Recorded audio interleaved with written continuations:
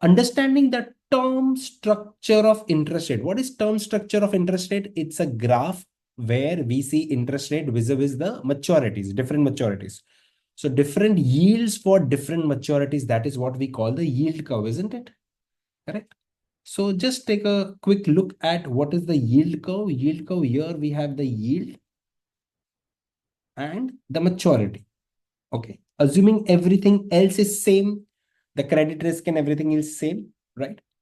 Generally, the yield curve is upward sloping, downward sloping. How is it? Generally, it is upward sloping, means higher the maturity, higher is the rate of interest, isn't it? So for each maturity, that might be a different rate, correct? Generally, it is upward sloping, but I cannot say the same about these days. These days, the yield curve is inverted as well. First of all, when I say upward sloping, means lower maturities have lower yield and higher maturities have higher yield, right? Which is what we call as the maturity risk. But when I say today the yield curve is inverted, inverted means the short-term maturities have higher yield than long-term maturity. In fact, you can see today, based on today's yield curve, if you will see a situation, it's quite, the short-term maturity has a much higher yield, what you see on the screen, right? Got it? So that is what, as of now, the scenario is. These days, the yield curve is inverted also. It's a sign that things are not going great. Okay. But without going into much detail about that yield curve, the graph, generally we assume here that the yield curve is upward sloping. Okay. So this yield curve, or this term structure of interest rate, is one of the most important thing that we are going to understand in this topic. But we need to see that these interest rate, this yield curve is going to change and how it impacts the bond and a decision about buying and selling the bond. That is what we are going to learn in this topic. Okay. So two important aspects, the spot rates and the forward rate. Yes, this is what we learned in the level 1 curriculum also, the pure expectation theory. How to derive the forward rate using the spot rates and so on. First of all, what is a spot rate? Spot rate is the rate which starts from today. From today, isn't it?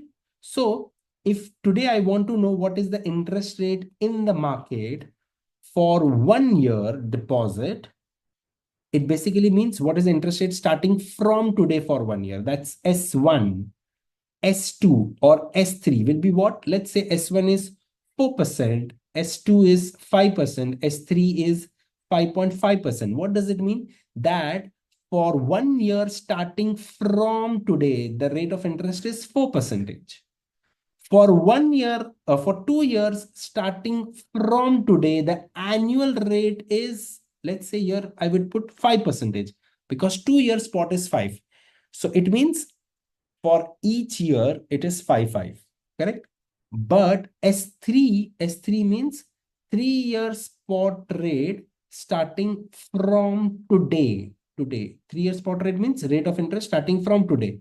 This is how much? This is 5.5%. And when I say 5.5% means not total, it's 5.5% annually.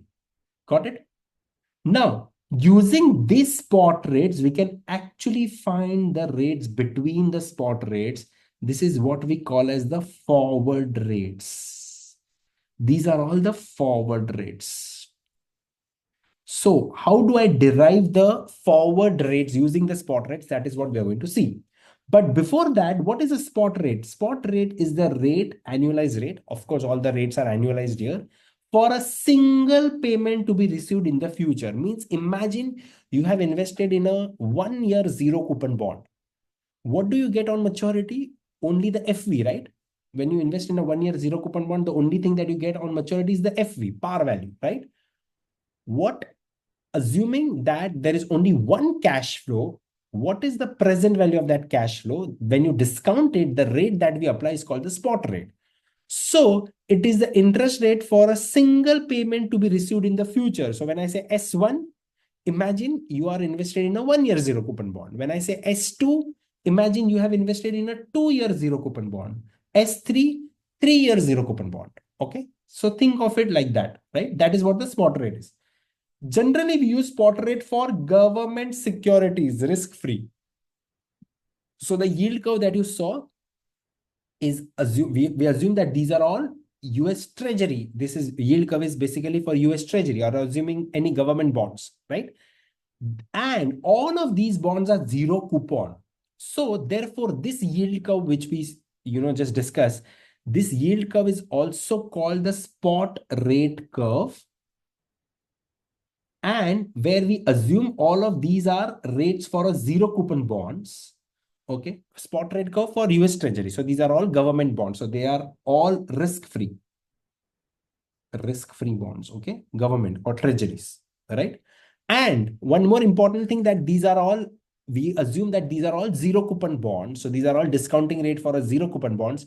Therefore, they are also called zero coupon rate. So instead of saying spot rate, we also say zero coupon rate, or we also say it as a zero curve.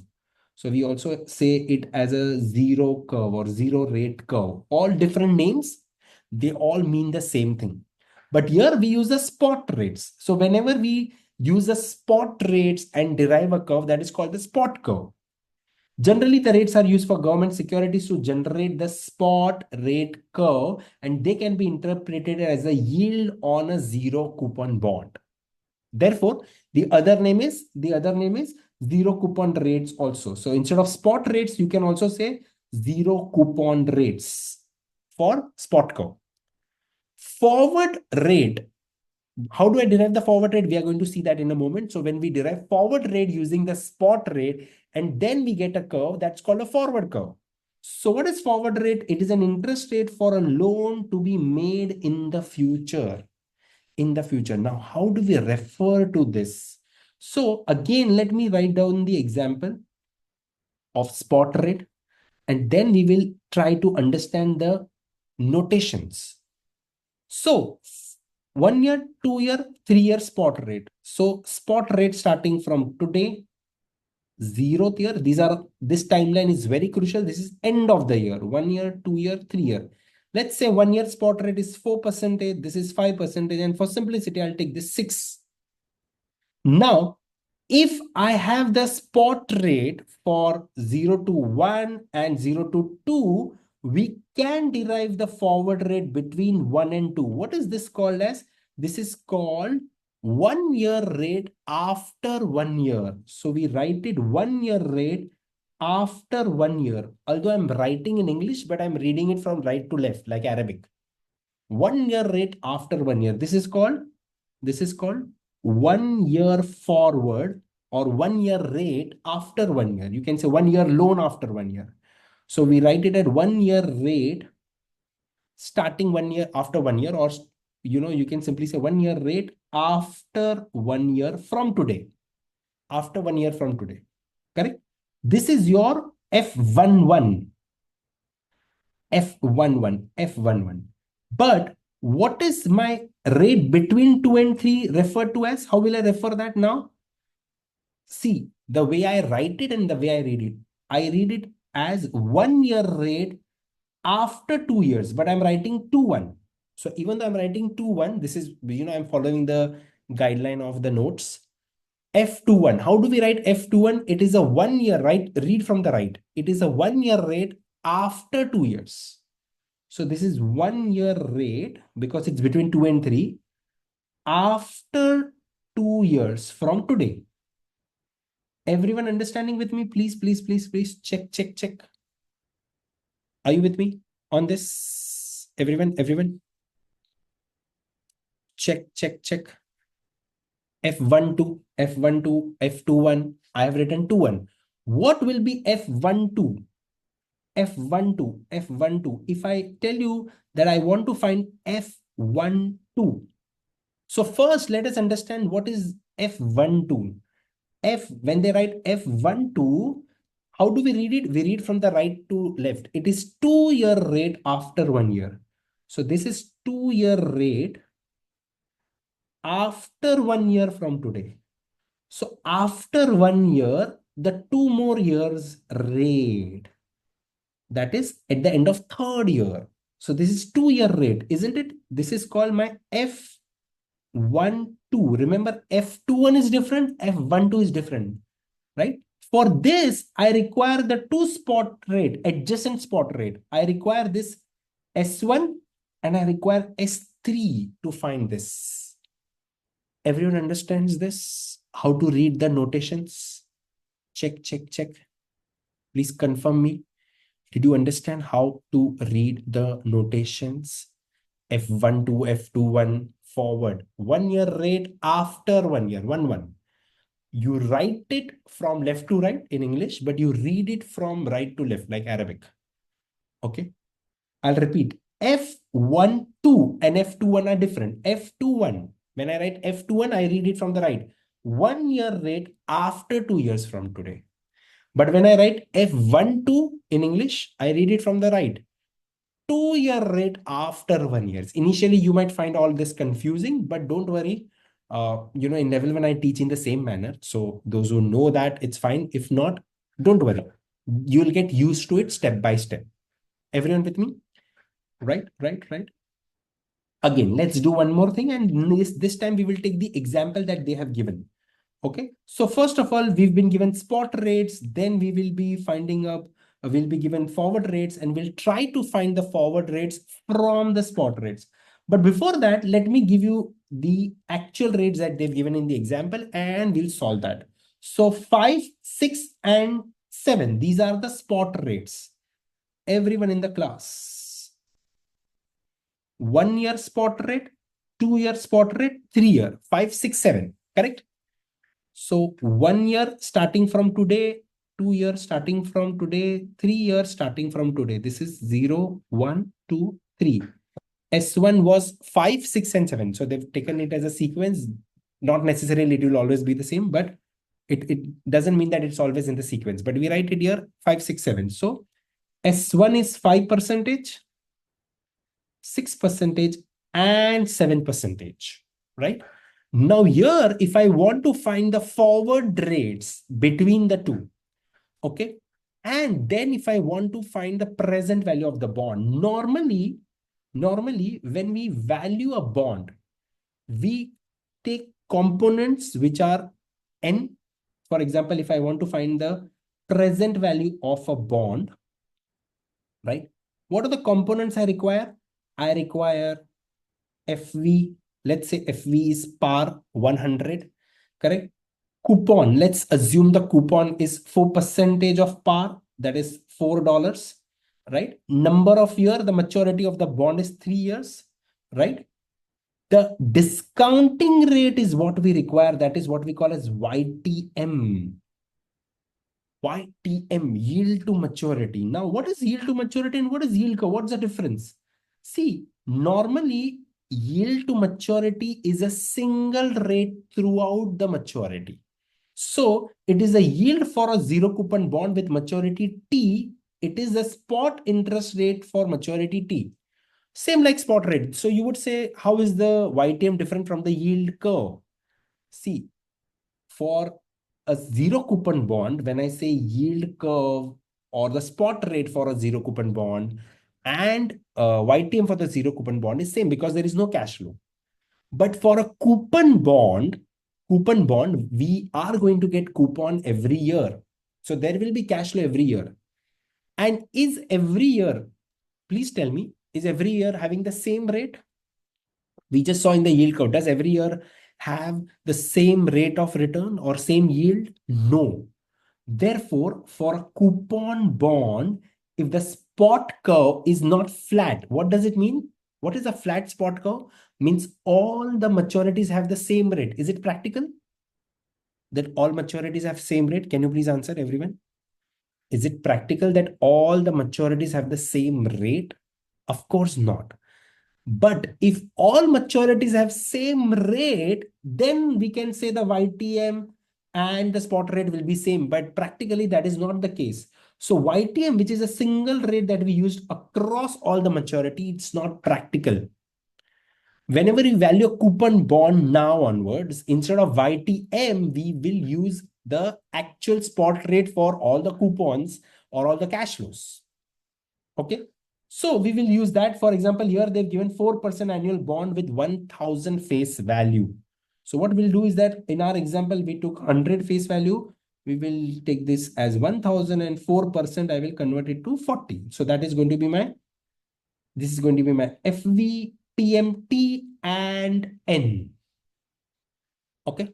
Now, if we were to value these bonds using the spot rates to find the bond, now we will not use YTM. YTM is a single discounting rate, right? So instead of YTM, we will value the bond using the spot rates.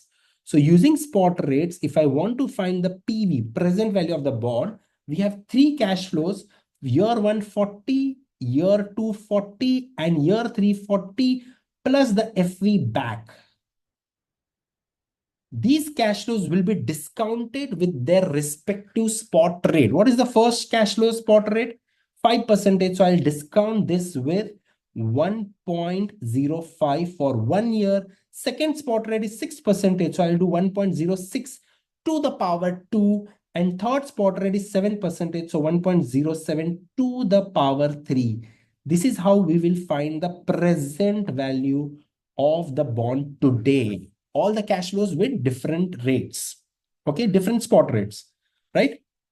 So let's find that. 40 divided by 1.05. If you do store 138, then the technique to solve is that first solve the denominator, that is 1.06, square it, inverse it, multiply with the numerator 40, you will get 35.6 for the second one, store 2. Right? I'll repeat for the third one also. 1.07 yx to the power 3 equal to, you'll get 1.225. Inverse it, that is 0.8163. Multiply with 1040. You will get 848.95. Are you getting that? Add all three, you will get the answer 922.6449. That is 922.65. Are you getting this answer? Check, please. Check. Are you getting this answer? Please confirm me on the chat.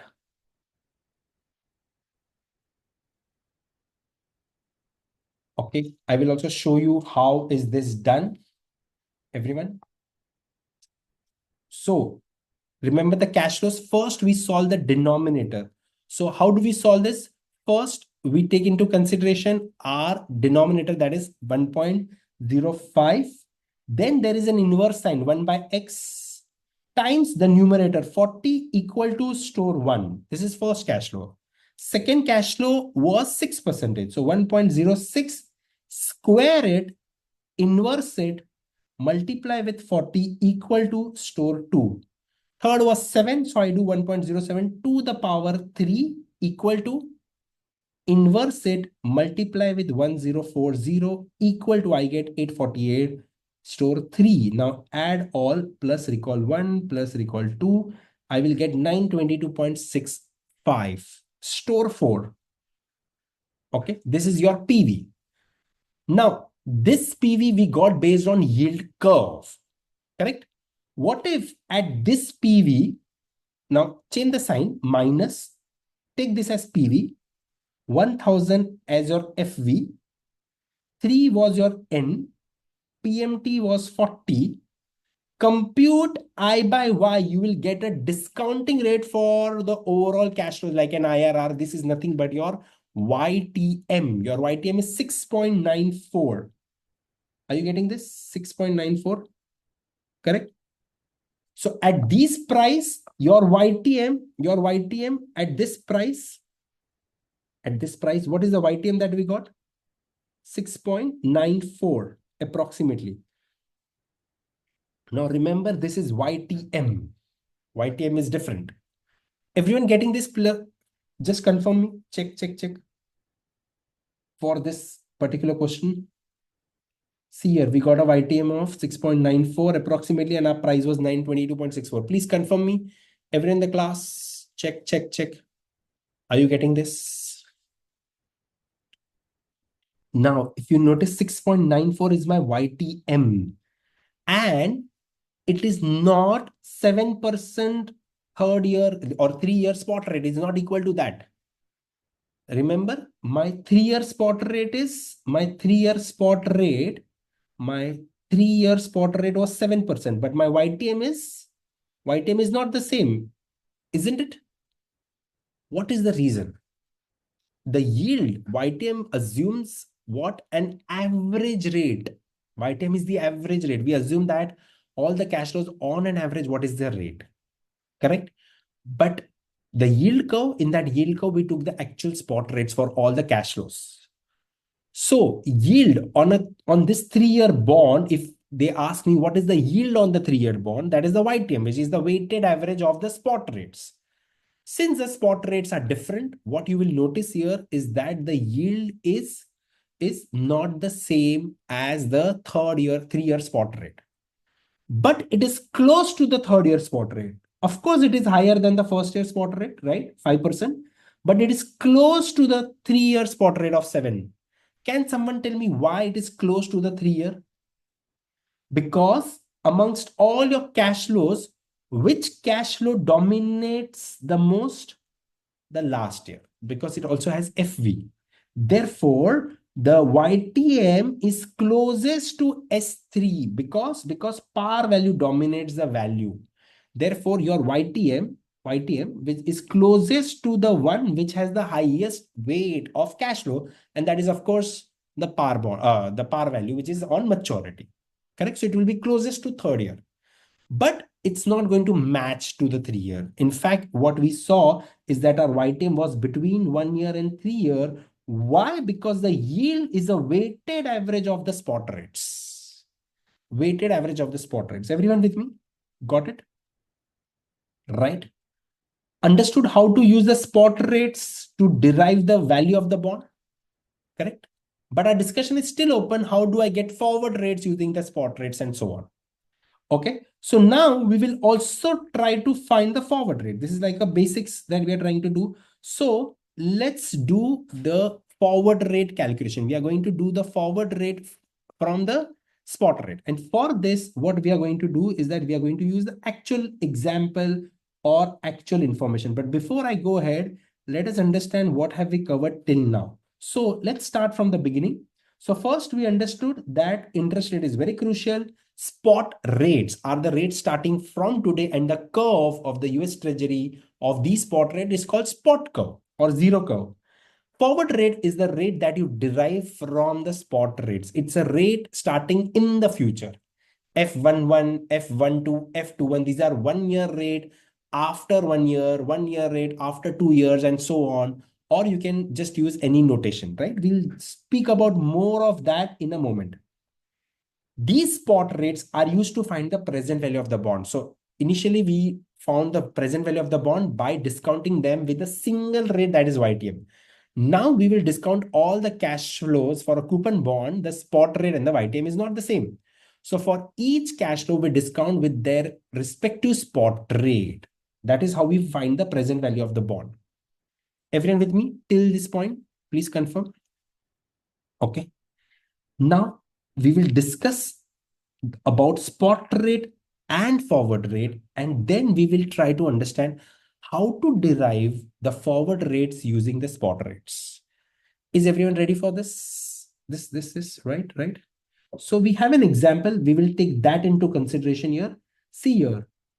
They have given us the 2-year spot rate, 5-year spot rate, and so on.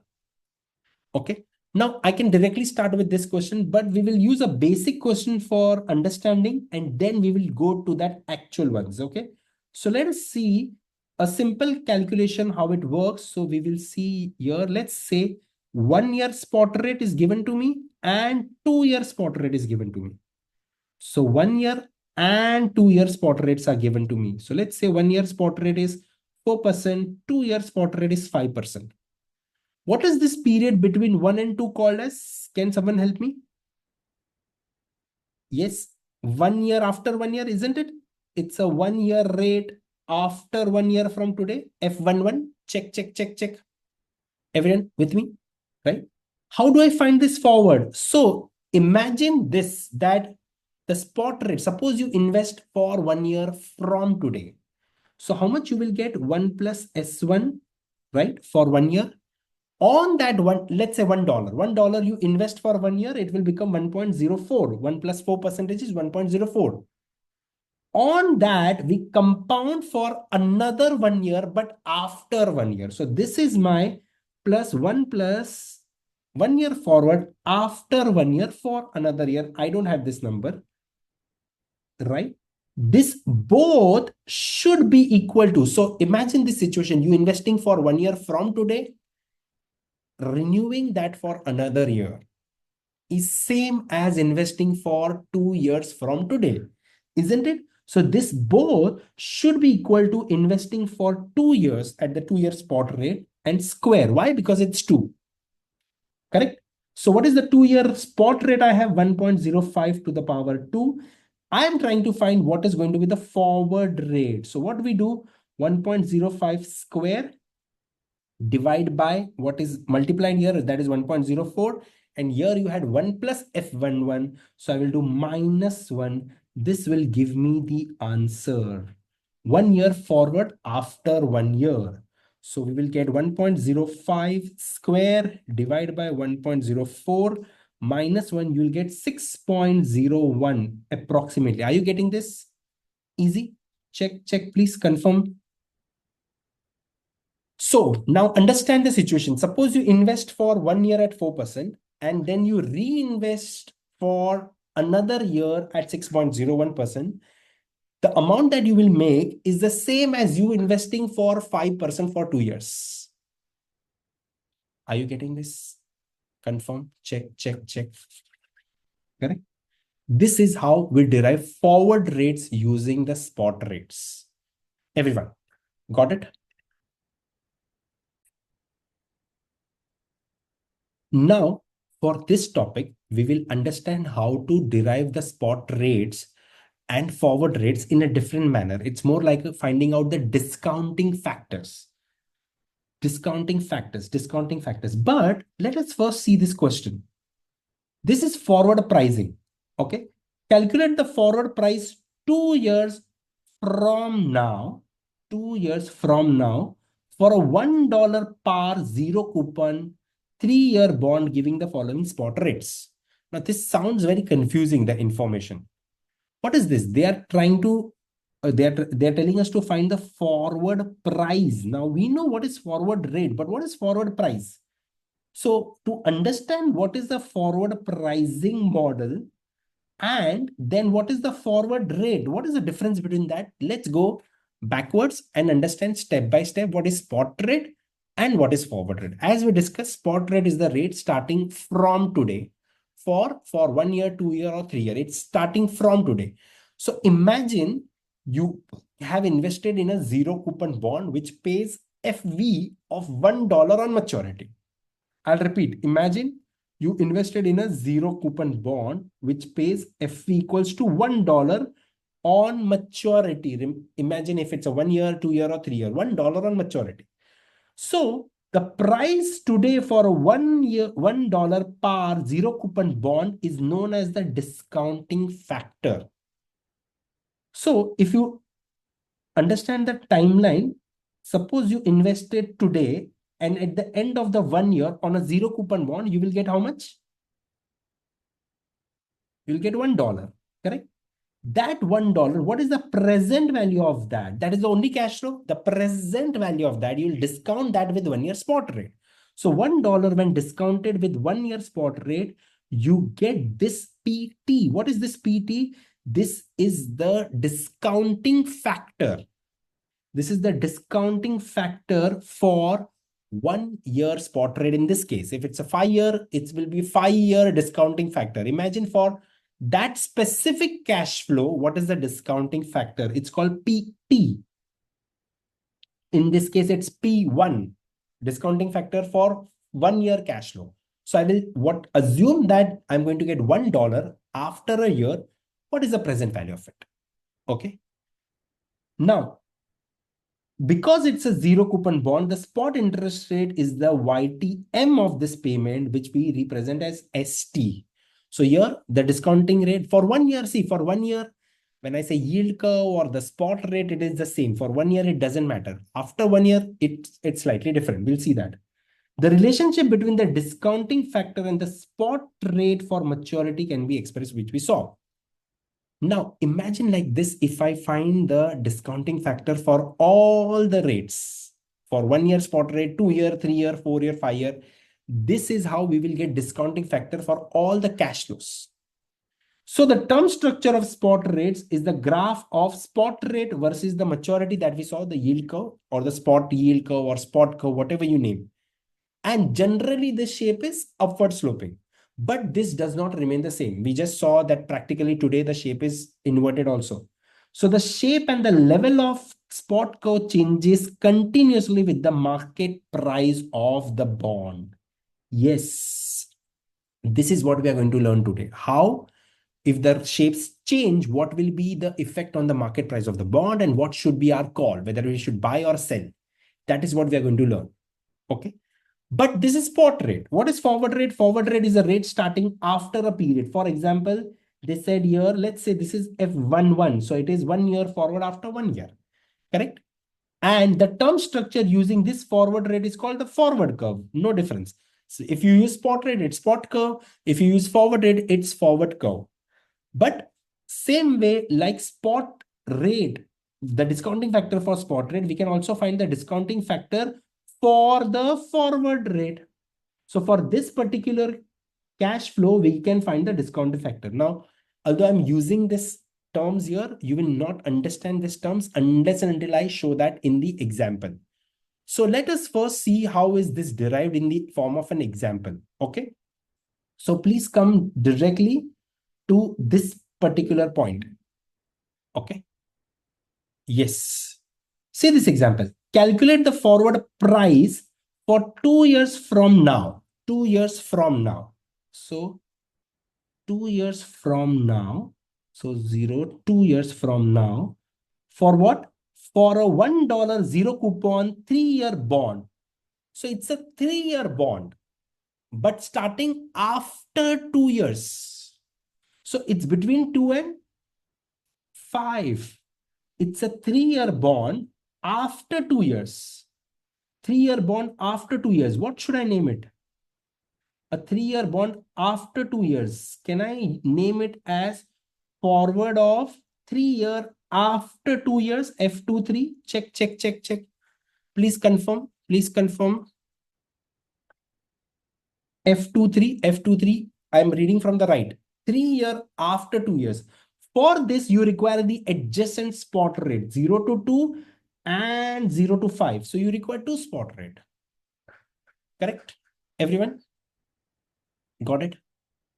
Now, this concept, we are trying to find the discounting factors. They have asked us to find the discounting factors for the first part and the second part. Now, how have they derived this? This is what I'm going to show you, how the discounting factors have been derived. So here you have to imagine that you invested in the 2 different bonds. Instead of finding 2 spot rates, we find the discounting factor for both. Okay. How do we find it? So imagine you have invested in a 2-year zero coupon bond, which will pay $1 at the end of second year. So bring it to the present. How do I bring it to the present? From 2 to 0. What is the discounting rate? They said 4%. So 4% is the rate for 2-year bond. So for a 2-year zero coupon bond, so you're going to get $1 after 2 years, bring it to the present. So 1 divided by 1.04 square. So 1.04 square. And if you do inverse, you'll get 0.9246. This is a 2-year discounting factor. And what if I want to find the 5-year discounting factor? They have given me 5-year spot rate is 6%. So imagine you're going to get $1 after 5 years. What is the present value of it? Right? What will I do? Here, the discounting factor is 6%. So I will do 1.06 to the power 5 and then inverse it. You will get 0.7473. Are you getting these 2 numbers? Got it? Are you getting these 2 numbers? Check, check, check, check. Okay. Yes. Now hold on to these 2 numbers. Okay. Immediately you'll see the magic. This same process, let me repeat it here. Okay. So let us do it on a new screen. What we've been given. We have been given the 2-year spot rate starting from today, and we were given the 5-year spot rate, which of course starts from today. The 2-year spot rate was given to us 4 and 5-year as 6%. So this was 4% and this was 6%. Okay. Now I'm going to show you what is a forward price model and what is a forward rate model. Two different things. Means we are going to find the forward price and forward rate. It's the same thing that we've done, but in a different way. So we are going to do forward price model and forward rate model. So I will do forward rate model and forward price model, both. And I will show you the connection of both. One which you already know, and the other you will see it in a moment using the discounting factor. That's a new thing. Okay. So first, in the forward rate, how do I find this rate? What is this rate? This is basically between 2 and 5. This is a 3-year rate after 2 years. So we write it F23. It's 3-year rate after 2 years, isn't it? It's a 3-year rate starting after 2 years. Correct, everyone? Yes. So how do I find the forward rate? Yes. So you have the adjacent spot rate. So imagine you investing for 2 years to the power square into extending it for another 3 years. That is 1 plus F23. But this is 3-year, right? So to the power 3 should be equal to you investing for 5-year. That is 1 plus S5 to the power 5. Got it? Now I have spot rate for 2 years into 1 plus F23 to the power 3 should be equal to the 5-year rate. That is 1.06 to the power 5. You will find F23. And now comes interesting thing. Okay. To find F23, you need to do 1.06 to the power 5 divided by 1.04 to the power 2. But here you have 1 plus F2 to the power 3. So when you take the 3 on the other side, it will become to the power 1/3. On the left side, it will be 1 plus F23. So to just find F23, you need to subtract from 1 as well. Understood? You need to do to the power 1/3. Let's do this. First, let's do 1.06 to the power 5, store 1. 1.04 square, store 2, recall 1, divide by recall 2. Are you getting 1.2373? Please confirm. Once you get 1.2373, you need to press YX 3 and inverse. And then press equal to, then press -1 into 100. You will get 7.35. I will show you in the calculator as well. This is what you will get, 7.35%. Let me show you how this is done on your calculator. Everyone, 1.06 to the power 5 equal to store 1. Correct? Then you had 1.04 square. I have x square, store 2, recall 1, divide by recall 2 equal to. Don't forget to press equal to. Once you press equal to, we need to the power 1/3, not to the power 3. So we press YX, then press 3, and then immediately press 1/x, the inverse button. It should become 0.33. YX, 3, and then inverse. Then press equal to -1 into 100. That is going to be your answer, 1.0735. -1 into 100, you will get 7.35%. Are you getting this? 7.35 on your screen, on your calculator? Please let me know. Please let me know. Please let me know. Check, check, check.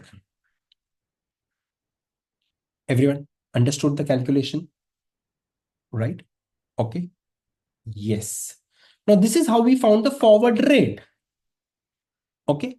But what is forward price? Forward price, this is what we are going to do it for the first time. Forward price. Forward price is nothing but the discounting factors that we use.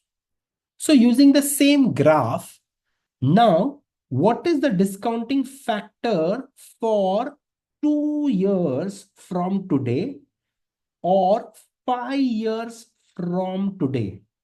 Which means imagine you are going to invest $1 for 2 years. So we will do 1.04 square because 2-year rate. And $1 for 5 years is what you're going to get after 5 years. $1 you'll get after 5 years. $1 after 2 years, $1 after 5 years. So it's a zero coupon bond, which will pay you $1. So for 5-year bond, which will pay me $1 after 5 years, how do I bring it to the present? 1.06 to the power 5. Let's find what are these discounting rates. So 1.04 square inverse 0.9246, and I would recommend you to store this, store 1, and 1.06 to the power 5 inverse, you'll get 0.7473, store 2. Have you stored these two? Based on this spot, you can actually find F23, discounting for F23. Now, F23 is nothing but 5-year discounting divided by the 2-year discounting. The 5-year discounting divided by 2-year. That is how you get in between the forward. Because if you have 2-year discounting times it with the forward for 3 years, that is equal to 5-year discounting. So how do we solve this? We have this numbers already stored in a calculator. P5 is in recall 2. Recall 2 divided by recall 1. I will get 0.8082. Are you getting this? Are you getting this answer? Please confirm me. 0.8082. Check, check, check. Yes, everyone. Now, I will confirm it with the forward rate that we got. See, this is the forward rate that we got for 3 years after 2 years. What if I want to find the discounting factor for this? So for discounting factor for this is the 3-year. Imagine you're going to get $1 after 3 years. So you got to bring it 3 years back. So 1 divided by 1.0735 to the power 3. If you solve this, you should get 0.8082 exactly, because our answer was not exact 7.35. Otherwise, you would exactly get the same answer. See, check it on your calculator, 1.075 to the power 3, and inverse it, you'll almost get the same. It's not exactly 7.35. So 1.0735 to the power 3 inverse, you'll get 0.8083, if not 82. Are you getting this? Check, check, check. Confirm. Everyone, please confirm if you've got this answer, right? So please check now, everyone. So what did we do from spot rate, and how do we derive the forward rate? That is what we are trying to understand. So what happens in a forward pricing model, we will see it in a moment, right? And this is what we did, forward pricing. So we got the forward price for a 3-year bond in 2 years. So after 2 years, 3-year bond forward pricing this is how we got. And that is nothing but P5 over P2. The missing is 3 year after 2 years, right? And for your reference, this is nothing but the discounting factor for forward 3-year after 2 year, which is what we got 1.0735. 735 to the power 3. It is going to be the same thing. Got it? Clear? So suppose if you are going to invest in a bond, which is for 3 years, right? Zero coupon bond for 3 years. After 2 years, what should be its present value? This, assuming FV is 1. The present value of that should be 0.8082. Understood this part? Correct? This is how we derive the forward price, not the rate. Now, what is forward pricing model? Check here. Forward pricing model values forward contracts based on arbitrage free pricing. If the bond price is not this, then there is a possibility of arbitrage. So here we assume that there are two different investors. Okay. Investor A purchases a $1 face value zero coupon bond maturing in J plus K years. That is, in our case, we assume that he's invested in a $1 bond, but he's going to invest in that bond, which is going to mature after 3 years after 2 years. That is at the end of 5th year. Isn't it? I'll repeat. He's going to get that bond mature 3 years after 2 years. Correct? On the other end, investor B enters into 1 year forward contract to purchase $1 face value, zero coupon bond maturing in K years. Investor B's cost today, blah, blah, blah. This is all just for your reference. If you don't get it, just ignore it, right? Because they have not put the numbers, so it might sound confusing. My suggestion is if you understand it, it's fine. The J and K, otherwise you can ignore it. Just remember what we did. This way we derive the forward price, and that is called the no arbitrage price. Okay. So because $1 cash flow are the same as these two investments should have made, which leads to the forward pricing model. What does it mean? It means that if you invest in this bond, okay, for 2 years, and then you extend it for whatever money you get, you extend it for another 3 years, it's same as investing for 5 years. Okay. So the $1 cash flows that you're going to get at the end of 5th year, right? That can also be replicated by investing in two different bonds, one maturing at the end of 2nd year and another extended for 3 years after 2 years. All of this might sound confusing. Don't get too much involved into it. Just understand how the forward price is derived. Now, this forward price has the connection with the forward rate. Forward rate. How did we get the forward rate? From the spot rates. Price is the discounting factor for $1 face value bond. Rate is the interest rate, and they both are connected, right? So this model is used to find forward rate using the spot rate. We use interpolation. So this equation suggests that the forward rate should make investors indifferent between buying a 5-year zero coupon bond. So either you invest in a 5-year zero coupon bond, or you invest in a 2-year zero coupon bond and then reinvest for additional 3 years at the forward rate. They both should give you the same outcome. So we did find the forward rate. We got 7.35. And if I tell you to convert 7.35 into the discounting factor or the forward price, this is for 3 years, right? Correct. So simply, if I want to find the forward price, correct, or the discounting factor, we just do this 1.0735 to the power cube, and we'll get the same answer as before, that is 0.8082 or 83. Correct. Note that forward is less than 5-year spot because the yield curve is upward sloping. Please note this. See, the 5-year yield is here. The 2-year yield was 4%. Then the 5-year yield was 6%. So we saw the yield curve is upward sloping. Therefore, the forward rate is also higher than the spot rate. So if you see here, the forward rate F23 is higher than the 5th year spot rate, because so the forward rate will always be higher if the yield curve are upward sloping. Please note down this. The forward rate will be higher than the spot rate if the yield curve is upward sloping. See this.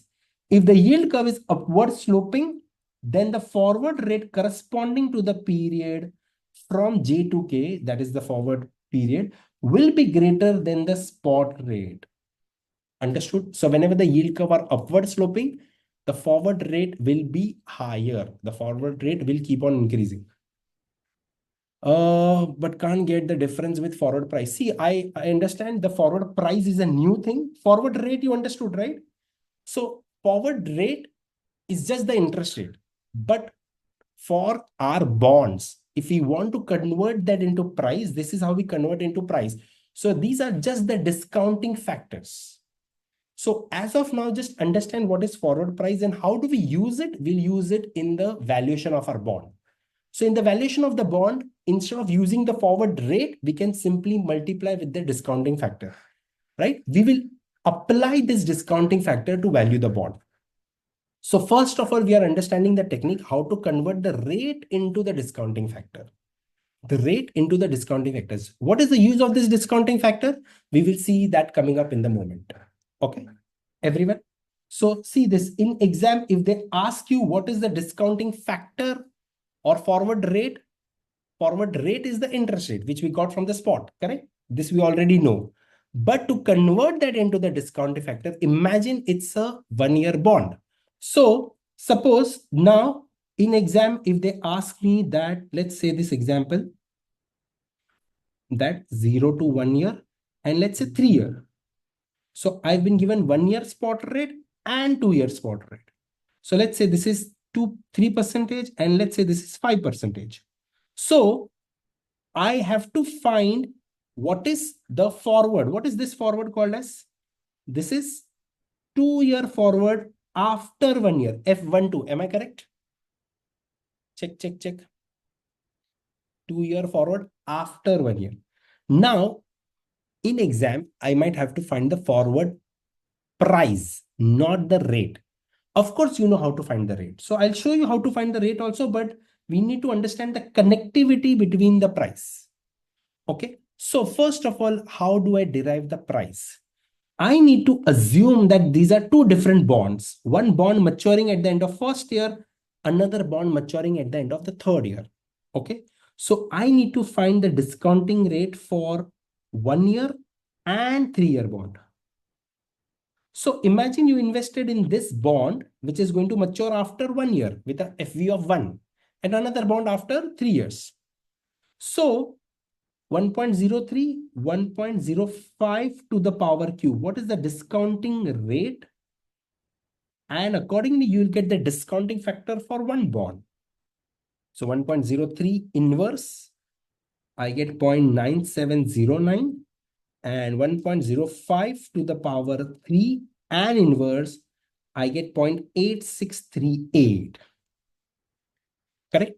Until now, what we did in order to find the forward rate, we used the spot rates and we got the forward rates, correct?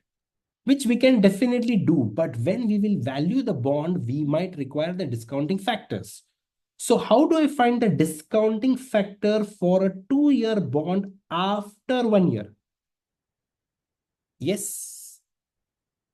Yes, yes. So can you tell me at what price would you purchase a bond which is going to pay you $1 after 3 years? At what price will you purchase at this point? For that, I need the discounting rate for this, right? Correct?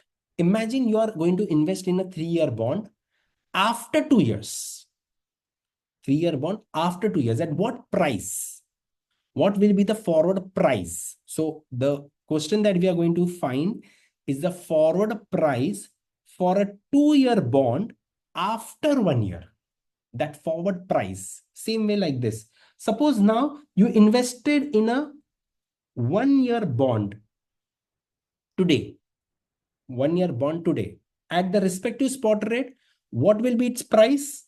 0.97. At this price you will buy. Correct? 3-year bond at this price. So what is the price of a bond which I'm going to buy after 1 year and has a 2-year maturity? After 1 year and has a 2-year maturity. So that we will do as the gap, your P3 divided by P1. If you solve this, you will get an answer 0.8638 divided by 0.9709. You will get 0.8897. 0.8897. Now, what is this 0.8897? Imagine you investing in a bond which is going to pay you $1 at the end of third year, but you are buying this bond at the end of first year. So at what price will you buy at this price? And this price is similar to the forward. If you know the forward rate, whatever is the forward rate, it's the discounting factor of that forward rate. How do I get the discounting factor of the forward rate? $1 divided by the forward for 2 years. Same. So what is going to be the forward? I know the forward 1, 2. If I want to find the rate, it will be 1.05 cube divided by 1.03 minus,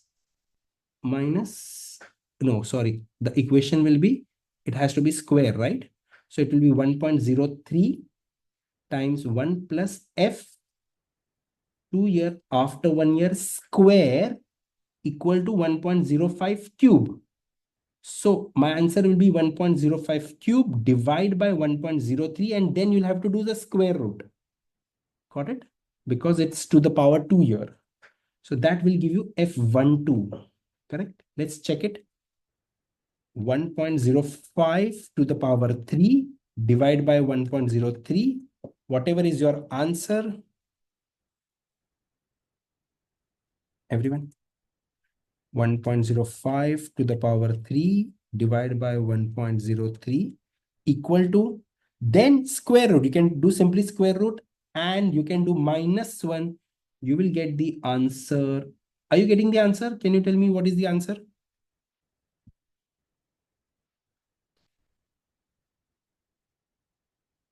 Are you getting the answer? Yes. What's your answer? 6.01? 6.01 percentage, right? Are you getting 6.01? Now, can you do one thing? Can you do that 6.01 and convert that into the discount factor? That is inverse it. Inverse it. 1.0601. Inverse it. Oh, sorry. You can do first square of it and then inverse. My mistake. 1.0601. Square it. And if you do inverse, you'll get the same answer. You'll get same.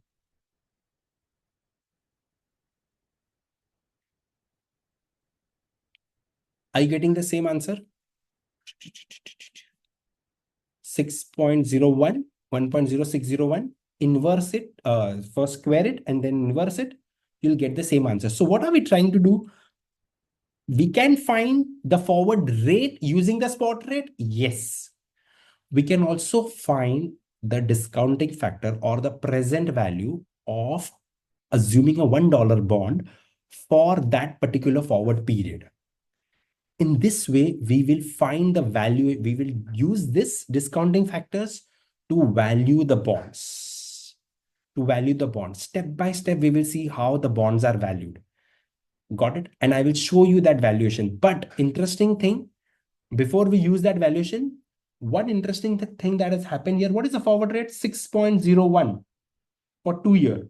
And what is the 2 years? We have the spot rate for 1 year, 3. Then we have the 3 year spot rate is 5. You see the forward is much higher than the 3 year. So the forwards are higher than the spot rate when the yield curve is upward sloping.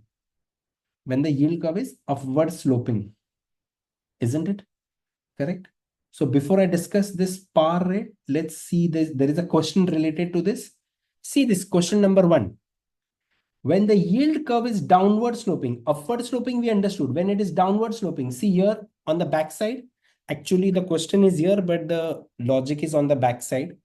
For an upward sloping spot curve, the forward rate rises as the J increases. So the forward rate will be higher as the time increases. For a downward sloping yield curve, the forward rate declines. So the forward rate will keep declining, right? So here, if you see here, the question, can anyone answer? When the yield curve is downward sloping, the forward curves are most likely to lie above the spot curve, below the spot curve. Very easy. Very easy. They're going to be below the spot curve, isn't it? If they are downward sloping, if they are upward sloping, it will be on the upside. Still, you might be wondering, where am I going to use it? So there is going to be the usage of this forward factors, the discounting factors, when we will value the bond. And that is going to be the most interesting part when we are going to do this holding period written, at that time we will discuss. So if you see carefully, notice I have not discussed this part until now. Sorry. If you notice here, I haven't discussed this part, which is related to what we are going to see. And for that, we are trying to understand all this forward pricing. This forward rate, but forward pricing, why are we doing forward pricing? For finding the realized returns on the bond. And that is the most interesting thing. Okay, so we'll come to that point, right? Now, they have slightly given us the understanding difference here. What is forward rate and forward price? So first, let's see that question as well. The model, see this model that equates the buying a longer maturity zero coupon bond to entering into a forward contract to buy a zero coupon bond. So you are buying a bond. Let's say you are buying a longer maturity bond. And how do you replicate that longer maturity bond? Imagine you want to buy a 5-year bond. Okay. You can buy a 5-year bond at the present value today, right? Using the discounting factor, correct? Or you can replace that. Let's say you buy a 2-year bond and then buy a forward. Suppose what the example we did, either you buy a 5-year bond at the discounting rate, or you buy a 2-year bond and then book a forward contract for 3 years after 2 years. Correct? At the price, which is the discounting factor. Correct? So the question says that, first of all, this is below, right? The model that equates buying a longer maturity zero coupon bond, how? To entering into a forward contract to buy a zero coupon bond that matures at the same time. So either you buy a 5-year bond or you buy 2-year bond, shorter maturity, and then book a forward.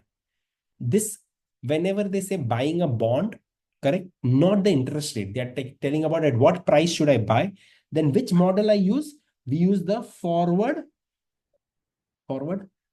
pricing model. Forward pricing model. Forward rate model is used to find the forward rates based on the spot rates. Okay. Just a theoretical question. Got it? Now, again, I'll repeat this forward rate. We all know how to do it from the spot, but forward price, the discounting factor, where am I actually going to use? In a moment, we will see how that is going to be used. Before that, there is two things we are going to discuss. One, I'll discuss later, what is the realized returns, right? And in between that, we are now going to use or understand a very interesting concept called bootstrapping. Bootstrapping. What is bootstrapping? Here, we are going to derive the rates. And which rate? Here, until now, we know what is a spot rate. Now we are going to understand a new rate called the par rate. What is a par rate? First of all, do you recollect what is the peculiarity or feature of a par bond? A par bond is the one who has yield and coupon same, right? Remember the relationship of the bonds, right? When is the bond at discount, premium, and par? Everyone in the class.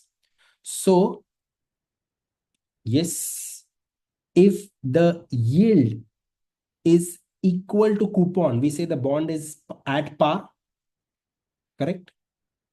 And if the yield is greater than coupon, you're getting more returns than the coupon. That is perhaps because we bought the bond at discount, isn't it?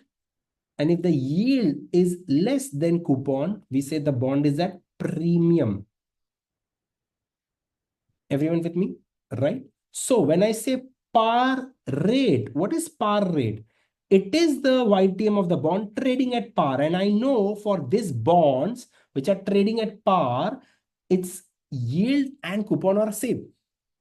So suppose if in the yield curve that you derived, the spot curve that we had, which bonds we had in the spot curve? In the spot curve, that is the yield curve, we had which bonds?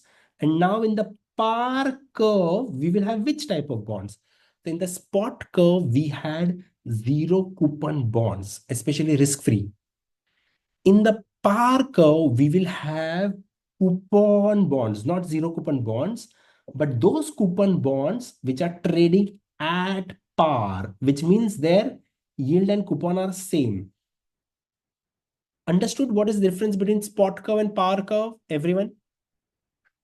Correct? See this. By definition, the par rate will be equal to the coupon rate. Generally, par curve refers to the par rate for government or benchmark. So spot curve is also for government, par curve also generally is for the government. But the only difference here is not the credit risk, of course, because both are government. The difference here is because in the spot curve, we have only the zero coupon bonds. In the par curve, we have bonds which have coupon. But the unique thing is that since their price is at par, the FV and the PV are same. So what will happen in this case? The coupon and yield will be same. Now, how to derive the rates? That is what we will see. So what is bootstrapping? Bootstrapping is a process, by using a process called bootstrapping, spot rates or zero coupon rates can be derived from the par. Our objective is to find the spot rates from the par rate. I'll repeat, we are trying to find the spot rate from the par rate. Spot rate from the par rate. So they have given us the par curve. We have to find the spot rate curve. So par rate has been given to me. Par rate for 1 year bond. 1 year bond. What is that 1 year bond going to give me at the end of 1 year? 1 year bond. It's going to give me only FV at the end of first year, isn't it? Correct. So imagine the bonds present value as bonds FV is 100. In this case, they have assumed, let's say, FV is 100. So 1 year bonds par rate is 1%. What will be the spot rate from this? And then they have said what is going to be the spot rate for 2 years, what is going to be the spot rate for 3 years. So if you invest in this bond, 1 year bond, suppose if you invest in a 1 year par bond, 1 year par bond, what are going to be your cash flows at the end of 1 year? At the end of 1 year, you'll get your par and the rate they've given is 1 back. Correct? Isn't it? You'll get 1. Have they given you coupon here? Coupon. The coupon and the yield is same, isn't it? So I will say $1, I'll get the coupon, isn't it? Everyone, if you discount this with a rate which we don't know what is 1 year spot rate, it should give you par. Got it? This is the concept for 1 year. So let me write down here par rate. Suppose the par rate that is given to me for different maturities. For different maturities, 1 year, 2 year, and 3 year. And the par rate they've given me is 1, 1.25 and 1.5. 1, 1.25 and 1.5. Correct? Par rate is nothing but you can assume that as a coupon or a yield, both, isn't it? Why? Because these bonds are unique. Here, the coupon and YTM both are same at the same rate. So imagine there are 3 bonds here. 3 bonds. So first bond for 1 year bond. In 1 year bond, what are you going to get on maturity? At the end of first year, you will get your par amount and the 1% coupon back. Isn't it? And the present value of that should be at 100. So at what rate will this become 100? That is what we have to find. That is going to be our spot rate, missing rate. What about 2 year? 2 year, what is the 2 year rate? 1.25%. So imagine you have invested in a 2 year bond. First year, it will pay you 1.25 of 100. Second year, it will pay you 100 plus 1.25, the coupon and the par. And these discounted at the respective spot rate should give you 100. Got it? Got it? Right?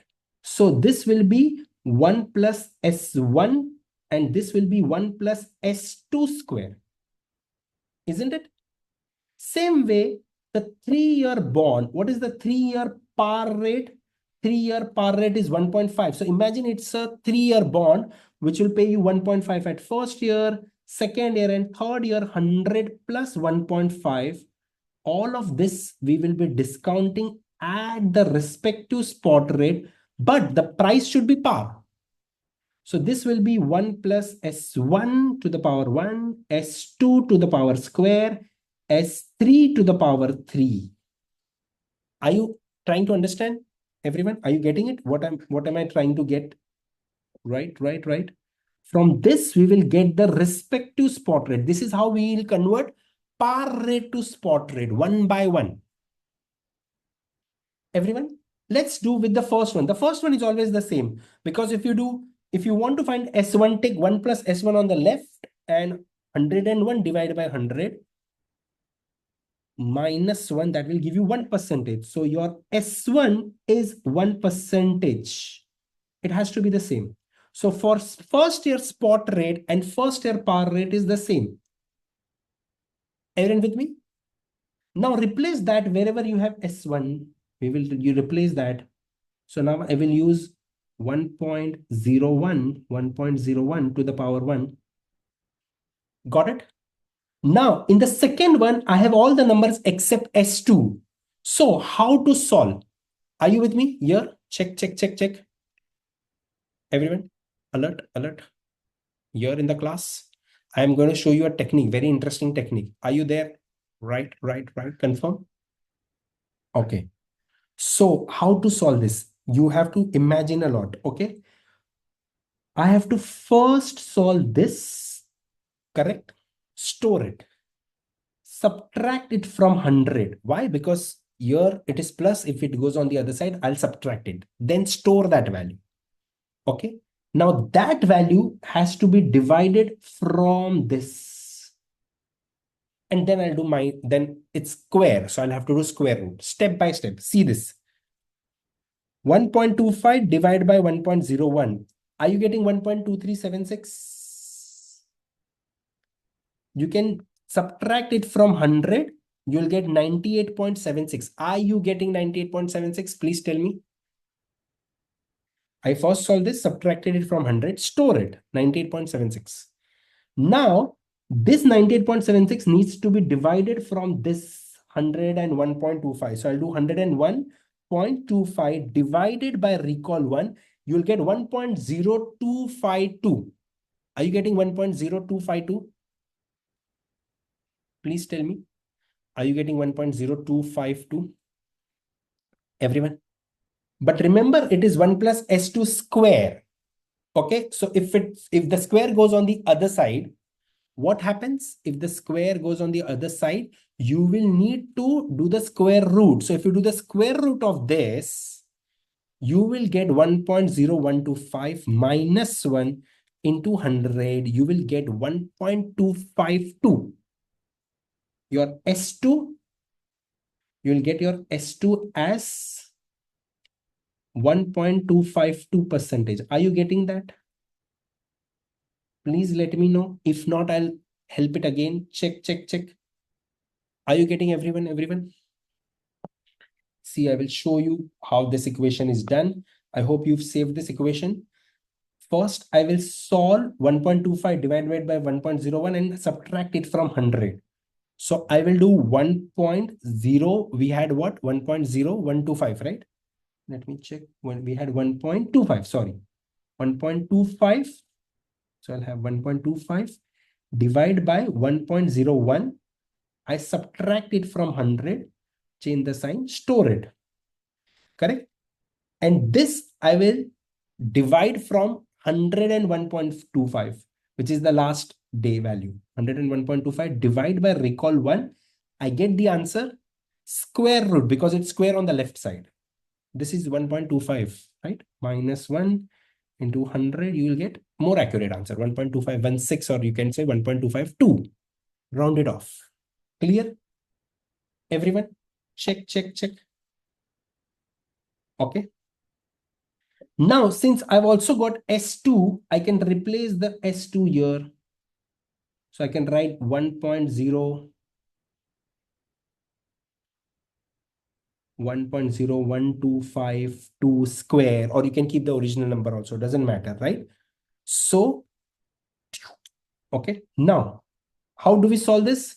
So now, very interesting. In the third year, you will have to first solve this store, solve this store, add both, and then subtract it from 100. Okay, let's do this. 1.01, I solve the denominator, inverse into 1.5, I get 1.48, store 1.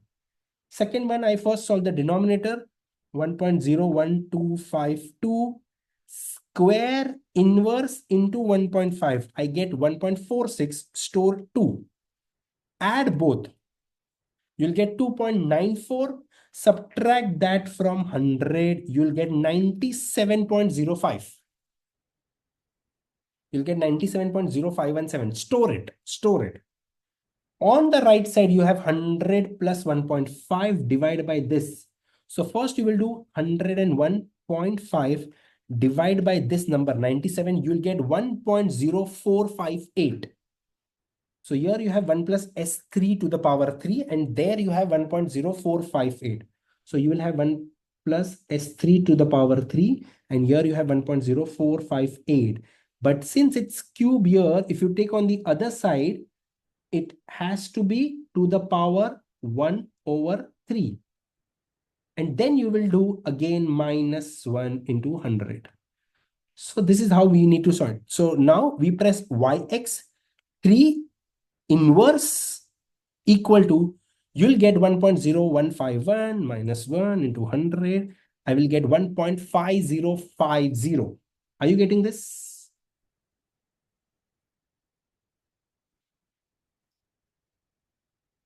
Check, check, check.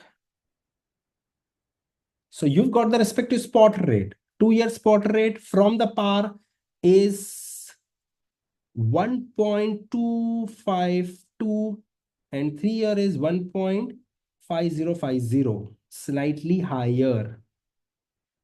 Got it? Everyone understood how we did, right? That technicality of solving it. See, they've done the same thing. If you see, you'll get the same answer. Same answer. Check, check, check. What did we do? We found out the spot rate from the par rate. Par rate is for a par bond which has a coupon. So we did the reverse calculation. This is called bootstrapping. We got the present value of the bond by discounting with the spot rates, which we don't know, but we have the present value of the bond, which is 100 because it's a par bond. From this, we derived the spot rates. Everyone understood? Check, check, check. Please confirm. Everyone in the class.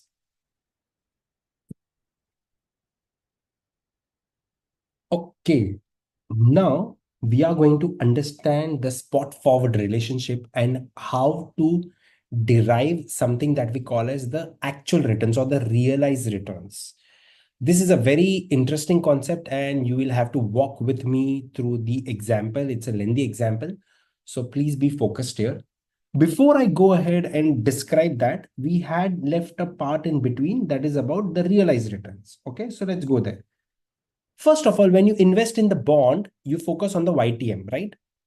So YTM is the overall return on the bond, the IRR on the bond. But this YTM is subject to some assumption, subject to the assumption that the interest rates would not change during the life of the bond, which is not practical. So the actual return that you're going to get from the bond might be very much different from the expected return. What is expected return? It is the ex ante holding return. Ex ante means forecasted return, not actual. Ex ante means it's forecasted. Okay, not actual. Actual return is the realized return. So this is expected and the actual return is the realized return. The actual one is what we call as the realized return. Okay. So expected return is ex ante holding period return that a bond investor expects to earn. And of course, a bond investor expects to earn on YTM, right? So when you invest in the bond based on the price that you put, as well as the FV, coupon, and maturity, based on those factors, you get the IRR, correct? But that IRR assumes one very important thing, not in fact one, but three. So the expected return will be equal to the bond's YTM when all the three conditions are met, when all three things are true. What are the three conditions? Number one, you hold the bond till maturity. If you don't hold the bond till maturity, you will not be sure of what price you will get when you sell. If you hold the bond till maturity, on maturity, you get FV. That is fixed, isn't it? Correct. Second, all the payments are made on time and in full. That means there is no risk, no credit risk, I should say. No credit risk. Okay. Now, if you're investing in a risk-free bond, there is no credit risk, we can understand, right? So this is based on the assumption that the bonds are option free and there is no default risk. Okay, that is fine, understood. But the third assumption is the most unrealistic one. What is this assumption? That all coupons are reinvested at the original YTM when you bought the bond. Means every year, whatever coupons you get, they are reinvested for the remaining maturity at the same rate at the original YTM. Isn't this impractical? Because we are assuming that the yields will not change, isn't it? So this assumption of reinvesting the coupons at YTM is least realistic. Why? Because we assume that whenever I say YTM, I assume that the yields across all the maturities same, and we know yield curve is not flat, isn't it? Yield curve is mostly upward sloping, or recently what we saw the case, it's downward sloping. So only if the yield curve is flat, then you can assume that the reinvestment rate will be same as YTM. The third assumption, that the reinvestment rate will be same as the original YTM. This is impractical. Holding the bond till maturity, yes, we can understand. No credit risk, of course, we can understand if it's a risk-free bond or no option-free bond. But reinvestment returns will be same. That is impractical. And therefore, when you invest in the bond, you look at YTM, but YTM in reality is not the realized return. So the expected return and the realized returns are not the same. Got it? And it is only same if the yield curve is flat, which is not practical. If it is not flat, then the coupons will not be reinvested at the promised YTM. They might be reinvested at a higher or lower rate. Correct? And hence the expected return will different from the yield, which means the realized returns and the original YTM will not be same. That is what we are going to see now. Got it? So these realized returns on the bonds refers to the actual return that the investor will get based on the based on the returns or the yields in the future. So these realized returns are based on the reinvestment rates that are going to happen in the future. So let us see an example and understand whether my realized returns, how do I derive the realized returns if the expected returns are same or different. For this, we go to this example and the concept here, which is spot and forward rate. And you know how to derive the forward rate by now. For example, if you want to derive spot, you have the spot rates, you can derive the forward rate. So here they've given, let's say if you want to, what is the 3-year spot equation? 3-year, let's say from 0 to 3, correct? If I want to find 3-year rate, I can also find that by spot rate for 1 year, forward rate for 1 year after 1 year, and forward rate for 1 year after 2 years, right? So I can also find this rate using 1 year spot rate. This is 1 and 2. What is this rate? This rate and this rate called as. This is 1 year spot rate. This is 1 year rate after 1 year. And this is 1 year rate after 2 years. So if you compound these things, 1 year after 1 year, 1 year after 2 years, if you compound all of these three, should give you the same rate as 3-year spot rate. Isn't it? Correct? So 1 plus S3 to the power 3 should give you the same. right? That is what they're trying to say. So now we will see how to use this and find the realized return. This is just an equation of spot and forward, which we already know. So forward price evaluation, if the future spot rates actually evolve as forecasted forward curve, means what if the rates in the market are the same? Future spot rates means, let's say expected spot rate, if it is same as the forward rate or as the forward curve, in this case, your returns, the forward price will remain unchanged. Means what? In this case, your returns will be same as the expected returns. However, when this is not the same, things will change. See, therefore, a change in the forward price indicates that the future spot rate did not conform to the forward curve. All of this that I'm reading, you will see that in getting proved in numbers in a moment. Okay. And they have said when the spot rate turns out to be lower or higher than the forward curve, the forward price will increase or decrease. This part I will not understand unless and until I see a question. Okay. A trader expecting lower future spot rates would purchase the forward contract to profit. Again, this part also we will understand it after we see it in the example. So for these statements, wait for a moment. Okay. Here, for a bond investor, the return on the bond over 1 year horizon is always equal to 1 year risk-free rate if the spot rate evolves as predicted by today's forward curve. What is the meaning of this? We will also see this as well in a moment. Okay. The spot curve 1 year from today is not the same as predicted. Okay. And then what will happen? We will see. First of all, we are doing all of this for an active bond portfolio manager. All of the statements that I read, we are going to read that again, but after I prove that in the example below. But all of these things we are doing for an active bond portfolio manager. Remember a passive portfolio manager will do what? Buy and hold. Buy and hold means, suppose if you're investing in a 3-year bond, a passive bond fund manager will just simply hold the bond till maturity. However, an active portfolio manager will try to outperform the benchmark. So his or her job is to not hold the bond till maturity. Otherwise, you'll get the same returns. Correct? Therefore, these guys will try to sell the bonds before maturity based on their expectation about the rates. And hence, their actual returns might be very much different from the YTM or the realized, the expected returns. That is what we are going to see it in a moment, right? So we'll see this statement also after we see the question. Now, this question that they have given here, it's a very lengthy question, but we will do it in multiple parts. And for this, I would recommend you to follow with me because I'm just going to do some changes in the question as well. And that changes will make this question look very interesting. We will do it in a different way. Okay.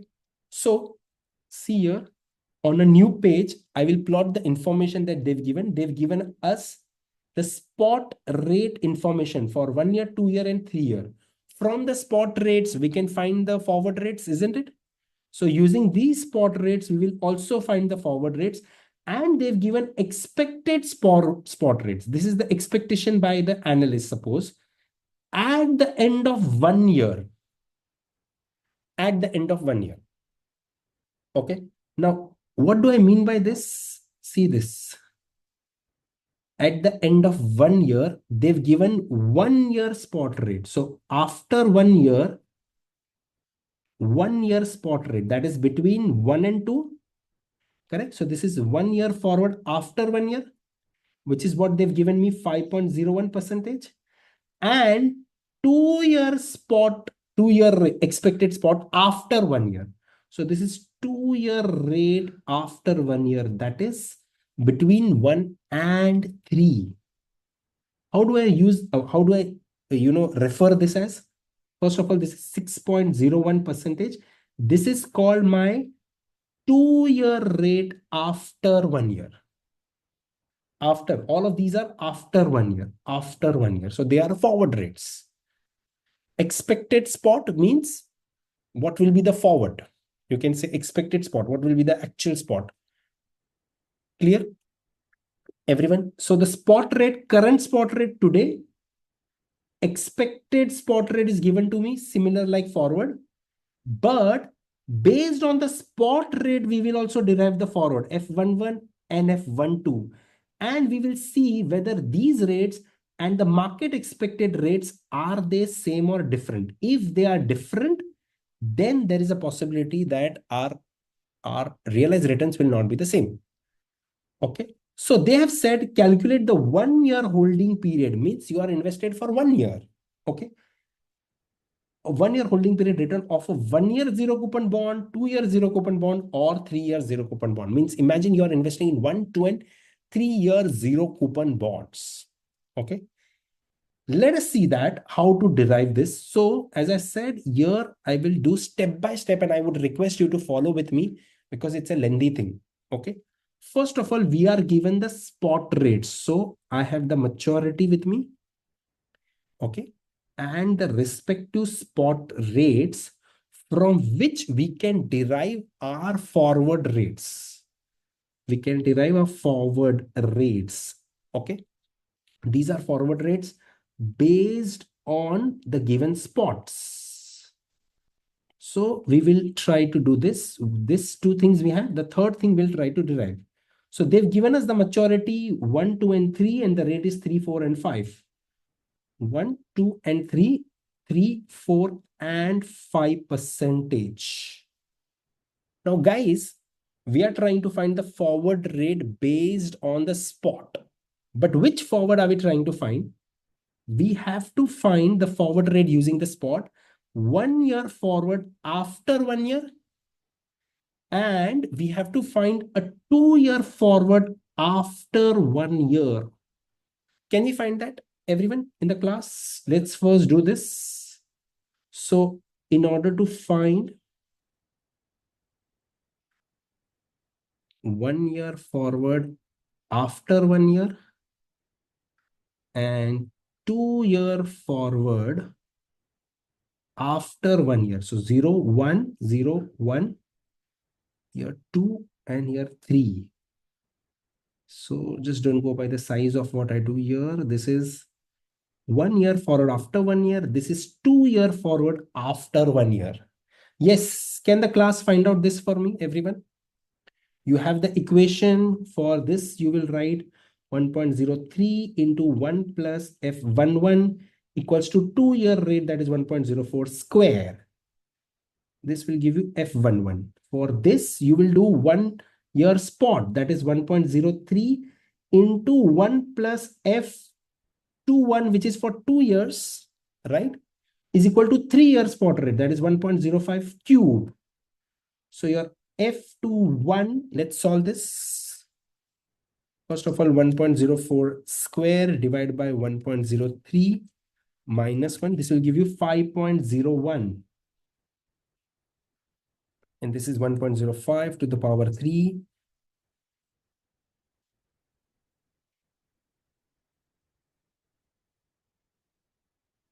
(1.05 to the power 3) divide by 1.03 equal to, then you need to do square root minus 1. You'll get 6.01. Are you getting this? 6.01%, please tell me. 5.01 and 6.01. Check, check, check. This is what the forward should be based on the given spot rates. This is what the forward should be. Check. Are you getting these rates? Okay. And they have also given you the expected spot after 1 year, which turns out to be same as what we have based on a yield curve. So there's no difference. So the actual, the forward rate based on our spot rate and the rate that the analyst expects are the same.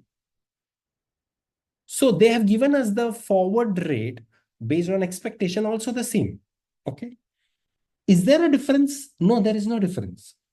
So forward rate based on spot is what we got this.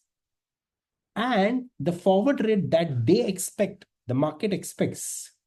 So the expected rate, and the word that they use is expected spot after 1 year.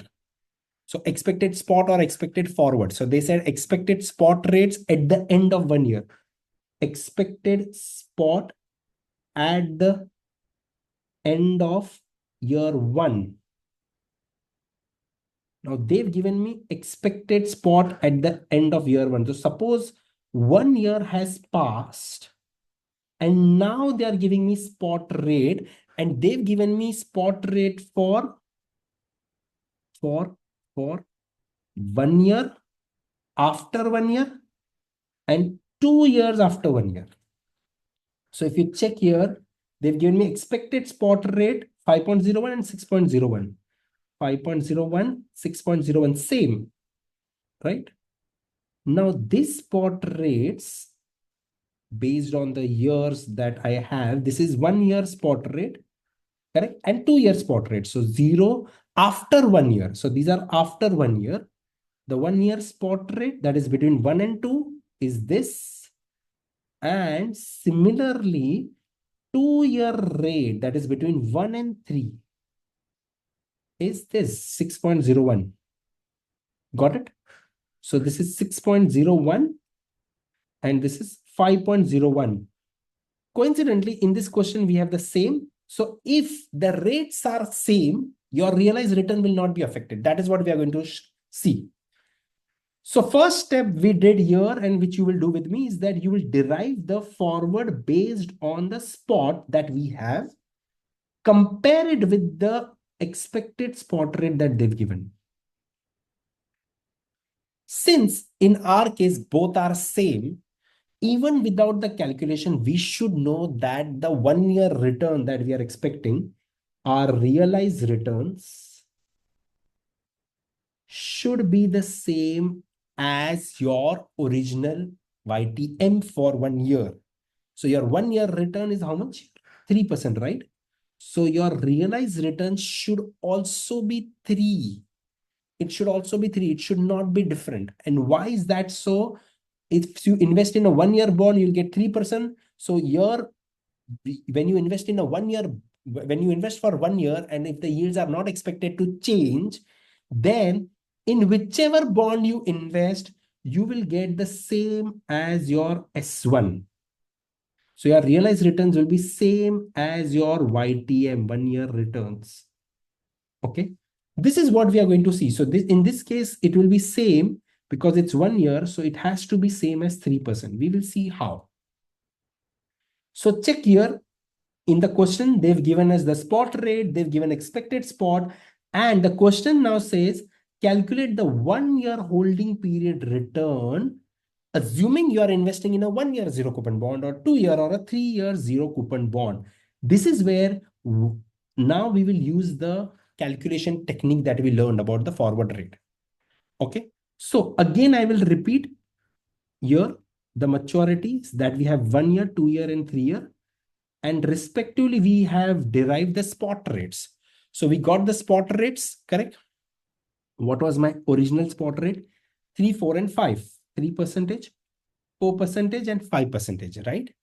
Now, I will tell you to do one interesting thing is that can we find the present value of $1 bond? That is present value today. Suppose you invested in a one bond, you invested in a bond with an FV of $1.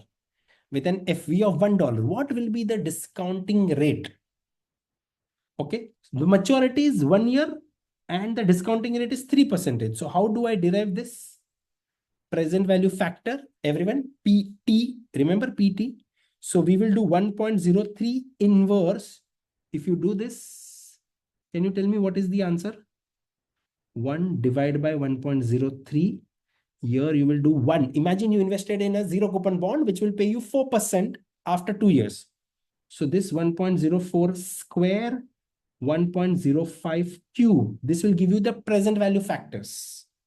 So imagine these are 3 different zero coupon bonds. Yes, 1.03 inverse, 0.9709, 1.04 square and then inverse 0.9246, and 1.05 to the power 3 and inverse 0.8638. Are you getting this? Check, check, check. Okay. Everyone, please check. Now I'm going to show you something interesting. Okay. Suppose you invested in a 1-year bond. What its present value will be today? At the spot rate. What is the spot rate? 3%. So its present value today, can I say will be 0.9709? Correct? Got it? And what will be its value? This will be the PV. What will be its value at the end of 1 year? We said $1. Correct? So what will be the value of this after 1 year? So this is PV today. We will say present value after 1 year, because they said you are going to hold the bond for 1 year, right? So after 1 year, how much money you will get here? $1, right? Correct. So imagine this is what you invested today and this is what you will get after 1 year, FV. Clear? So what is going to be your holding period return? Now, what is the holding period return for 1 year? My holding period return in a bond, a zero coupon bond, right? Correct. It will be what? Ending over beginning minus 1 year. Minus 1, right? Sorry, not 1 year. This will be the return, because here, since these are all zero coupon bonds, we are not taking any coupon here. These are all zero coupon bonds. They are all zero coupon bonds. We don't take any coupons here. Okay. So my holding period return otherwise would be what? Ending value plus the coupons, isn't it? So here for 1 year, this will be my 1 year return, holding period return, which we say is the realized return. What will be the return, guys? Take this PV, correct? And this ending value. So this is your beginning value. This is your ending value. 1 divided by this. If you do 1 divided by 0.9709, you will get the same answer. That is minus 1 into 100. You should get this as 3%. No difference. Isn't it?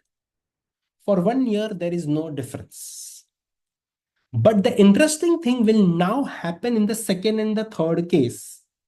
So this is when we invested in a 1 year zero coupon bond. Now understand the second situation. What if I invest in a 2-year zero coupon bond? 2-year zero coupon bond. 2-year zero coupon bond, but I invest for only 1 year. First of all, what should be the present value of a 2-year zero coupon bond? What should be the PV? That is what we found, 0.9246, isn't it? 0.9246, everyone with me? Where did I get this point? From here, correct? And I am going to sell this bond after 1 year. After 1 year, because my holding period is 1 year. So we are investing in a 2-year bond, but our holding period is only 1 year. Now, after 1 year, what will be the price of this bond? That depends on what is the interest rate in the market on that day. What is the interest rate in the market on that day? Now, that expected 1 year spot rate, 1 year spot rate after 1 year, they've given me is the same, which is what? They've told me that expected spot rate after 1 year is 5.01. So at 5.01, now imagine you're going to get $1 at the end of second year. What will be its value at the end of first year? Right? So we will do 1.0501 inverse, you will get 0.9523.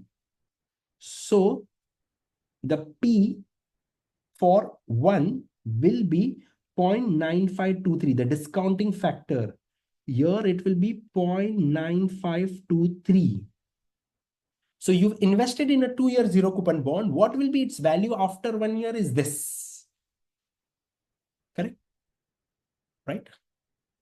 Same way, what if you invested in a, this is a 2-year zero coupon bond, right? What if you invested in a 3-year zero coupon bond, but exited after 1 year. We are not holding it till maturity. So it's a 3-year zero coupon bond whose present value right now is 0.8638. But I will exit it after 1 year. So I want to know what is the expected 2-year spot rate after 1 year, which they've given me 6.01, same. So what is going to be the P2 in this case? So 1.0601 square inverse, you'll get 0.8898. That will be the answer here, 0.8898. So now if you see, you invested in this bond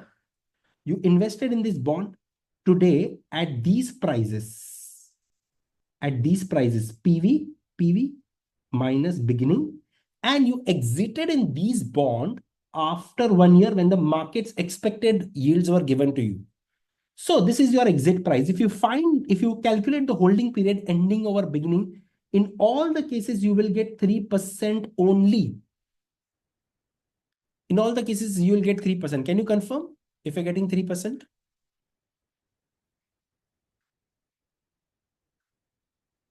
Right? Can you confirm if you're getting 3%? But I will now change the scenario. What if the expected yield increases instead of 5.01? What if I change it? Means what if the yield goes up? First of all, for the bond, if the yield goes up, what happens to the price? If the yield goes up, what happens to the price? What if after 1 year, the market yields have gone further up? What will happen to the price? Please tell me. Inverse relationship, price will go down, isn't it? So imagine the expected spot for 1 year. I was expecting it to be, based on the yield curve, I was expecting it to be 5.01. But what if it turned out to be much higher? Let me give you a rate. Let's say it's going to be 6%. So then what will be the PV? It will be not the same, right? It will change. And therefore my holding period return or the realized return will also be different. So now you invested in a 2-year zero coupon bond, which is going to pay $1 on maturity, and the discounting rate is 6%. So if you do 1.06 inverse, this will become now 0.9434. 0.9434. 0.9434. And what if the 2-year spot rate, initially it was 6.01, I make it further to 7%. Let's say instead of 6.01, we increase it to 7%. This will also change. So my P2 will be what? I need to find the 2-year discounting rate for $1 that I'm going to receive at the end of third year. So it's a 3-year zero coupon bond, but you are exiting after 1 year. On that day, its value is based on the future cash flow discounted at that day's yield. We are expecting the yields will go up to 7. So I will do 1.07 square and inverse. I'll get 0.8734. Are you getting this? 0.8734. So 0.9434 and 0.8734. Now, before you do the holding period return, focus on this. You invested in the bonds, right? If you hold it till maturity, no problem. But here, the problem is that I'm going to exit the 2-year bond after 1 year. So when I'm going to sell the bond, at that time, you want the yields to drop or increase? Please tell me. When you're going to sell the bond, you want the price to be high. So you want the yields to go down, right? You want the yields to decrease. Am I correct? Yes or no? But in this case, the yields have increased. If the yields have increased, you will get less value for each dollar. That value I got here. And now if you calculate the holding period return, ending over beginning, so 0.9434 divided by 0.9246. 0.9246 is the value at which you invested. you will get around 2.04 percentage. Are you getting that? And in the 3-year bond, which you exit after 1 year, 0.8734 divided by 0.8638, you'll get 1.11 percentage. What did you notice? Your actual, your realized returns is below. Your realized returns are below the expected returns, or below the 1 year returns, 1 year spot returns. Why? Because the yields went up. So when you were selling the bond, you wanted the yields to go down, but they actually went up. Got it, everyone? And now I will show you another scenario, but this time we will do what?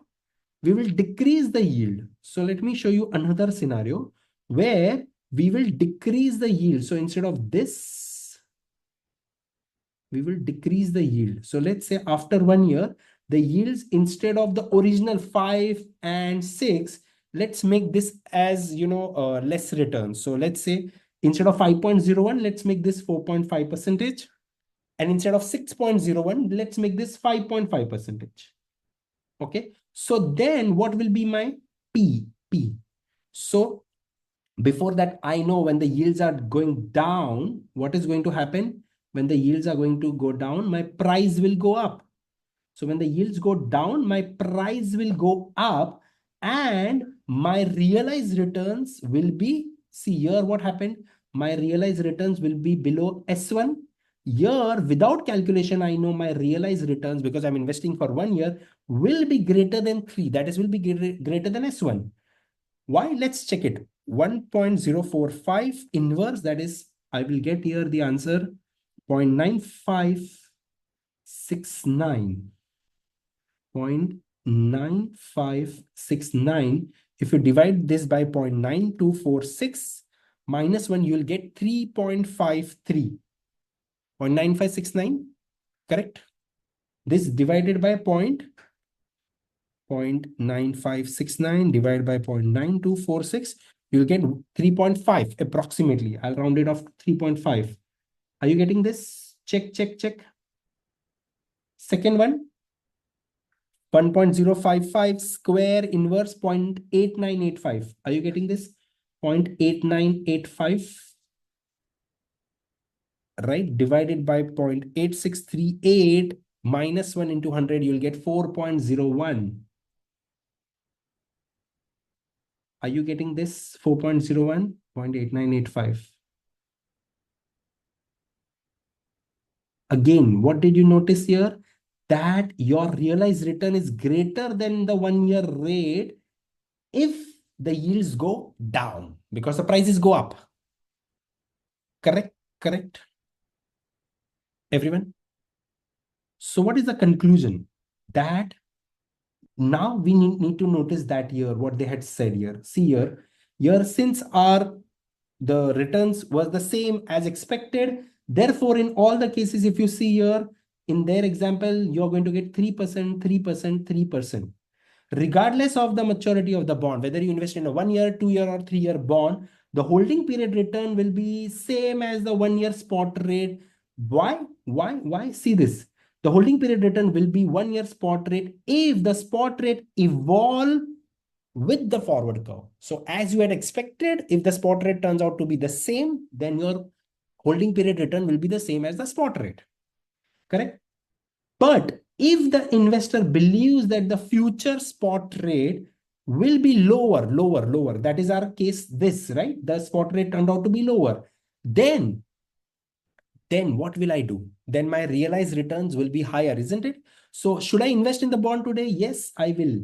So then the corresponding forward rates, this will be lower than the corresponding forward rate. She will purchase the bond because the market appears to be discounting the future cash flows too high.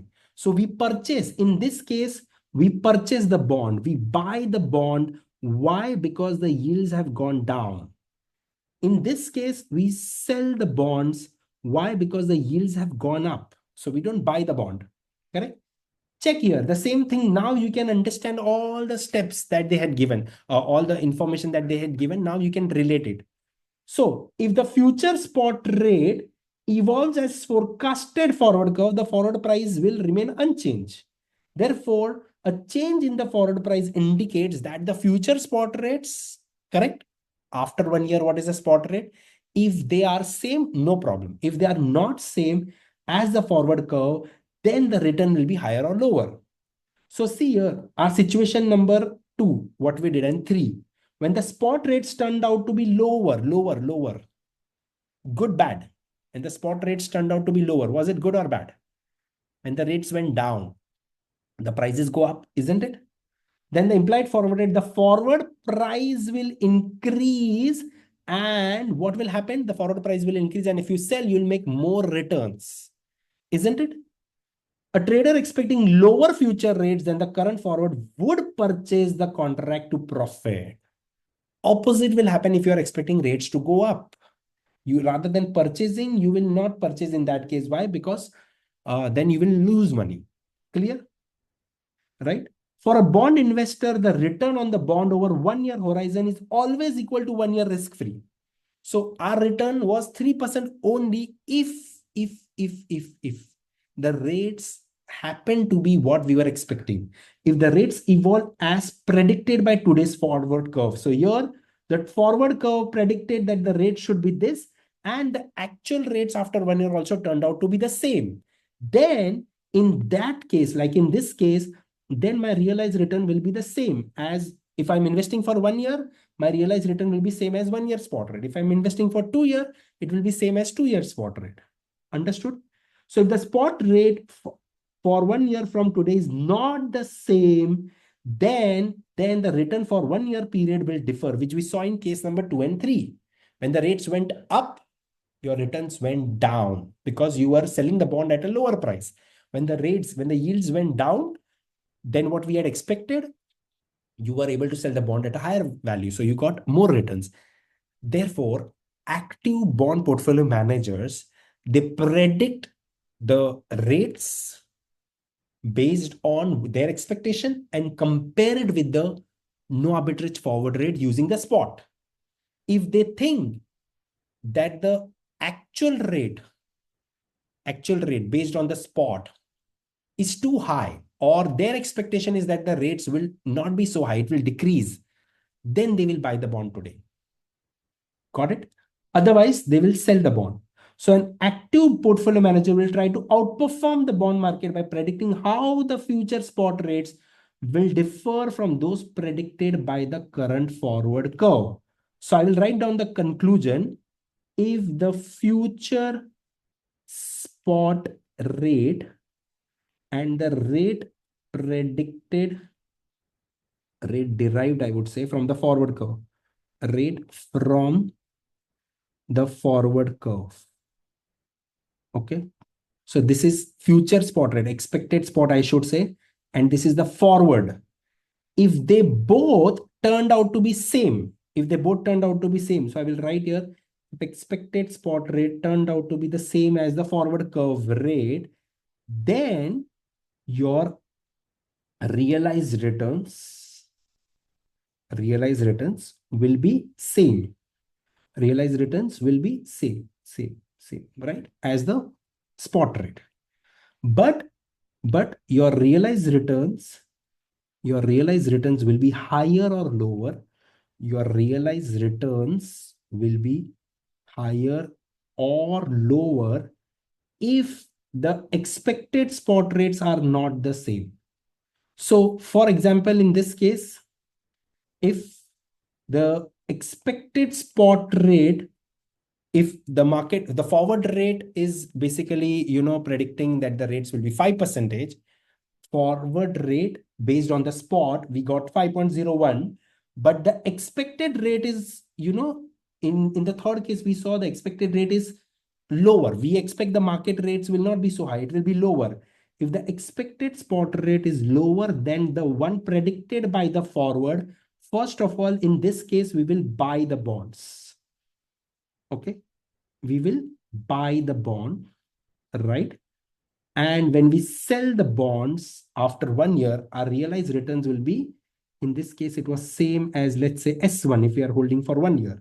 this will be greater than S1. This will be less than S1. So this will be greater than S1 and this will be less if the expected spot rate increases than the forward rate. It increases than the one predicted, it rises than the one predicted by the forward rate.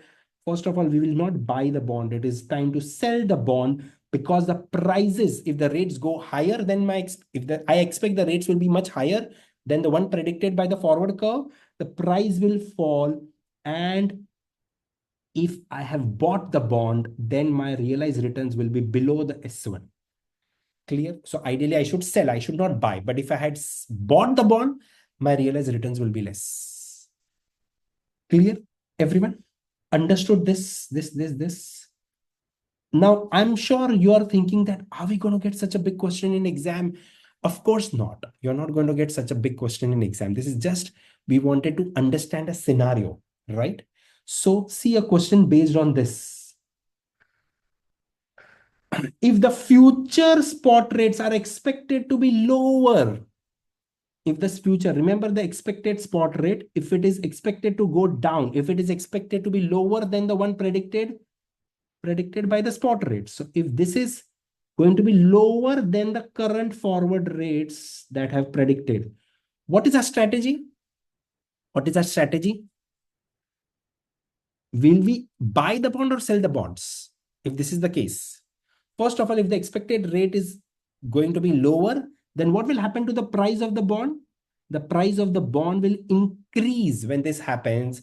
And in this case, what should be my strategy? Will we buy the bonds now or sell the bonds? Can someone tell me? If the expected rate turns out to be lower than the forward, which we saw the case 3, the scenario number 3, the expected rate turned out to be lower. Are you with me?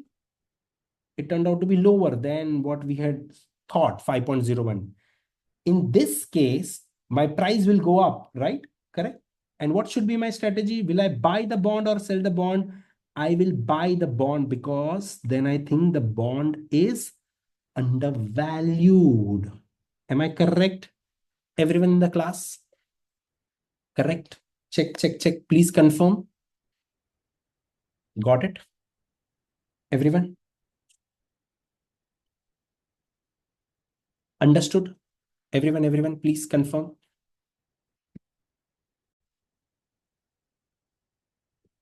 So most of the bond investors, how do they make returns on the bond?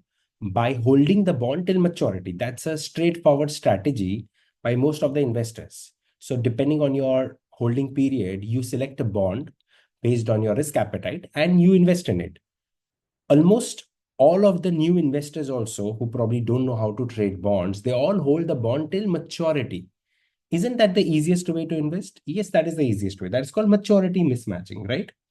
Maturity matching. So the most straightforward strategy is matching the maturity of the bond, right? In this case, you will get the desired YTM assuming the yields don't change. Okay, the yield curve remains the same.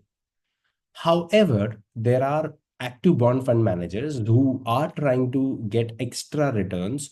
And how do they do so? Well, they use a strategy which is called as riding the yield curve or rolling down the yield curve. A very, very interesting strategy.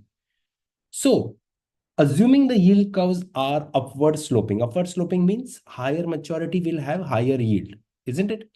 Investors seeking superior returns may pursue a strategy called riding the yield curve or rolling the yield curve. Now, how does this strategy make money? Let us understand that. Okay. First of all, if you notice here on the backside, you have a question. You have been given information with respect to different maturities and different yield. What do you notice? Is the yield curve upward sloping or not? See, check here. It's an upward sloping yield curve, correct? Price of a 3% annual coupon bond, and the prices are in 100. So we can assume that the FV is $100 and the coupon is 3%, that is $3, right? Which is the PMT. Now, for each maturities, for different maturities, they've given us the yield. And if you see the yields are, as the maturity increases, the yields are also increasing. So it's an upward sloping yield curve.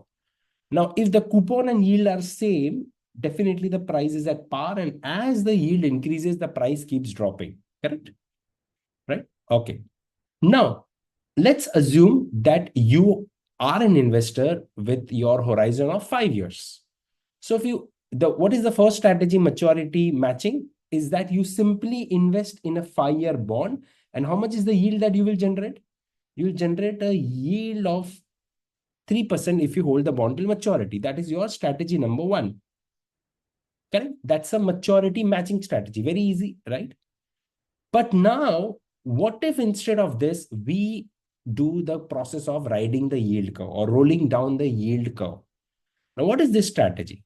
Everyone, please take notice here. Suppose that instead of buying a 5-year bond and holding it in maturity, why don't we buy a 30-year bond, 30-year bond, and sell it after 5 years? So a 30-year bond today, how much is it worth here? 63.67 based on the YTM. Okay. How did I get this price? How did I get this price? Let's confirm this. So in your calculator, you can put FV as 100, PMT as 3, N you can put as 30, and I by Y 5.5. Just check it if you get this price. Your 30 is N, 3 is PMT, 100 is FV, 5.5 is I by Y. Compute PV. Are you getting 63.665? That is 63.67, right? Okay. So what is the present value of a 30-year bond today? We can write it. It's 63.67. That is the PV. Everyone getting this, right? Now, what is this strategy of riding the yield curve? It says that if you buy a 30-year bond, right, and hold it for 5 years, so after 5th year, what will be the life of this bond? 25 years, isn't it? So this bond's price will reflect whatever is the price of the 25-year bond, or whatever is the risk of the 25-year bond. Now, 30-year bond will have a higher yield, or a 25-year bond will have a higher yield? Assuming upward sloping, which bond will have a higher yield? The 30-year bond. Higher maturity, higher is the yield, right?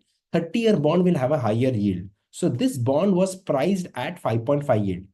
After 5 years, this bond becomes a 25-year bond. So its yield should be similar to that of a 25-year bond, which is 5%. So now imagine every other information is same. What should be the price of this bond at the end of 5th year from today? That is the price at which you will sell it. Now, this is where the strategy becomes interesting. Now, if you value the same bond with all the same figures, except that now N will be 25, N will be 25, 25N, and I by Y will be 5, you will get the present value which they're given is 71.81. Are you getting this value? Right? Are you getting this value? Check, check, check. Right? Now, you invested at this price on a 30-year bond, and you exited the bond at the end of this price. So this is going to be my PV, beginning investment value. This is my ending value, that is FV. In between, I got a coupon of 3. So my PMT will be 3, and the investment horizon is 5 year. If you calculate the I by Y for this, it will be greater than maturity matching. If you do maturity matching, you get a yield of 3. But now if you find the I by Y, or the return on this, buying a 30-year bond and selling it after 5 years, if you check its yield, it will be very much higher than the 3-year, than the 3%, which is for a maturity matching 5-year bond. Just check it. So if you have your PV, 63.67 negative is your PV, 71.81. This is where you will sell the 30-year bond after 5 years at FV, correct? Your coupon is 3 will be your PMT, 5 is your end. Compute I by Y, you'll get 6.937. That is approximately 6.94. Are you getting this? Are you getting this? Please confirm me. Right? Okay, what happened here? This is called riding the yield curve. Now, this is what we are going to discuss.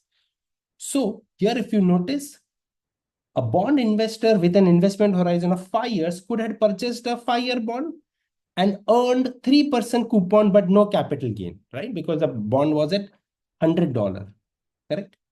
This is our maturity matching strategy. However, assuming no change in the yield curve or the investment horizon, the investor could instead, what is the alternate strategy? The investor could purchase a 30-year bond at this price, hold it for 5 years and sell it at 71 point, whatever the price we got, right? Earning an additional return beyond the 3%. This is where we earn more than 3. Our return was 6.9, which is approximately 7%. This is called riding the yield curve. Is it guaranteed? Of course not. Of course not. But what was this strategy for your exam point of view? What is this strategy? I'll talk to you about the practical aspect of it. So under this strategy, investor will purchase bonds with maturities longer than their investment horizon. We wanted to invest for 5 years, but we bought bonds which were longer than 5 years. We bought a 30-year bond, isn't it? Correct? In an upward sloping yield curve, the shorter maturity bonds have lower yields than longer maturity bonds. Yes, we know higher maturity, higher the yield, lower maturity will have lower yield. Now, what is interesting is this: as the bond approaches maturity, as it becomes closer to its maturity, what happens? Its value will keep on rising because now it will be valued at the lower maturity yields, which is low. So, as the bond approaches maturity, it is valued using successively lower yields, and therefore the price will be higher while selling. This is the most important assumption due to which we make returns higher than the maturity matching returns. But what is the assumption? The assumption is that as the bond approaches towards maturity, because its maturity is decreasing, it will be revalued at the lower yields. Understood? Now, just extending the maturity, if the yield curve remains unchanged over the investment horizon. So we are assuming that this yield curve remains the same till the last day, which is practically not possible, right? But let's assume that if the yield curve remains unchanged during the life, then riding the yield curve strategy will produce higher returns than a simple maturity matching strategy, isn't it? So this is what bond portfolio managers do. Instead of buying the exact bond of their maturity, their horizon, they buy longer maturity bonds, exit it when they want, and at that time we assume that the yields will be valued at lower yields and will get higher price. This is just theoretical, okay? I've got a question. Can you explain why the discounted yields will be less as it approaches par? Yes. See, if you know the constant yield price trajectory, first of all, under the constant yield price trajectory, as the bond approaches towards maturity, it becomes closer to par, right? Also, second thing, a 30-year bond will have a higher yield or a 25-year bond will have a higher yield. A 30-year bond will have a higher yield and 25-year bond will have relatively lower yield, correct? Is that clear? Right? Now, a 25-year bond. So after 5 years, a 30-year bond after 5 years should be valued at the same yield as other 25-year bonds, identical ones. I'll repeat. A 30-year bond today is at the yield of 5.5 as per the information, right? Now, after 5 years, the bond's maturity is 25 years. So it should be valued at other identical 25-year bonds. Same way, you can see that after another 5 years, this bond will be 20-year bond. So it should be valued at the other relevant 20-year bonds in the market. That is at the yield of 4.5. So based on this assumption, what happens is that the prices will be much higher than what they should be as per the yield price trajectory. As per the yield price trajectory, it should be a different price. But see, if you see here, technically, as per the yield curve of, as per the original yield of 5.5, which we assume that a 30-year bond, 30N, coupon was 3, PMT 100 was par, and our y was 5.5. Compute PV, we got 63.66. After 5 years, assuming the yield is same, so 25 and compute PV, its price actually should be 66.46. So from 63, it should go to 66.46. Getting it? Right? It should move to 63.46. This is how it should move on. Now, if this is what it will be if the yield is 5.5, but they are saying now it should be valued at the other yields in the market, which are for a 25-year bond. What is the yield? 5%. So it should be valued at 5% yield. And then if you notice that at 5% yield, its price should not be 66, but rather 71. Got it? Right? Understood? I have a question. So based on this example, our investment horizon is 5 years. Yes. So there are two options. Yes. To answer your question, there are two options. One option is, first of all, your investment horizon, yes, is 5 years. Now, the first option is buy a 5-year bond, hold it till maturity. No one can stop you from getting the yield. Okay. Assuming the reinvestment rate is same, nothing changes.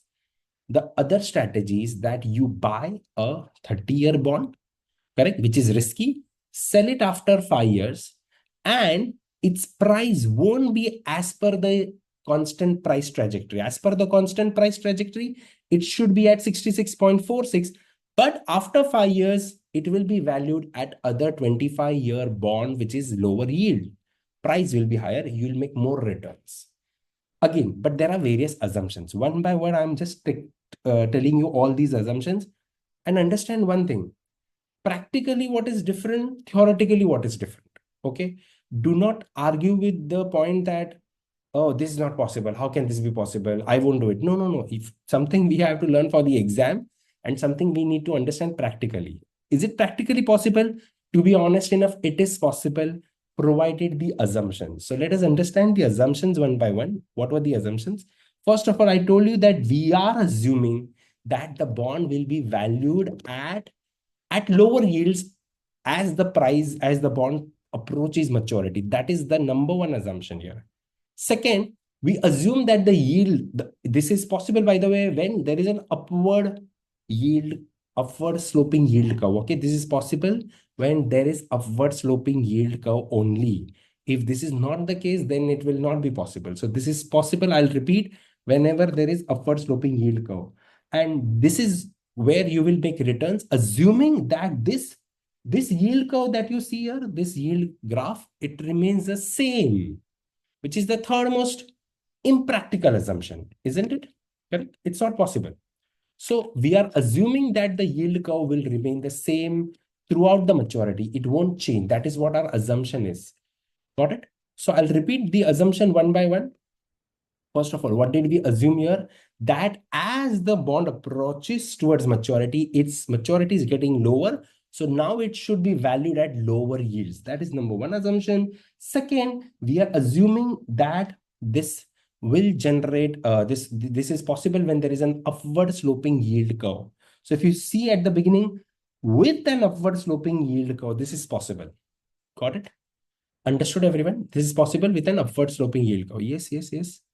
I have a question, sir. If we would have taken a 15-year bond, then also we would have given different return less than 30-year bond. See, yes, you can do this riding the yield curve amongst any bonds. The question is, whichever bond. See, you can, but the valuation of this bond, a 30-year bond, after 5 years should be based on a 25-year bond. Same way you can do that. Let's say you buy a 20-year bond today, which will be valued at 4.5 yield, whatever the price is. Let's say this. But after 5 years, it should be valued at a 15-year bond yield, which is this. Even on this, your return would be greater than the simple maturity matching. Got it? So whichever two bonds you can choose, it's not mandatory, but your maturity that you want, that is what you need to compare with the other bonds, and you need to exit them at the investment horizon. So if you wanted a 5-year maturity bond for your investment horizon, you can do that, riding the yield curve with any of the bonds out here. Got it? Understood? But you'll have to compare the 5-year gap. Perfect. Okay, so we were discussing the assumptions. As I said, the assumption is that the yield remains the same till the end, okay, which is not practical. One important thing, that the greater the difference between the forward and the spot rate, higher will be your gain, right? The longer the maturity of the bond, higher will be the total return. So if the yield for different maturity, if the yield curve is more, I should say that if the yield curve is more steep, means more upward sloping, means longer maturity has much higher yield, then this strategy will generate much higher returns. Got it? Got it? But now let me introduce, see, this is theoretical part. Okay. Is it practically possible? Yes, many bond traders try to do that on a daily basis. This is their job. Okay. But it does come with its own risk, especially during the 2007-8 crisis. This is the time when I started my job, right? This is where there was a total banking collapse. So what happened during this time? The central banks, first of all, there was a financial market crisis. So all the equities and assets in the world were at their rock bottom. To improve the economy, central banks did monetary policy, what we call as open market operation. They did at a massive scale. So that is where they came up with QE, quantitative easing. Now, along with this, they did several approaches to increase the money supply in the economy. And how would they do so? They reduce the interest rates, the policy rates. So central banks kept the short-term rates low. In fact, in many countries, it went to be zero, even in US, and in some of the countries, it went to negative.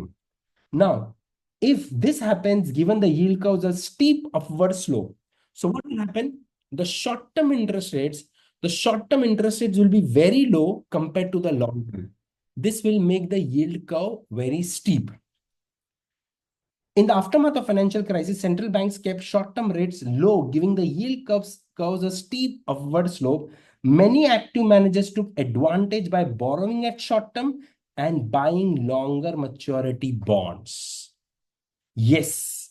So shorter maturity bonds, what happened? The shorter maturity bonds yield dropped substantially. So most of the fund managers did what? They took advantage by borrowing at short term because the rates were very minuscule or perhaps nothing, and buying longer maturity bonds.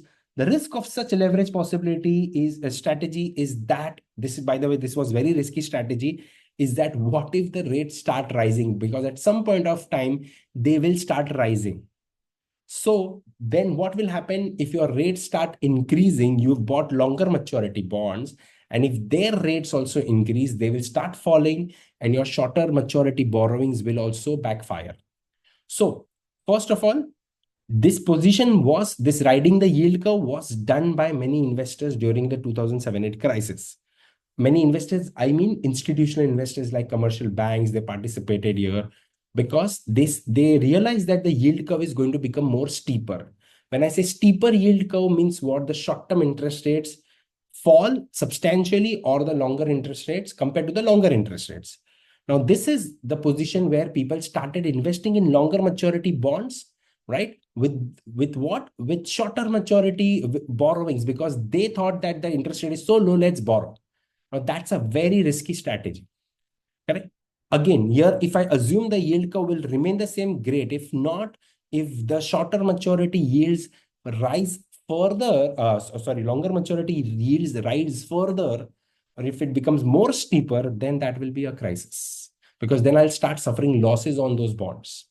Okay. So again, it's not a very easy strategy. It's not a strategy which will always give you higher returns, because one, assumption here is very impractical, that we are assuming that this yield curve will remain the same throughout. The second assumption that I said, this will work when the yield curve is upward sloping. Yes, most of the time it is, but we just saw right now that currently the yield curve, is it upward sloping? No, it's not upward sloping, and it does not take time. I remember the last time I took the session, the yield curve was upward sloping. And now when I'm taking the session, I realize last couple of years, if you see, the yield curve is inverted. So upward sloping, inverted, I've seen all of that. And it doesn't take time to change. Suddenly something will happen great and the economy will turn around again. Okay. So this strategy is full of risk, but yes, One of the strategies to make money. That is called riding the yield curve. Understood? Correct? And as you ask the question, that is what exactly is being asked here. The strategy of rolling down the yield curve, rolling down or riding the yield curve, is most likely to produce superior returns for fixed income manager investing in bonds with maturity higher than the management's investment horizon when the spot curve is, remember you asked me a question, this is only possible when the rates are, yes, upward sloping, correct? Upward sloping, only then this is possible. Clear? Got it? Everyone? Yes. Okay, clear? Very high possibility of something like this asked in exam where they will actually give you the prizes and they will just try to ask you that what will be the outcome. You can do the mathematics calculation here using the calculator to get the returns, which you got 6.94, or you can simply see the upward sloping yield curve and conclude that your returns will be higher than the investment horizon returns that we were expecting. Got it? Yes.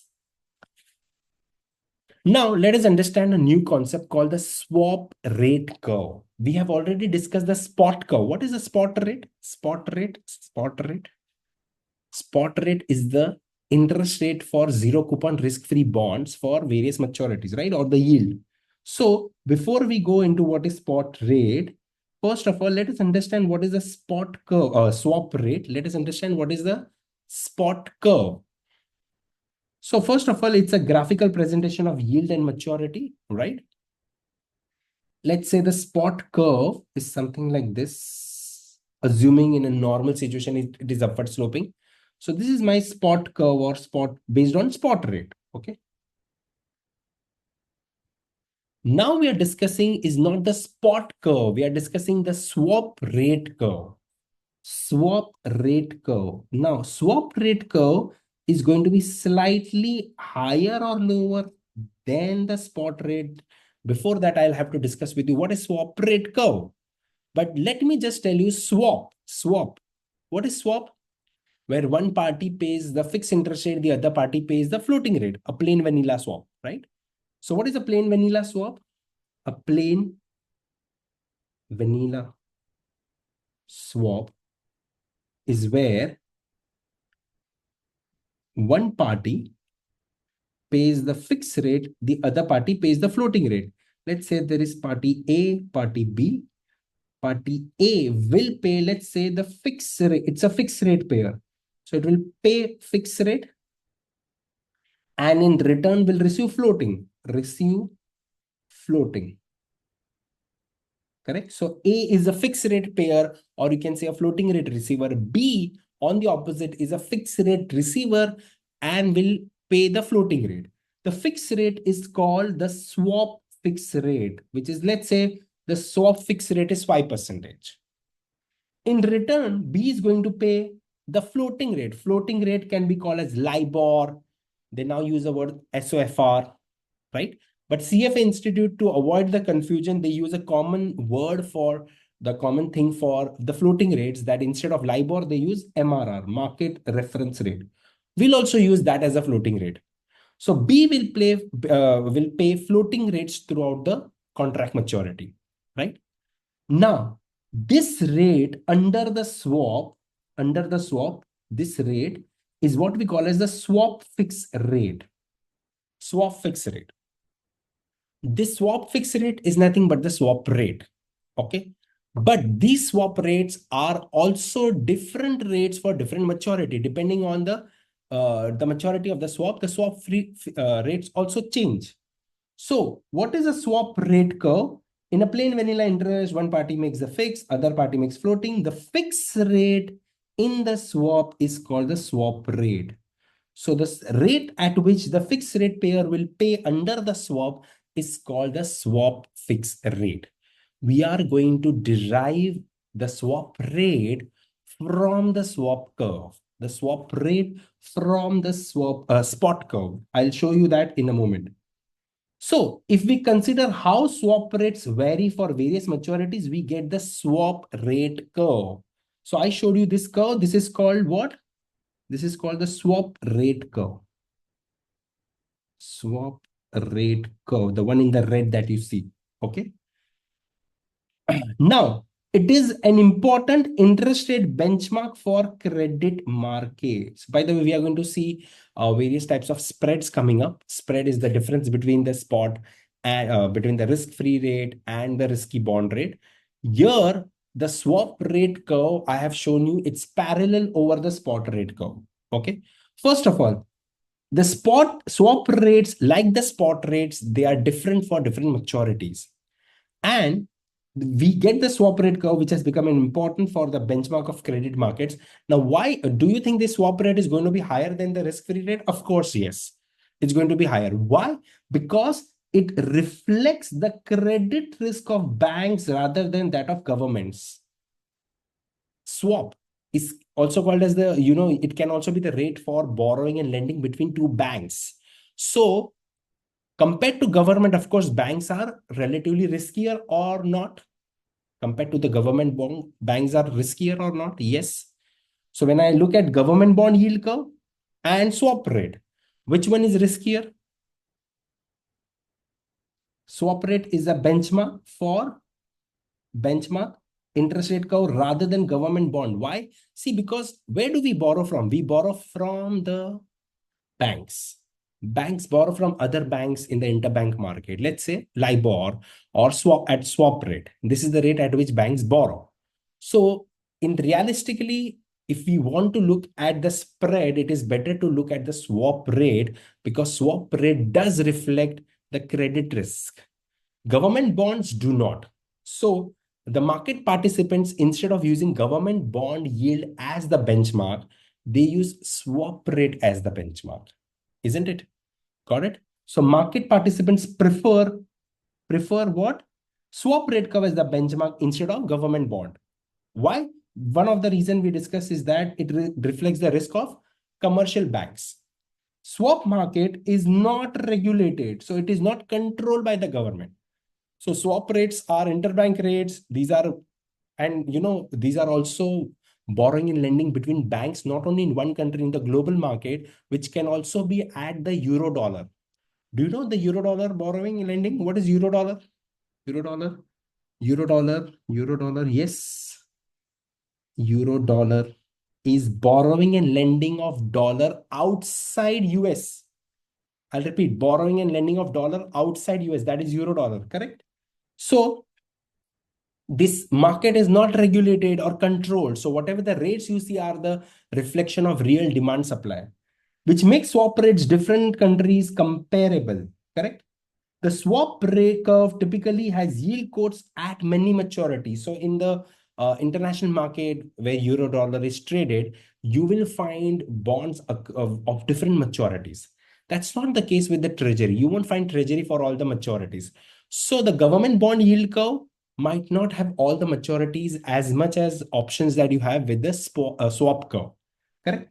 While the US government bond yield curve has on the run issues trading only at a small number of maturities. And you know that if you do not have all the maturities in the yield curve, we do interpolation, something called as metrics pricing or interpolation, right? So instead of taking an interpolated rate, it is better we take the real rate that is trading in the market, that is a swap curve. So swap curve is more used as a benchmark rather than the spot curve. Understood, everyone? We are going to do the derivation of swap rates from the spot.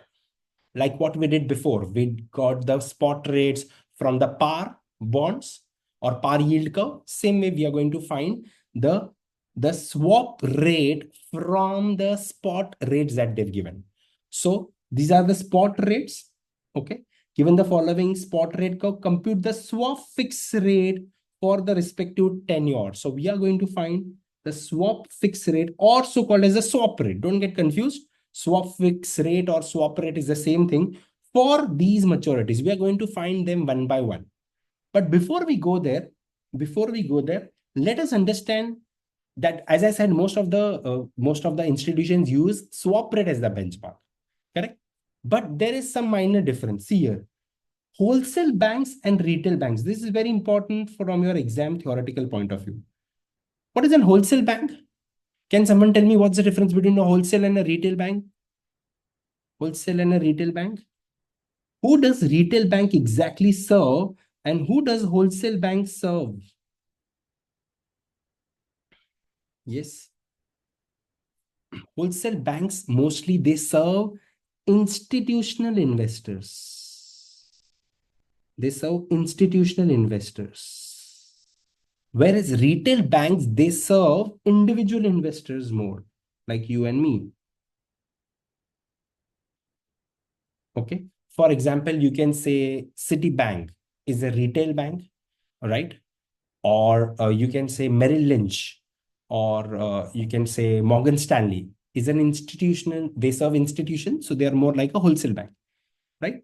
Wholesale banks that manage interest rate with swap contracts are more likely to use which curve? Swap curve as their benchmark, right? To value their assets and liabilities. So when they are going to value their portfolio of assets and liabilities, they might use the discounting rate because of the risk involved. They might use which, uh, again, there is risk. So I cannot use spot rate. Spot rate is risk free. So in that case, they use swap rates or the swap curve to measure their value of assets and liabilities. On the other end, retail banks, they have individual money, which is the deposits that they have, and these are generally guaranteed. So retail banks do what? They use government bond yield curve as a reference for valuing their assets and liabilities. Correct? Because retail deposits are guaranteed to us to some extent, and also retail loans, especially housing loans, they are also guaranteed by those agencies in the past. They are agency bonds, so they are guaranteed by the government's sponsored entities, right? So retail banks, because their portfolio is relatively risk free, they use government bond yield curve as the reference. Correct? Wholesale banks, which do serve the institutions and their portfolios are risky, so they use swap rate to value their assets and liabilities. Understood this difference, everyone in the class? Clear, clear, clear. Okay. Yes. Now, in order to find the swap rate, we'll focus on the skill of doing it. But before I go to the formula and the technique, what we've done, okay, I need to discuss with you that how the swap rate is derived or the swap fixed rate is derived. So the swap fixed rate, it's actually a missing number. It's actually a missing number. It's the balance number. So suppose you are the fixed rate payer in the bond. So let's say the swap has 3 years maturity. Okay. So you will pay some fixed rate at first year, second year, and let's say third year. Okay. Now, this cash flows you're going to pay in the next 3 years, suppose. Against this, you will get the floating rates. So let's say I have the floating rate for 1 year, 2 year, and 3 year MRR. When we discount this with the spot rate, let's say this is S1, S2, S3, what do I get? I get present value of fixed payment. Similarly, when I discount the floating rate cash flows, okay, I'm using the level 1 concept basically. I get the present value of floating rates. Now, how do you get this future floating rates? Using the pure expectation theory, spot forward, you can find these rates, MRR, for the future periods. Okay. Now, this is going to be my present value of floating rates. In exam, you don't have to do this. You just have to understand. So what is the swap fixed rate? It is the rate, it is this rate at which the present value of the fixed and the floating will match. I'll repeat, swap fixed rate is the rate at which the present value of floating and the present value of fixed match. That is the swap fixed rate. This is how the rate is derived in the swap. Okay. But here we are going to use a different technique and we will do the same process. So here also we are going to find the swap fixed rate. But in terms of, imagine it's a bond. Imagine it's a bond. Okay. So see this, how this is derived. And then I will come to this notes. Okay. Let's see the process. Given the MRR spot curve, whenever you see MRR spot curve, it's simply the spot curve. You can say MRR is a floating rate, right? Based on, let's say, LIBOR. See here, they have mentioned that instead of LIBOR, which is now discontinued after the LIBOR scandal, you can use SOFR or SONIA if it's for UK. But the general term that CFA Institute uses is MRR, market reference rate. So market reference rate is the floating rate, correct? It's a replacement of LIBOR. So given the following MRR spot curve, compute the swap fixed rate for different tenures. Okay. Now for the first year, even though we know that the first year is always the same, like what we saw in the case of par rate, this is going to be 3%. But let me just prove it. How do we derive it? So SFR for one period means, imagine it's a 1-year bond at fixed rate. So if it's a 1-year bond at fixed rate, at the end of the first year, you will get coupon, which is 1-year SFR.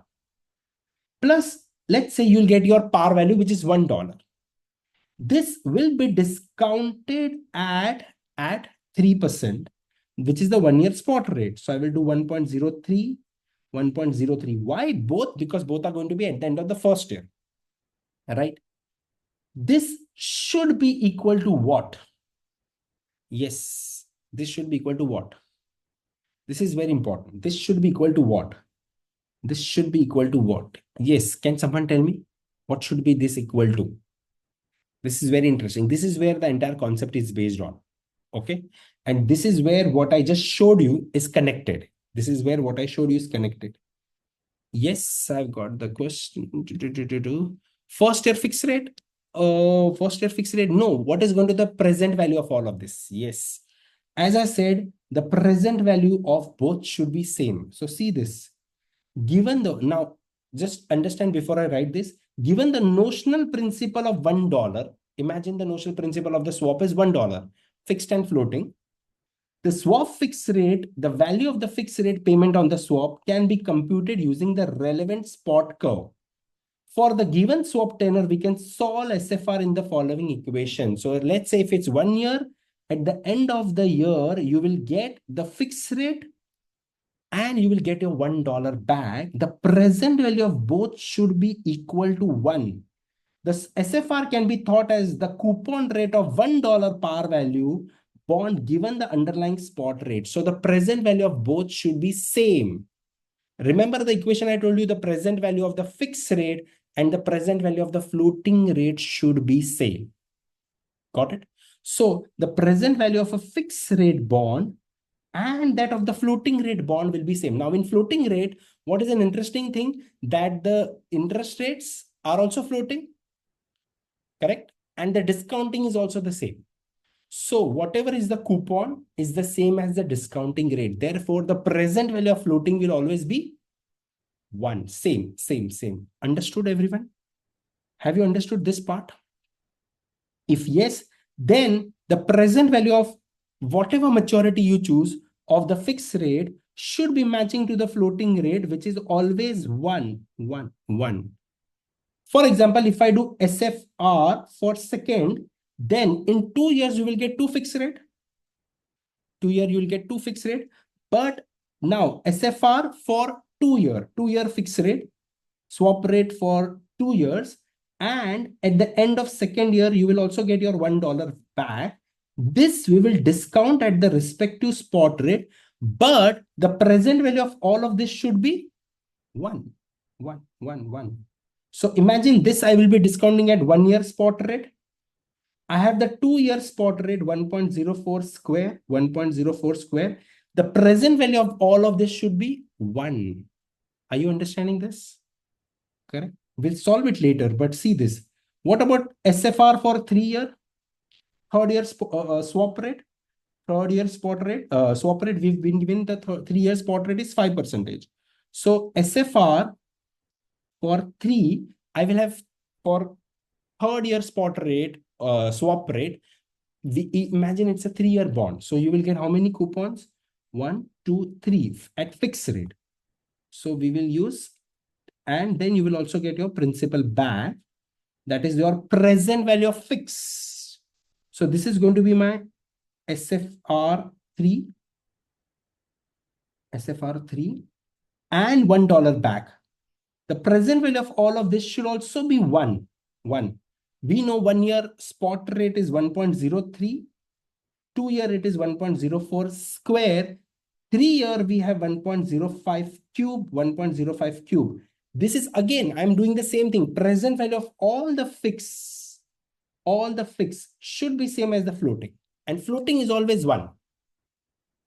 Why the present value of floating will be always 1? I've got a question. Now, this is where we need to go back in level 1. Okay, see this. I'll give you an example. 1, 2, 3. 1 year spot rate, 2 year, and 3 year. Okay.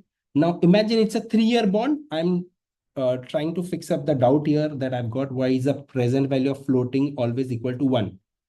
Okay, let's say 1 year spot rate, 2 year, and 3 year spot rate is given to me 3%, 4%, and 5%. Try to focus here, right? So at the end of 1 year, you will get what?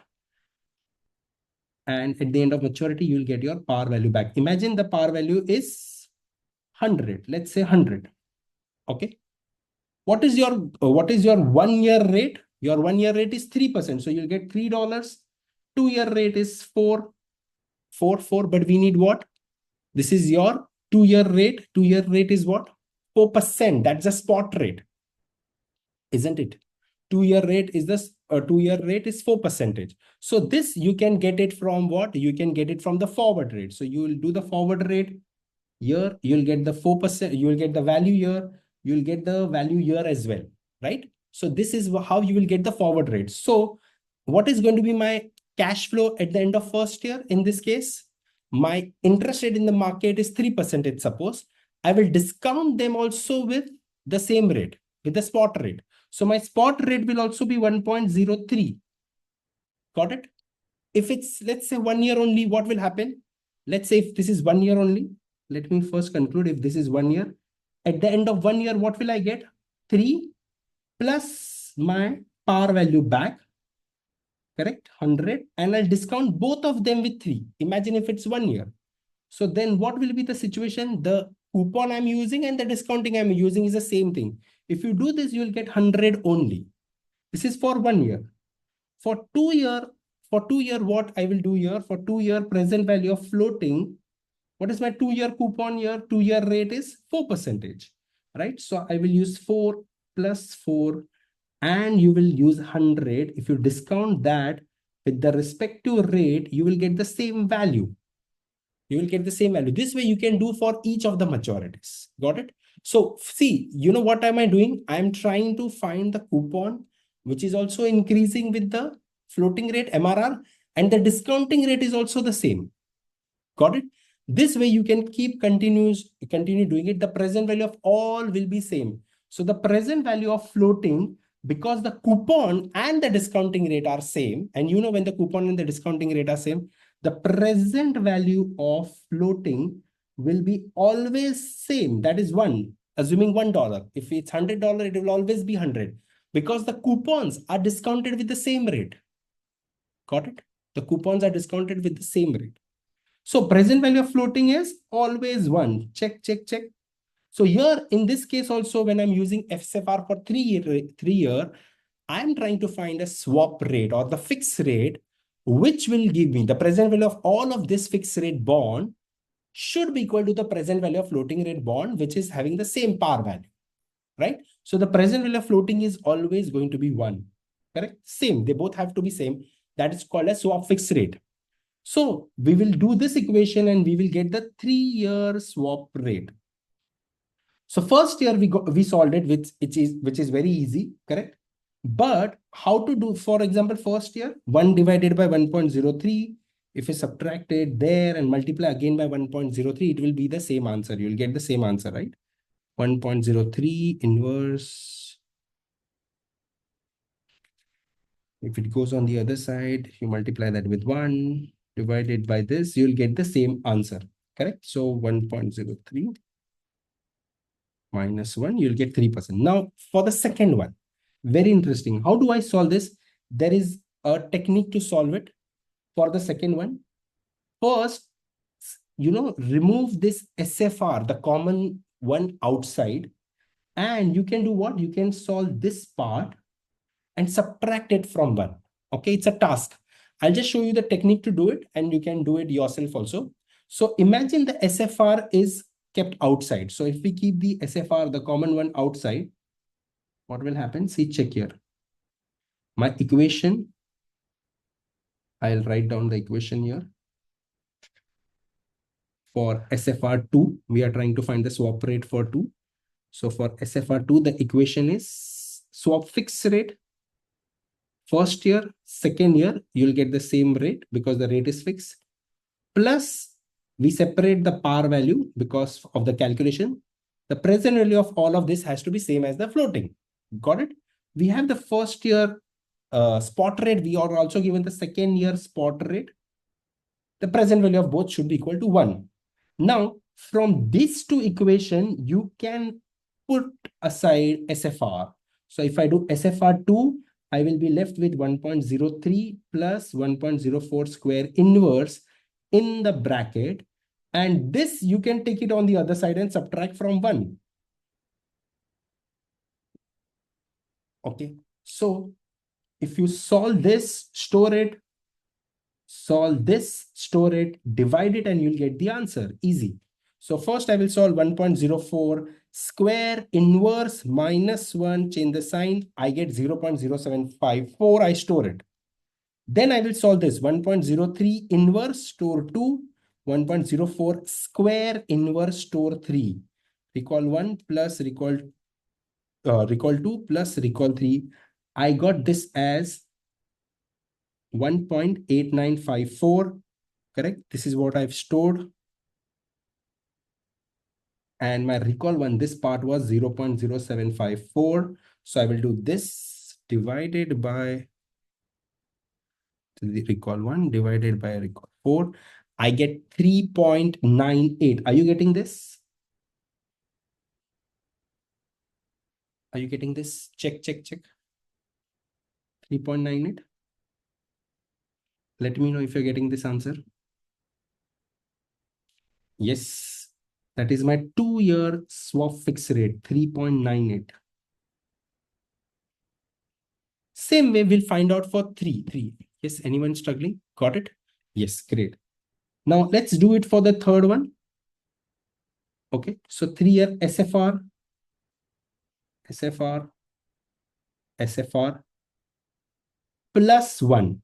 The present value of the fix should be equal to the present value of the floating, which is going to be 1 always. Again, I'll repeat why the present value of floating is 1, because the coupons that you're using and you're using the discounting rate, both are same.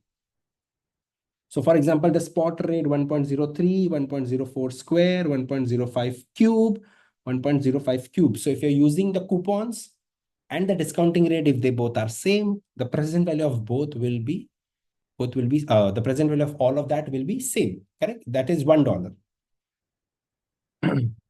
Now, what are we going to do? Again, we'll keep the SFR out. So SFR3, if I keep out, I will multiply all of that inside 1, 2, 3 and subtract from the 1 divided by 1.05 cube, 1.03, 1.04 square, 1.05 cube. Now again, we will solve this, store it. We will solve this, store it. Okay. So first of all, what I do is generally that you can solve either of the thing first. Okay. I will solve the right side first, 1.05 to the power 3 inverse minus 1. I change the sign. I get 0.1362. Right. I've stored it in 4. You can also do that because the other 3 will be in 1, 2, 3. So now 1.03 inverse store 1, 1.04 square inverse store 2, 1.05 to the power 3 inverse store 3, and then add all recall 1 plus recall 2 plus recall 3. You will get 2.7593. Correct? So now I have 0.1362 divided by this 2.7593. You will get 4.93. Are you getting this? Approximately. Check, confirm. 4.93. 4.93, 4.93 percentage. Are you getting this? Check.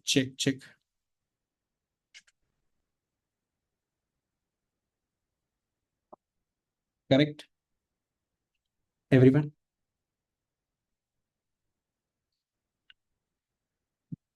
Yes. Got it, everyone? You just need to pull out the common one, right? Say they have also done the same thing. You can just check it. You will get the same answer. By the way, we are going to do this all over again when we do derivatives. And at that time, we have a very interesting method. We'll see that method as well. So this part of swap rate that you are seeing now is going to be repeated in derivatives as well. Clear? Got it. Can we do a question about that? Which of the following statement about the swap rate curve is most accurate? Number one, swap rate reflects the interest rate for floating rate leg of interest rate swap or fixed rate. Is it floating rate? No, when I say swap rate, it gives me what? It gives me the fixed rate, isn't it? So is this correct or wrong? Does it give you the floating rate value? No, floating rate value is always one. We get the corresponding fixed rate value, isn't it? So this is wrong. Retail banks are more likely to use swap rate. No, retail banks use which rate? Government bond, because their portfolio is relatively risk-free. More likely to use swap rate as benchmark than government? No. Then of course C is the answer. Swap rates are comparable across different countries because the swap market is not controlled by government. Yes or no? Swap market, the euro dollar market is not controlled by government. It is not the spot rates. Yes, they are government on the run issues, but swap rate is market determined. Okay, like LIBOR, which was there before. Clear? Understood? Till this point, everyone? Clear? Right. Interesting calculation. Now, this is what the one of the most complicated calculation was. The other part is relatively, much easier coming up. Now we are going to discuss the different types of spread. What is the first thing that comes to your mind when you hear about spread in the bonds? Spread. It's the difference between bonds yield compared to a benchmark, isn't it? What do you prefer if you're holding a bond portfolio? Do you prefer the widening of the spread or narrowing of the spread? Yes, widening of the spread or the narrowing of the spread? Widening or narrowing? You prefer narrowing of the spread, because if the spreads narrow, that means the yields are going down and the bond prices will go up, right? Got it? Now, we have overall 5 types of spreads which are being discussed here. Okay, so we will discuss them all one by one. First spread that is going to be discussed here is what we just saw, something related to it. It is going to come up. That is called the swap spread. Swap spread. Then you have something called the I spread, interpolated spread. This is something that you must have done in your level 1 as well. Level 1 exam. I know you did that 20, 30 years back, but yes. Then you have Z spread. Remember the Z spread, correct? And then there are 2 new spread that is called the TED spread. I don't know why TED spread is in the syllabus. It is no more continuing. It's closed. It's shut. And then you have something called MRR OIS, overnight interest swaps, right? OIS spread. One by one, we'll discuss all of them and we'll try to understand what is exactly the difference between what is the benchmark here. When I say Z spread, TED spread, and all of this, of course, spread means they're compared with something, some benchmark. So what is going to be that benchmark rate? Correct? And what is the purpose of this? We'll try to understand both, right? One by one.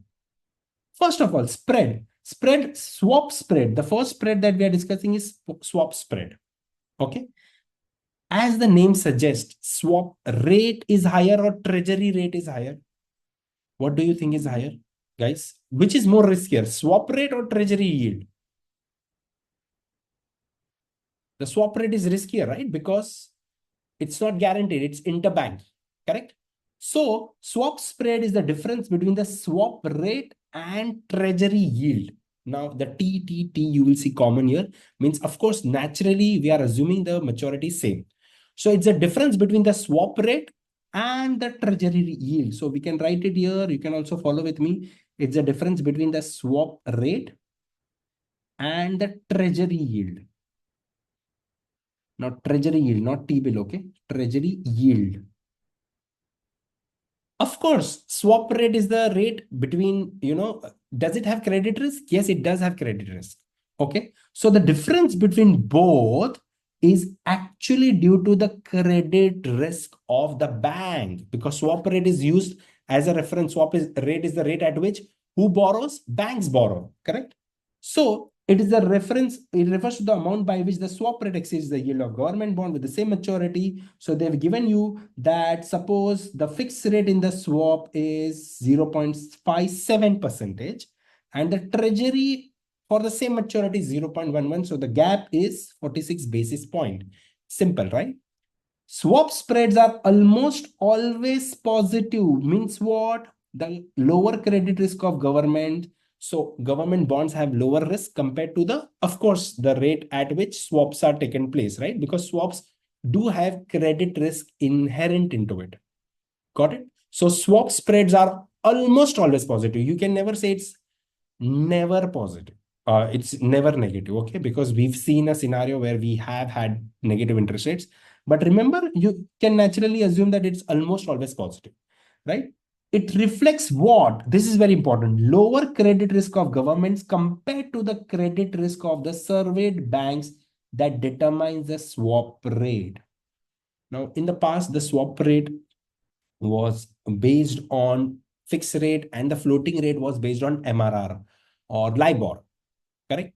So LIBOR, London Interbank Offer Rate, where 13 large banks of British Bankers Association, their risk was considered, right? So it is the risk of those banks, those surveyed banks, right? In fact, it tells me here in the swap fixed rate, the alternate rate that I use compared to the fixed rate is the MRR, correct? And as I said, if MRR is based on LIBOR, suppose when LIBOR was existing, now LIBOR doesn't exist anymore. So when it was based on LIBOR, it reflected the risk of those large 13 commercial banks in the British Bankers Association market, in the London market. So the swap rate curve is arguably the most commonly used interest rate curve instead of treasury, which we just saw. This roughly reflects the default risk of a commercial bank with a credit rating of A+. So it reflects what does it reflect? It reflects the default risk or credit risk of commercial bank. Default risk of commercial bank. That is what swap rate is used for. Understood? Swap spread, sorry, is used for. Clear, everyone? What is swap spread and what is it used for? Okay. So they've given a very easy example here. You can just walk through that. 2-year fixed for floating swap rate. They've given the swap rate and the treasury bond rate. And the difference is the spread. Spread is always in basis point. Everyone remembers what is the basis point? 1% is 1%, or you can say 100 basis point is 1%. So 1 basis point is 0.01%. Got it? Easy. This was our first spread, that is the swap spread. Now we go to the second spread, that is I spread. Anyone has any doubt with the swap spread? Anyone? Yes. I spread or interpolated spread. Interpolated spread. Now, this is the spread based on the YTM. Yes. Or interpolated spread for a credit risky bond is the amount by which the yield on the risky bond exceeds the swap rate. Yes. So now the swap rate has become the benchmark here. Initially, the government bond was the benchmark in the swap spread. Here, in the I spread, we take yield of, let's say, our risky bond that we are using for reference, let's say corporate bond, company's bond, and compare it with the relevant swap rate. Swap rate. So this tells me what is the credit risk of the company compared to that of the bank. So it tells me the credit risk over and above the swap rate. So it gives me the credit risk over and above the swap rate. Understood? So see this. So this tells me how much is my company riskier compared to the bank.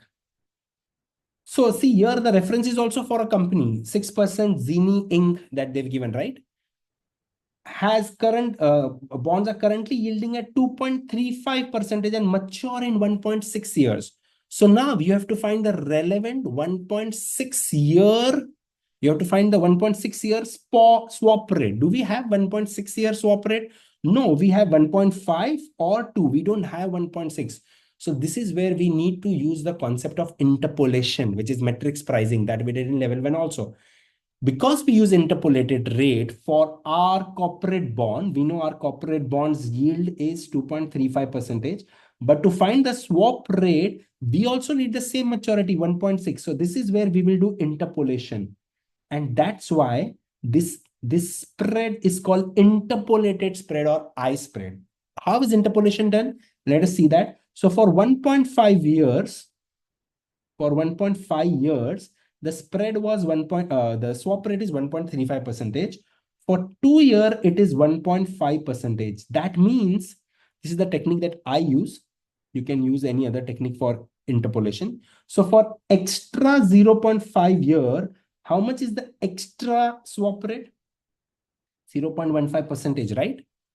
So for 1.5 year, we already have 1.35%. Now, how much extra should I add for it to become for 1.6 year? So I don't need 0.5. I just need 0.1 extra, isn't it? So from 1.5, if you want to go to 1.6, we just need 0.1 year extra. For that, how much should be the increase in the swap rate? So we do the cross multiplication, correct? You can do 0.15 is for 0.5 years. We just need 0.1 year extra. Okay. So 0.15 divided into 1 divided by 0.5, we'll get 0.3 extra. Are you getting me? Are you getting that point?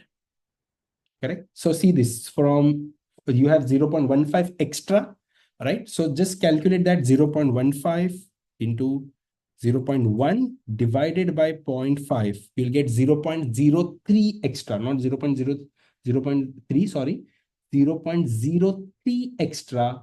That will translate this into 1.38%. That should be your swap rate. And then the difference between both will be your spread. Isn't it? What is the difference between both? 1.38 minus, subtract it from 2.35. You'll get your swap spread. If you see your swap spread, can anyone tell me what is the swap spread here? The gap between both? 0.97%, or you can write 97 basis point. Easy, easy. Correct. So when we do not have the maturity that we want, we use the interpolation. That's why it's called the interpolated rate or interpolated spread or I spread. Correct. What does it reflect? It reflects the compensation for credit and liquidity risk, right? So we are comparing our bonds risk, a company bond risk, with the swap rate, correct? So it's a compensation for credit and liquidity, both. So we will write here, it compensates for credit and liquidity also. We will add it here, credit and liquidity risk and liquidity risk, correct? Credit and liquidity risk. I'm writing it, but you can also write it along with, so in a better handwriting. Credit and liquidity risk over the swap rate. Clear? Clear? Everyone? I spread, I spread. Yes, I spread was on the YTM, but in reality, we look at the yield curve. So for the yield curve, over and above the spot curve, that is what we call as how much extra do we add over and above the spot curve. That is called Z spread. Remember the Z spread that we did in level 1? So what is a spot curve? YTM and maturity. Let's say this is the spot curve. Okay. Spot curve, government yield. Okay. So let me take some reference here. Example for a specific maturity. Okay. Let's say this is for 5 year. This is 2 year. Let's say this is 1 year for simplicity. Okay. This is, let's say 3%. This is 4%. This is 6%. Got it? This is for treasury. Now, what is Z spread? Z spread means zero volatility. Means now when I'm trying to find the yield curve for my bond, which is a risky bond compared to the spot, it is considered parallel to this spot curve. And if you notice here, what is Z? The gap here that you see is same across all maturities. That's why it's here it is parallel. For across all maturity, it's something extra. That extra is Z spread. Let's say the Z spread is 20 basis point or 0.2 percentage. So for the corporate bond, how much will be the yield in that regards? Just check this, how I do it. So for my corporate bond, my corporate bonds yield will be now how much? 3.2, 4.2, 6.2, 20 basis point extra over and above the spot curve. Now, why is it called zero volatility? Because I assume for all the maturity, there is no volatility amongst the spread. So it's a constant spread across all maturity. That is why we call it as a Z spread. Everyone understood this? Understood this Z spread? Check, check, check. Please confirm. Right?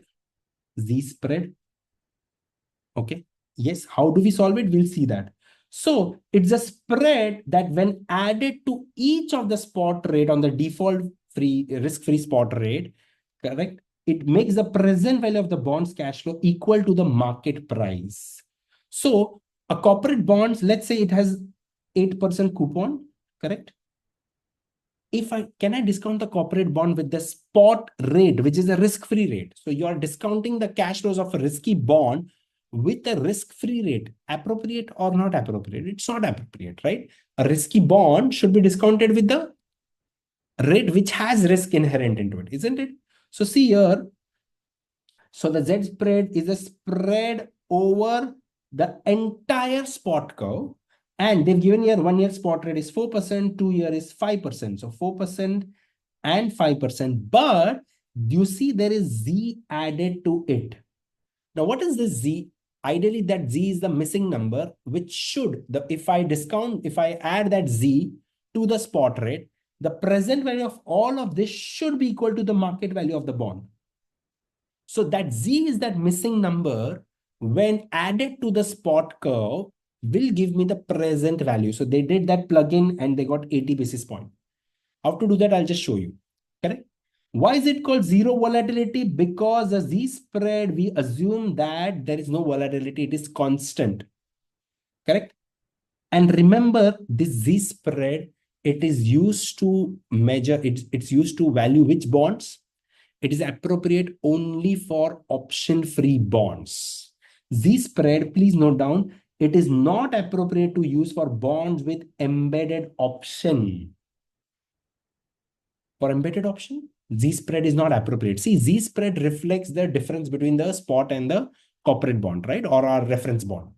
But for embedded option, along with credit risk, it also has call risk involved in it, isn't it? So for them, what is appropriate? They have not given here, but we should know for embedded bonds, we use option adjusted spread. Do you recollect? OAS, option adjusted spread. That's what we use.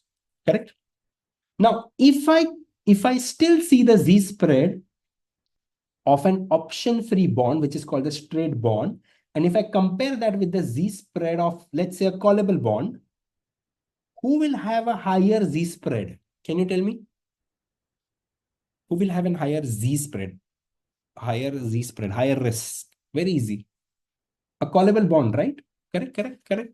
So the difference between both is due to what? The call risk inherent into it, right? So therefore, for bonds with embedded option, we don't see Z spread, we say option adjusted spread, correct? If we ignore the embedded option for a bond and estimate the Z spread, the estimated Z spread will include the cost of embedded option. So when I look out for the Z spread of a embedded option bond, along with the credit and liquidity risk, it also has the call risk. Therefore, we remove that. Okay, correct? As of now, we need to understand that the Z spread is the spread over the spot rate. It is the spread which is added to the spot rate, correct? So it's a spread over the entire spot rate curve. I'll write down here. It is the spread over the entire spot rate curve. Okay. And it can be used only for which type of bonds? It is appropriate to value which bonds? Appropriate for option-free bonds. Option-free bonds only. Correct? Now, it's not in your syllabus, but just for your reference, for option-embedded bonds, we use other spread, which is OAS, option-adjusted spread. Now, for your exam, how do we solve this? Just check it out here. A 3-year, 5% annual pay ABC bond. 5% is the coupon, right? Trades at a Z spread of 100 basis points. So for whatever the spot rates they've given you, 1 year, 2 year, and 3 year, you will add 100 basis points. So instead of 3, you'll discount with 3 plus 1, that is 4%, 5.051. So you'll add 5.051 and 7.198. These are the 2-year and 3-year rates that you have, right? So what do we do? The benchmark 1 year spot rate, 1 year forward is given. Sorry, we have not given the spot rate. We've been given the forward rate. So what we first do is that we find the 2-year spot rate. 1 year spot rate we have is 3%. To find the 2-year spot rate, we have the 1 year spot rate, that is 3%, and 1y is given to us 5.051. So how do you find this? 1.03 into 1.05051 equal to 1 plus S2 the whole square. So you will have to do the square root. So 1.03 into 1.05051, whatever is your answer, square root, and then you do -1, you will get 4.02 as your 2-year spot rate. For 3-year, we have been given 1 year forward rate in year 2. So we are now given the extended one also, 1 year forward rate. And that is how much? 7.198. So how do I do this? 1.03 into 1.05051 into 1.07198 equals to 1 plus S3 to the power 3. So whatever is your answer, 1.03 into 1.05051 into 1.07198 press equal to, you'll get 1.1599.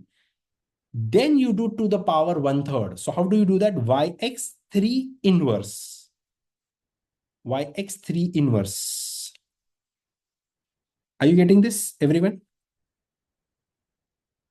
Again, see 1.03 into 1.05051 into 1.07198. You should get 1.1599 Yx3 inverse and equal to. What is your answer? Can anyone tell me?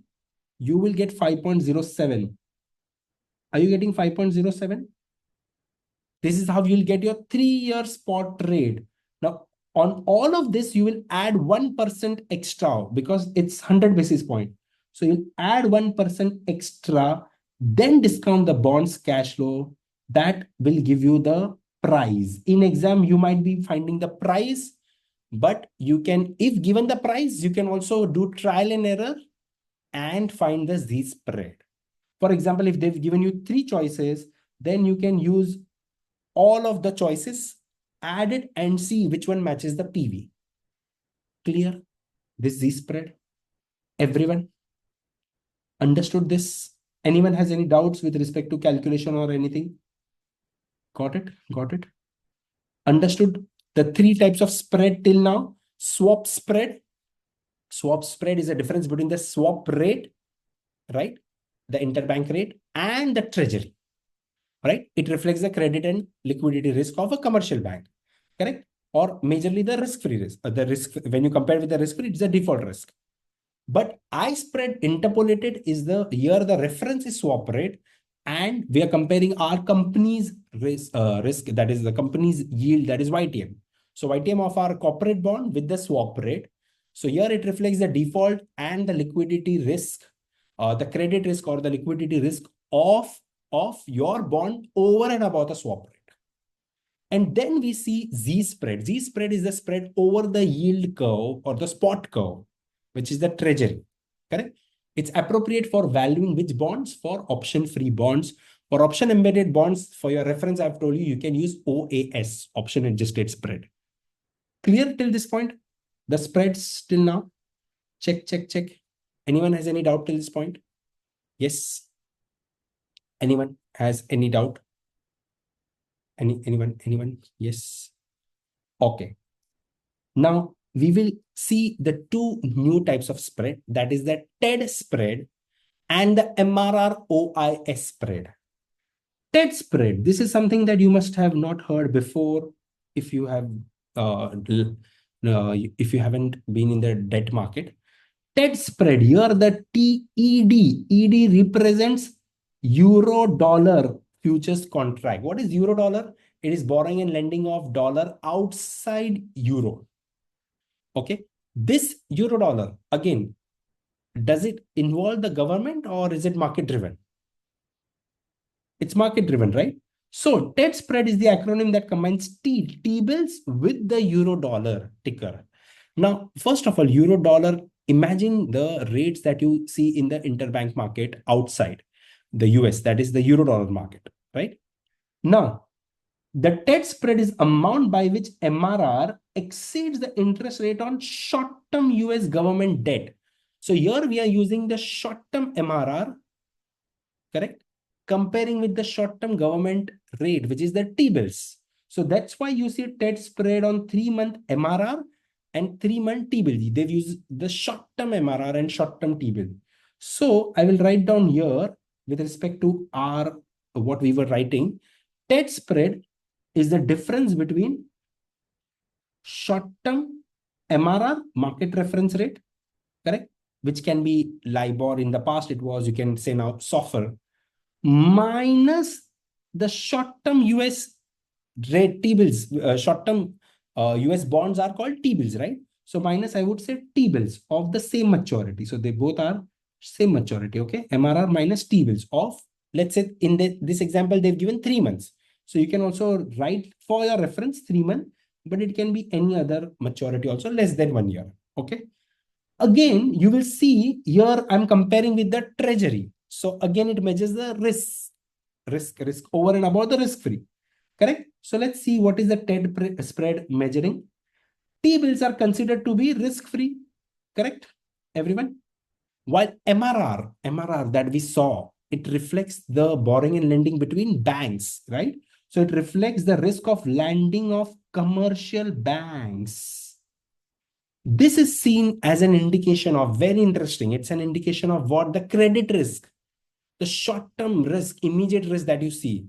It's the risk of interbank market. It's the risk of the banks. So if I want to see what's happening in the banking market, has the commercial banks become very riskier? We see the TED spread. So it is seen as an indication of the credit and liquidity risk in the banking sector. So it's the risk inherent in the banking sector, correct? So interbank risk of, the risk of commercial banks is what the TED spread shows us. So TED spread, I will write down, what does the TED spread display?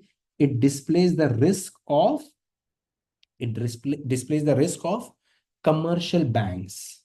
So it is the spread, or it displays me the risk. I will write the risk of commercial banks. So it tells me whether the market, the banks have become riskier or not.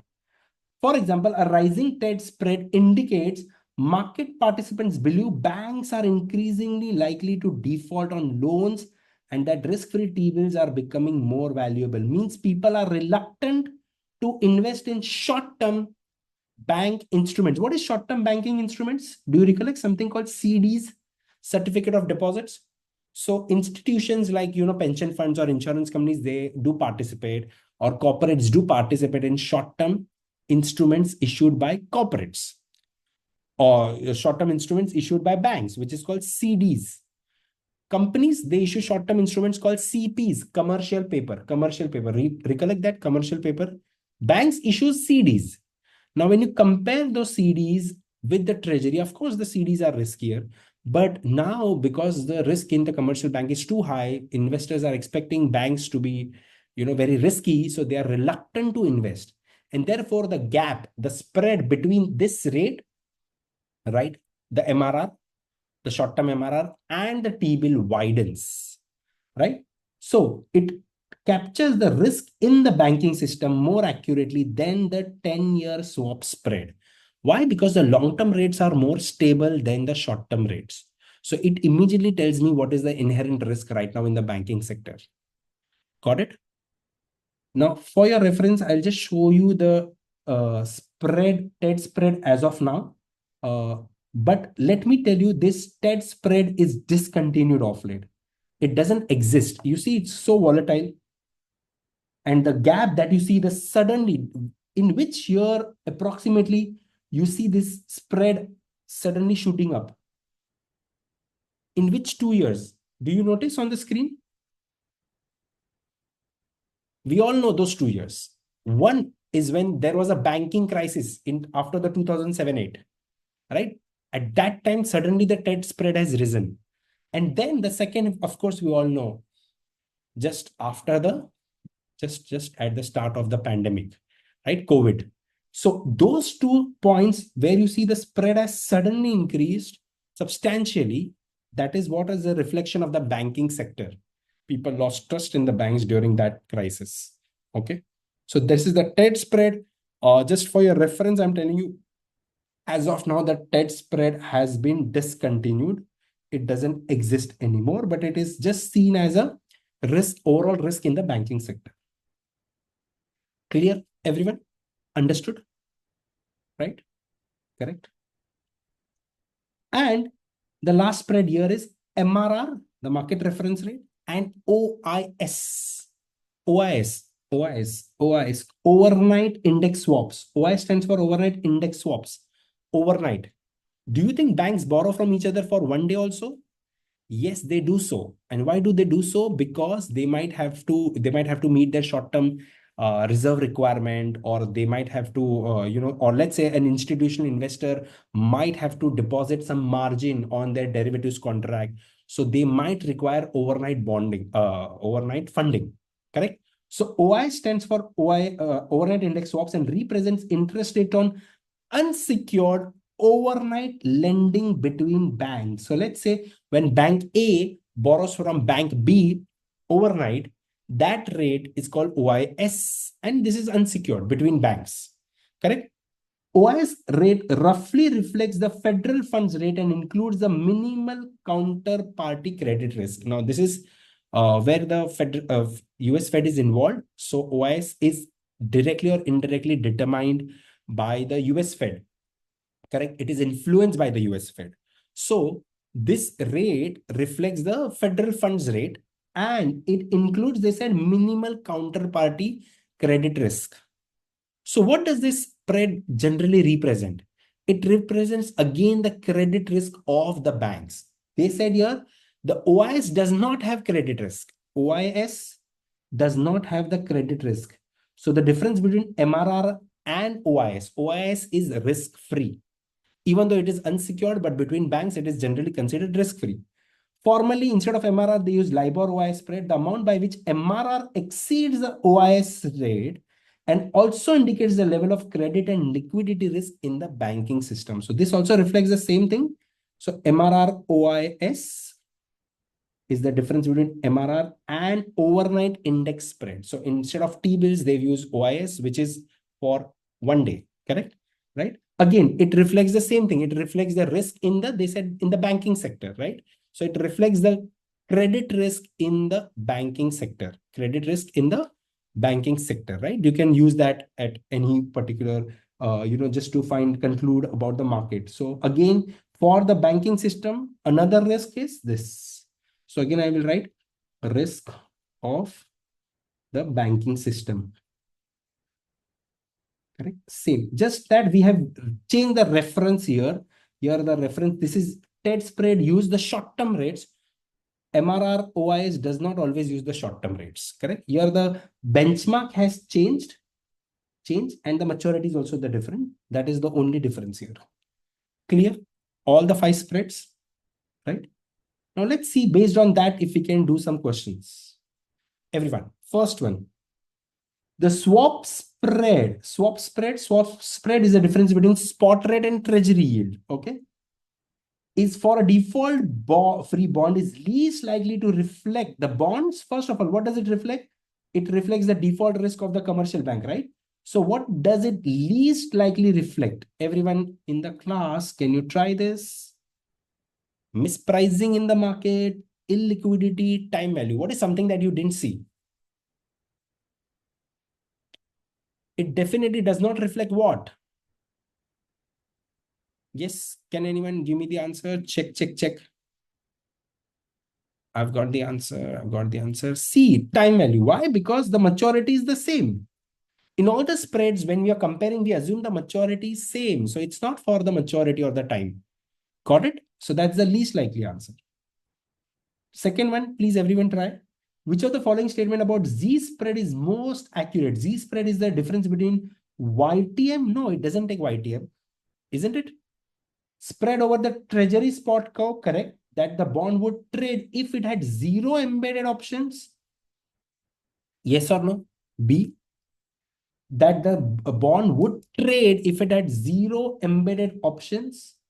Or spread over the treasury spot curve, true, required to match the value of the bond to its current market price. What is more accurate? What is more accurate? Okay, you might have some contradictory view about B, but the more accurate one is C, C, C. Yes, very good, everyone. It's the spread over the treasury spot curve, not the YTM. That's why I was wrong. To match the value of the bond to its current market price. So the present value of that is the spread. When added to the spot curve, it gives me the PV of the bond. Correct? TED spread, we just said TED spread is the difference between the short-term MRR, 3-month, compared with the short-term US Treasury T-bills rate. Correct? TED spread is calculated as the difference between a 3-month MRR and 3-month T-bill. Isn't that accurate? Everyone? Correct? MRR and overnight index swaps. No, that is MRR OIS swap. And 3-month T-bill and OIS. No, we don't compare something like that, right? Because they are both of a different maturity. Correct? A is the answer. Everyone understood this? Clear, a very big topic, but step by step, are you able to understand everything? Got it? Yes. Anyone, any doubts till this point? Check, check, check, check. Okay, perfect. Okay, now we will look at the term structure theories. There are 5 theories which will discuss basically about the term structure of interest rate, means how we can use the spot rates and derive the forward rates from those spot rates. Correct? Now, one of the things that we've already done is that to derive the forward rates, we require the adjacent spot rates. That theory is called the unbiased expectation theory, or also called as the pure expectation theory. So that is first theory which we are going to see. Overall, all of these theories are based on the term structure of interest rate, which basically tells us the shape of the yield curve and how that is used to derive the forward rate. Okay. So What we've learned till now is that here, if you see the example, suppose if I have a 1 year spot rate, and if I have 2 year forward rate, that can be used a 2 year spot rate, 1 year spot rate, and 2 year spot rate, correct? From today, that can be used to determine 1 year forward after 1 year, isn't it? 1 1. So we assume that the market interest rates will be same. So we expect that the spot rate after 1 year will be the same as the forward rate. So here our focus is that the expected spot rate after 1 year, that is S1 after a year, will be same as the 1 year forward rate from now. 1 year forward rate after 1 year, 1 year rate after 1 year. So this is what we did all our calculation till now based on that, right? So the theory suggests that the forward rates are solely a function of expected future spot rate. We assume that they will be the same, and that every maturity strategy has the same expected return over the investment horizon. Now, this is what it assumes, that if you invest for 1 year and then renew it for another year at the forward rate, you'll make the same returns as you had invested for 2 years. Okay. This implied, in other words, long-term interest rates are equal the mean of the future expected spot rate. Now, see, they've approximated it. So just see this. What is the average of 5 and 9? If you see 5 and 9 and divided by 2, that is you took 14 divided by 2, you'll get 7. So this average of this is nothing but the spot rate, correct? So that's what they're trying to say, that the long-term interest rate, that is the 2 year spot rate, equals the mean of the future expected short-term rates. So the forward rates and the spot rates, the average of that is going to be the long-term spot rate, correct? This implies that an investor should earn the same return by investing in a 5-year bond. So suppose if you invest in a 5-year bond, which starts from today, right? Or if you invest in this, in the forward rates. So see here the example that they've given. Suppose that you invest in a 5-year bond, or you invest in a 3-year bond and then 2-year bond after 3-year matures. So you have two choices. Either you invest in S5 now, or you invest in a 2-year and then roll it over to another 3 years. Okay, both should give you the same returns. Correct? They've given the same example. The underlying principle behind the pure expectation theory is risk neutrality. I want you all to highlight this: risk neutrality. What is risk neutrality? It means that investors risk covers, we all know. What is risk neutrality here? That investors don't demand a risk premium for the maturity strategy that differ from their investment horizon. Means we don't demand higher yield for higher maturity. We are risk neutral amongst the maturity. Is this practical? Is this practical? Theoretically, this is how we do, right? But practically, we know that is not the case, right? For higher maturity, we require higher risk. Again, please highlight this. The biggest difference here is that it assumes risk neutrality. Amongst this and the other one that I'm going to show you, they assume risk neutrality. Okay. Now they've explained the same thing here, so you can skip this paragraph completely. We have just discussed that. Notice that in this example, because the short-term rates are expected to rise, the yield curve will be upward sloping. So the yield curve was upward sloping. Now, therefore, the implication of the shape of yield curve. Now, why is this yield curve upward sloping? What are the reasons behind this? And first of all, we understood that generally for higher maturity, the yields are higher. But here, if I invest for short term and then extend it at the forward rate, it assumes that I'll get the same returns as what I would assume for 2 years from now, right? So if the yields are upward sloping, short term rates are expected to rise, correct? But if the curve is downward sloping, the rates are expected to fall. No complication here, right? And if the yield curve is flat, then it's the same as YTM. Then what do we expect? A flat yield curve implies that the expected short-term rates are constant. So upward sloping means the rates will increase, which we already know. Downward sloping means the rate will decrease, and constant, that is flat, right? This is what gives us the conclusion about the shape of the yield curve. Got it? But again, it is based on the concept of risk neutrality, means whether I invest in a 2-year spot or I invest in 1-year spot and then forward, it will give me the same outcome. That is what the basis of the assumption is.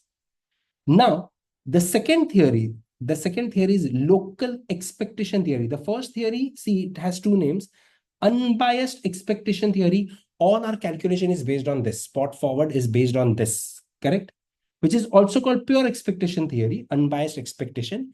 And then this is local expectation theory. Now, this theory is similar to the previous theory, unbiased expectation theory, to a large extent. So the local expectation theory is similar to unbiased, except of one difference, that this preserves the risk neutrality assumption.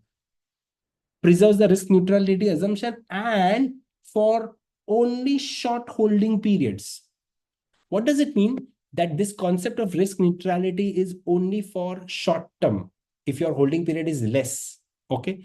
If you are going to hold for a much longer maturity, let's say 10 years, 20 years, then they do not stick on the risk neutrality concept, because then they consider that there will be the impact of risk premium. Means, see this, over the longer period, risk premium should exist.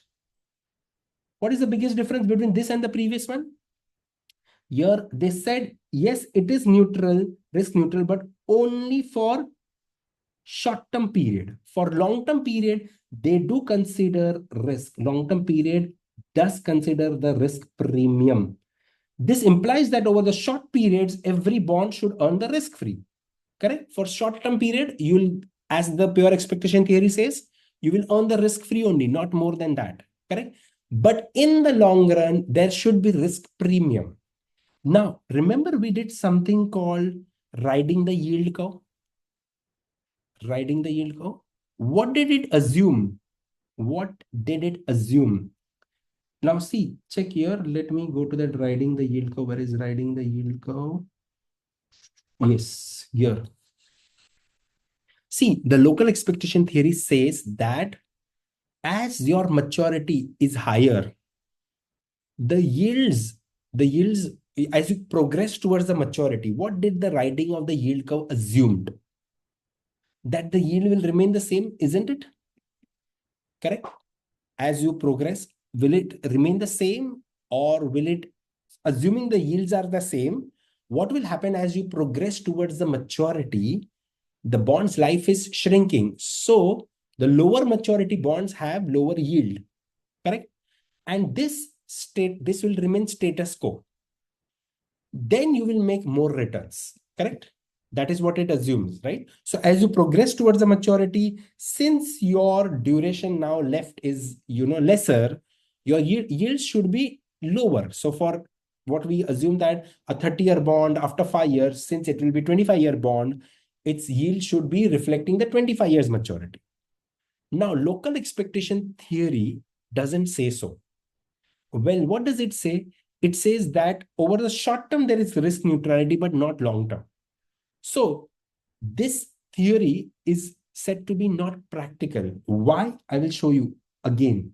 Based on the concept of what we learned here, see here, what does it say? The local expectation theory can be shown not to hold because short-run holding period returns of longer maturity bonds. See, the words might sound confusing.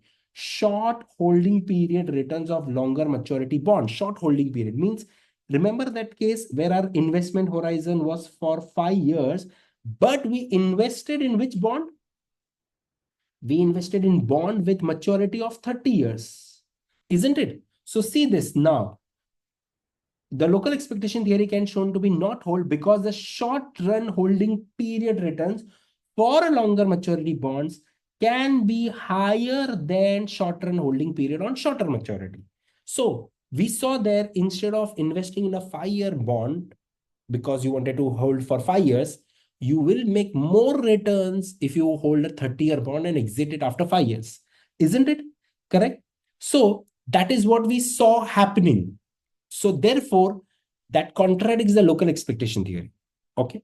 Local expectation theory here, it's not said to hold. Why? Because there is the difference. If we buy a 5-year bond and hold it for 5 years, that return is not the same as holding a longer maturity bond and exiting it after 5 years. Remember?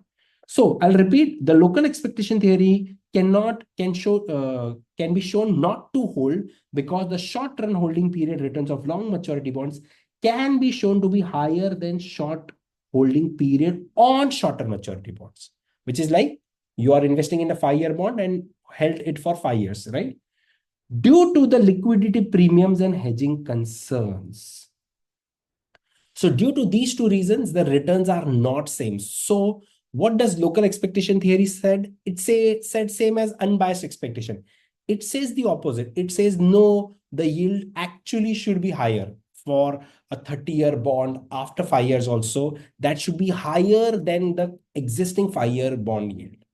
Correct? So that is not the case. We see that there is a chance of the yields will be rather lower and we would make more returns. So it contradicts to the concept of the riding the yield curve. So one thing is common here between this and the previous theory is that both are based on the risk-free concept. So they say that the local expectation theory in the short run, it believes that what the pure expectation theory says is true, but in the long run period, there are risk premiums. So the yield curve that you saw will not remain the constant. It will, they are saying that because of the risk premium, the yields will be higher. Correct? But this is practically not possible because there have been cases where we've seen in active bond portfolio management, people do make higher returns by using that riding of the yield curve concept. Okay, so it doesn't work. Now, the third theory is the liquidity preference theory. Now, this is quite relatable. You will see liquidity preference. First of all, higher maturity, we have discussed that there should be higher yield generally, right? Here they are saying the liquidity preference theory, the term structure addresses the shortcomings of pure expectation. In pure expectation, we assume that whichever time period you invest, you will get risk-free returns only. Correct? So whether you invest for 5 years or 10 years, you will always get risk-free return. That is what all the previous theory assume. Liquidity preference theory says no, for longer the maturity, higher will be the liquidity premium. So in this theory, there is additional liquidity premium which has a high correlation with the maturity. See this. By proposing that the forward rate reflects investors' expectation of future spot rates, true, correct, but plus a liquidity premium for the uncertainty in the interest rate. So the biggest difference between this and the previous theory is that the forward rates are not only equal to the risk-free rate, but risk-free rate plus the liquidity premium. And further, they suggested that it is positively related to maturity. So a 30-year bond will have more liquidity premium than a 20-year bond, or if they are saying a 25-year bond will have more liquidity premium than a 5-year bond, which is true. So this is practical. So the difference here compared to the previous theory is that there is a liquidity premium and that is positively related to the maturity. Thus, the liquidity preference theory states that forward rates are not unbiased, but biased estimations of the market expectation of the future rates. Because of what? The liquidity premium, because they include the liquidity premium. So the positive sloping yield curve is not only because of the rates in the forward or because of the maturity, but they do reflect higher liquidity premium. See this. The market, therefore, the positive, this is very interesting and we will see a question related to it.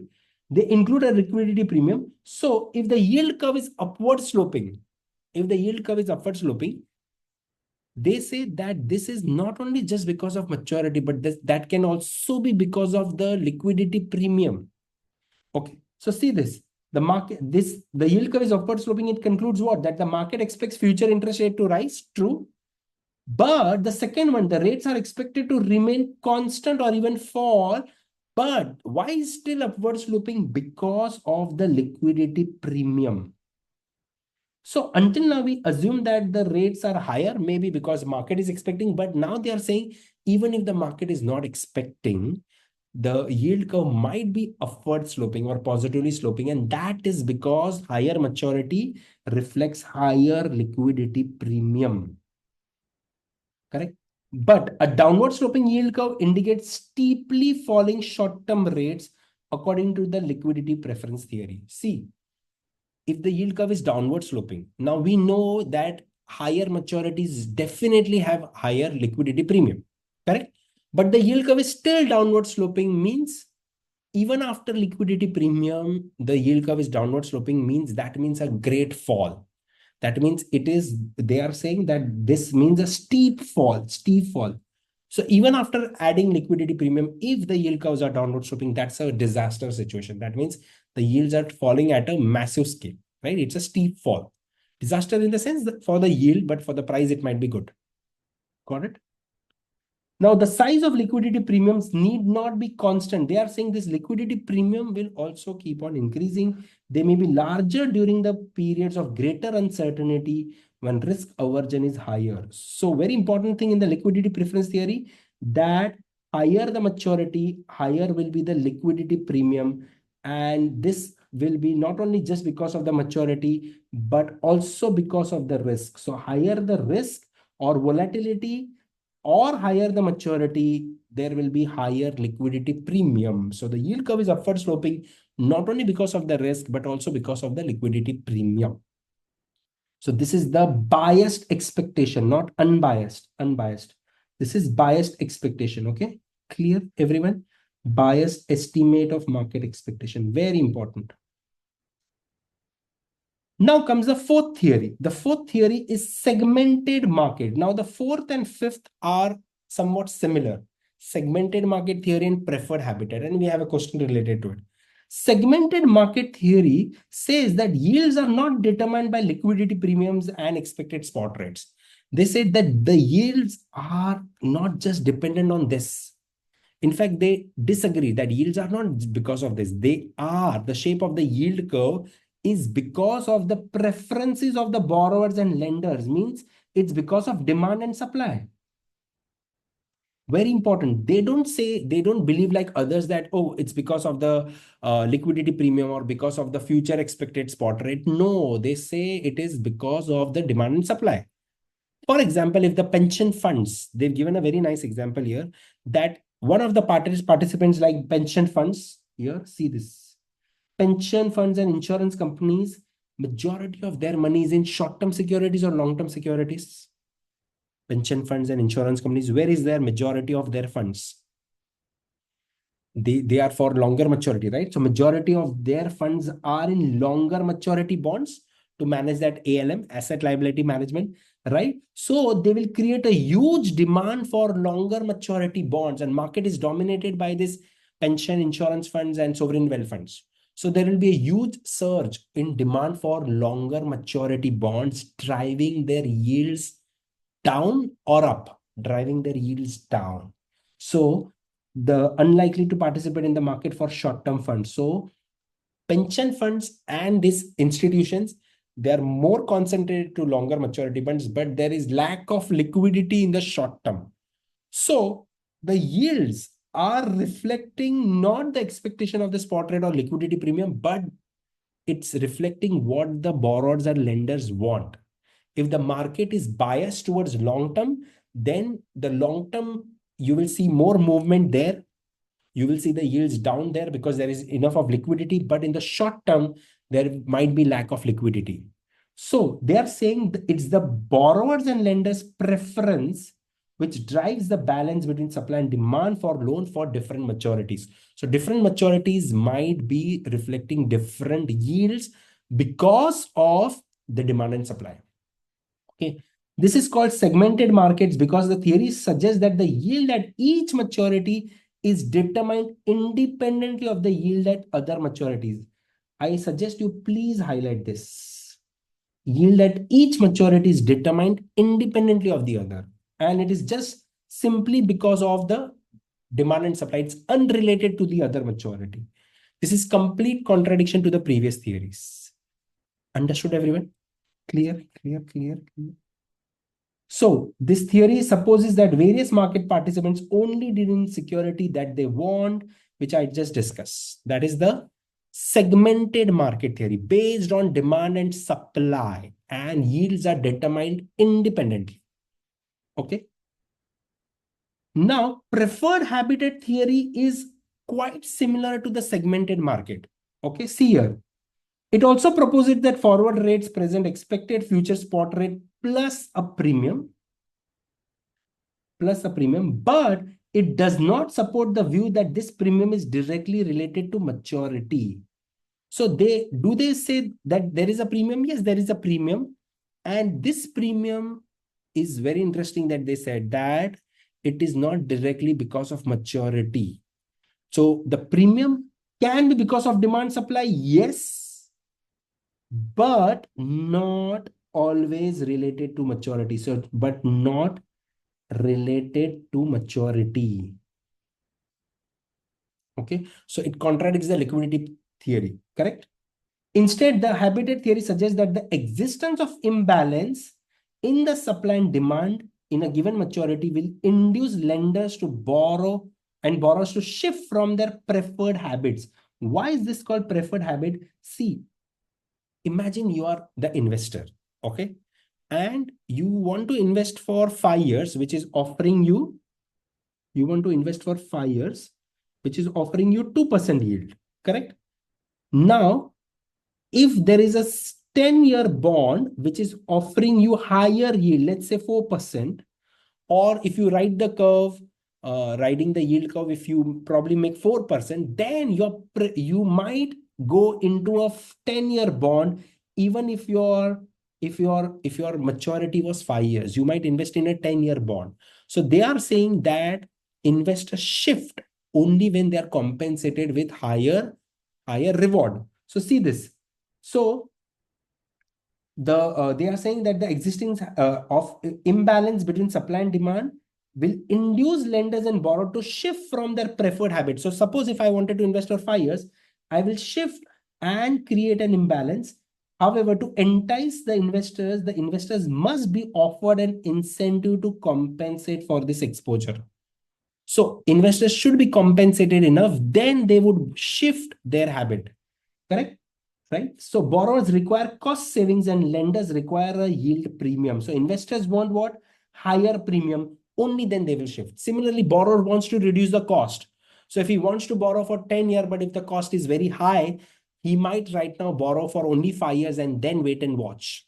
Okay. So you might change your preference based on the market factors. Depending on the yield, lenders want more premium, borrower want to save cost. So the yields are reflection of the preferred habitat. That is the preference that I want. Under this theory, premiums are related to supply and demand, same like the previous theory, right? Here also we discussed it is based on demand and supply for various maturity. But unlike the liquidity preference theory, which said that higher maturity will have a higher liquidity premium, this doesn't say so. Under the preferred theory, a 10-year bond might have a higher or lower risk premium also than a 25-year bond. So it contradicts the liquidity premium theory. It also means that the preferred habitat theory can be used to explain almost any yield curve shape. This is more practical. Got it? Now see a question of the phi theory. Which of the following statement regarding traditional theories of the term structure of interest is most accurate? The segmented market where yields are independent, okay, proposes that market participants have strong preference for specific maturities. Yes, true or not? Correct? Yes. Now, this is true. This is true for which? For which? It is common for both. It is common for not only preferred habitat, but it is also common for what? It is not only common for a segmented market, but also for preferred habitat. So segmented market and preferred habitat, under both we saw that what happens, especially in segmented market, we choose based on the demand supply. Correct? And same is what we saw in preferred habitat also. So this is common for both. Now, why is B and C wrong? See, liquidity preference theory hypothesis that the yield curve must always be upward sloping. No. Liquidity premium is higher with maturity, higher maturity, but Does it say that the yield curve is always upward sloping? See here. I'll read it again. The liquidity preference theory hypothesizes that the yield curve must always be upward sloping. Does it say so? No, it doesn't say so. Yield curve can be downward sloping also, but the liquidity premium is higher with higher maturity. That does not say that the yield curve will always be upward sloping. No, it doesn't say so. So that's wrong. The preferred habitat theory, which we just saw, states that the yield at different maturities are determined independent of each other. No, that is something that only the segmented market said. Okay, not the preferred habitat. The common between both was that it's based on demand supply, but it might be related to what the preferred habitat said, that it is based on expected future spot rate plus a premium, and that premium is not related to maturity. Got it? So that it's independent, that is part of segmented market theory. Clear? Got it? Everyone? Okay. Yes. Now, let us understand the concept of yield curve risk. Yield curve risk. So this yield curve that you saw, right? There is something called parallel shift in the yield curve and non-parallel shift in the yield curve. Okay. First of all, I will reiterate here. Parallel shift in the yield curve, which we saw while doing the Z-spread also. So suppose at this yield curve, if there is a parallel upward shift or shift to the left or shift to the right, this is called parallel shift in the yield curve, right? But not always the case. So what does yield curve risk exactly mean? That it means the risk to the value of the bond portfolio, bond or single bond or bond portfolio. My bond portfolio will not be the same if the yield curve changes, if the shape of the yield curve changes. So due to the unexpected changes in the yield curve, what will be the effect on my bond portfolio? That is called the yield curve risk. So the risk that my bond portfolio, when I'm investing right now, I see a spot curve, based on that I value the bond. But what if these spot rates change in the future? And because of that, because of the change in the curve, what will be the change in the price of my bond? That is what is the yield curve risk. Got it? So how do we derive the yield curve risk? What are the ways through which we measure the yield curve risk? So they are saying we first identify the portfolio sensitivity to yield curve changes using one or more measures. So we will try to see what are the ways through which we measure the yield curve risk. So there are various ways to do so. There are three broader ways which are discussed here. Okay. Number one is yield curve sensitivity can be measured by effective duration, more precisely with key rate duration, and then we might use a three-factor model. So see here, effective duration one way, key rate duration, and then we use three-factor model. This is a three-factor model. These are the three ways through which we are trying to derive what we are trying to understand the yield curve risk of a bond. Effective duration. Effective duration. If you recollect duration, Macaulay duration, modified duration, approximate modified duration are used for option-free bonds. But for option-embedded bonds, we use effective duration because they reflect the change in the yield curve. So effective duration is used for both option-free bonds as well as embedded option bonds. So embedded bonds, for both it's used because it reflects the change in yield curve. The others are based on change in YTM. So it measures price sensitivity to smaller parallel shift in the yield curve, but effective duration is not accurate measure for interest rate sensitive to non-parallel shift. So effective duration, like all other duration, Macaulay, modified, approximate, modified, which we will see coming up later, all of these duration are based on the concept of parallel shift in the yield curve. But if there is a non-parallel shift in the yield curve, then we move on to key rate duration, correct? Because if there is a non-parallel shift in the yield curve, what will happen to the shape of the yield curve? The yield curve, which was like this, if there's a specific maturity which is substantially having a much bigger difference, then that specific maturity risk is going to distort the shape of the yield curve, which is called the shaping risk. So shaping risk, which is also called non-parallel shift in the yield curve. Non-parallel shift in the yield curve is measured using key rate duration, which we will see it in a moment. So the sensitivity to non-parallel shift, called the shaping risk, it refers to changes in the bond portfolio due to the change in the shape of the benchmark yield. So it's not parallel anymore. All the shape has changed. And this, they are saying, however, the 75% of the change in bond portfolio is due to the parallel shift. So if you want to see majority of the risk of the bond portfolio, around 75% of that you can derive from the effective duration, because effective duration is based on parallel shift, correct?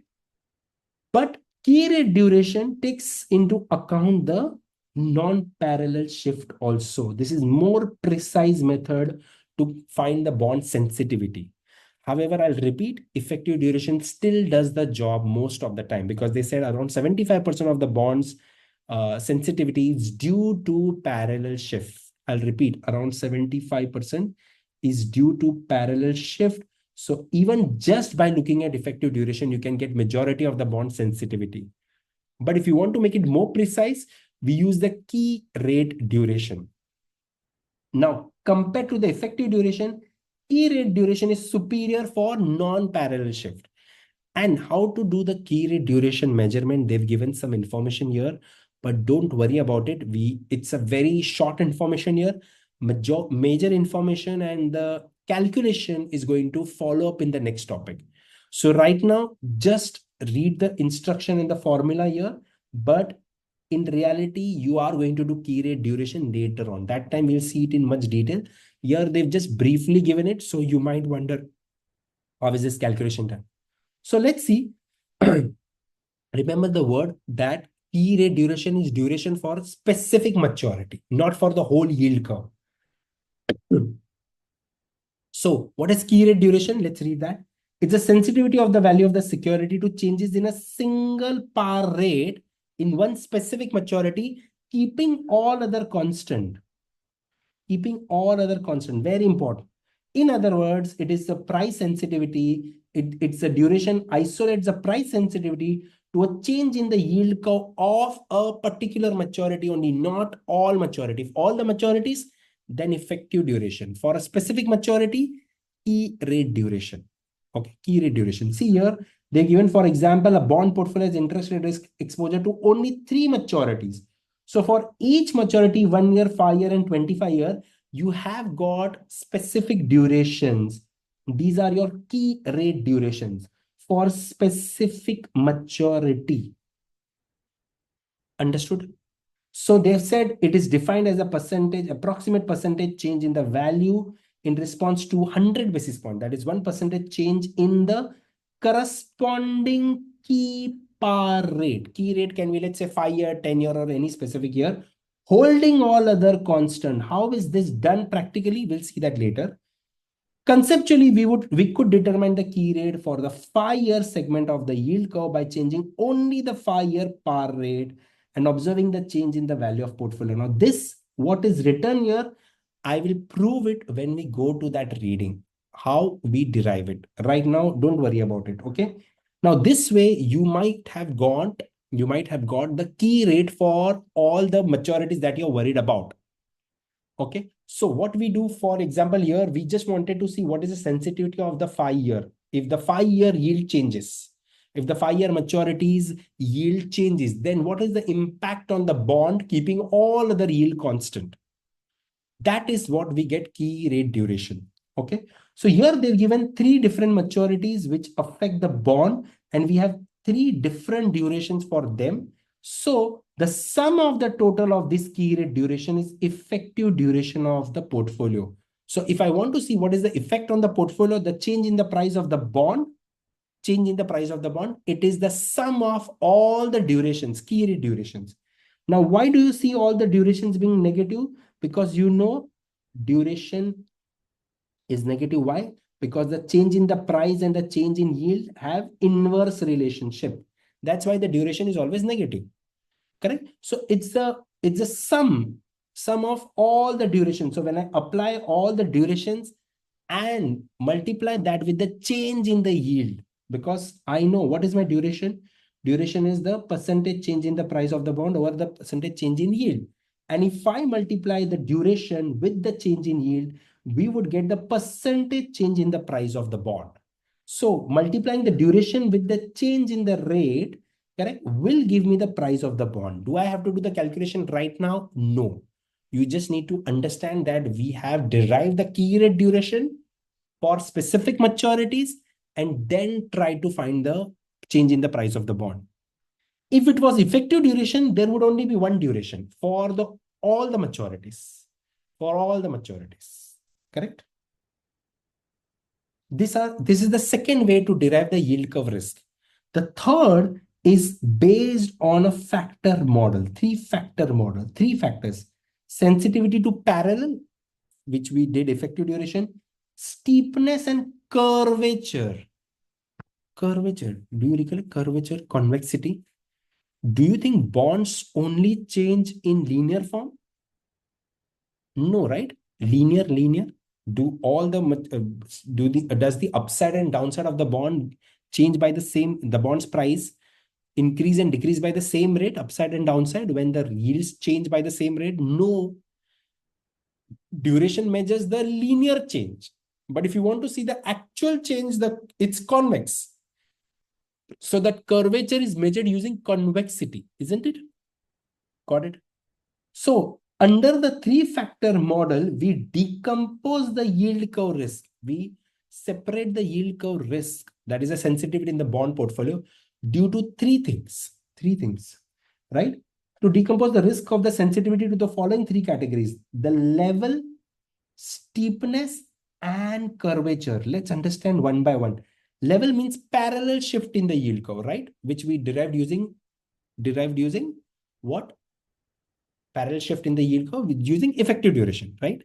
Steepness and curvature. For this, I'll have to show you the diagram. What does it exactly mean? So first, the three-factor model has three-factor model. Factor model. First is the level. The level which is due to,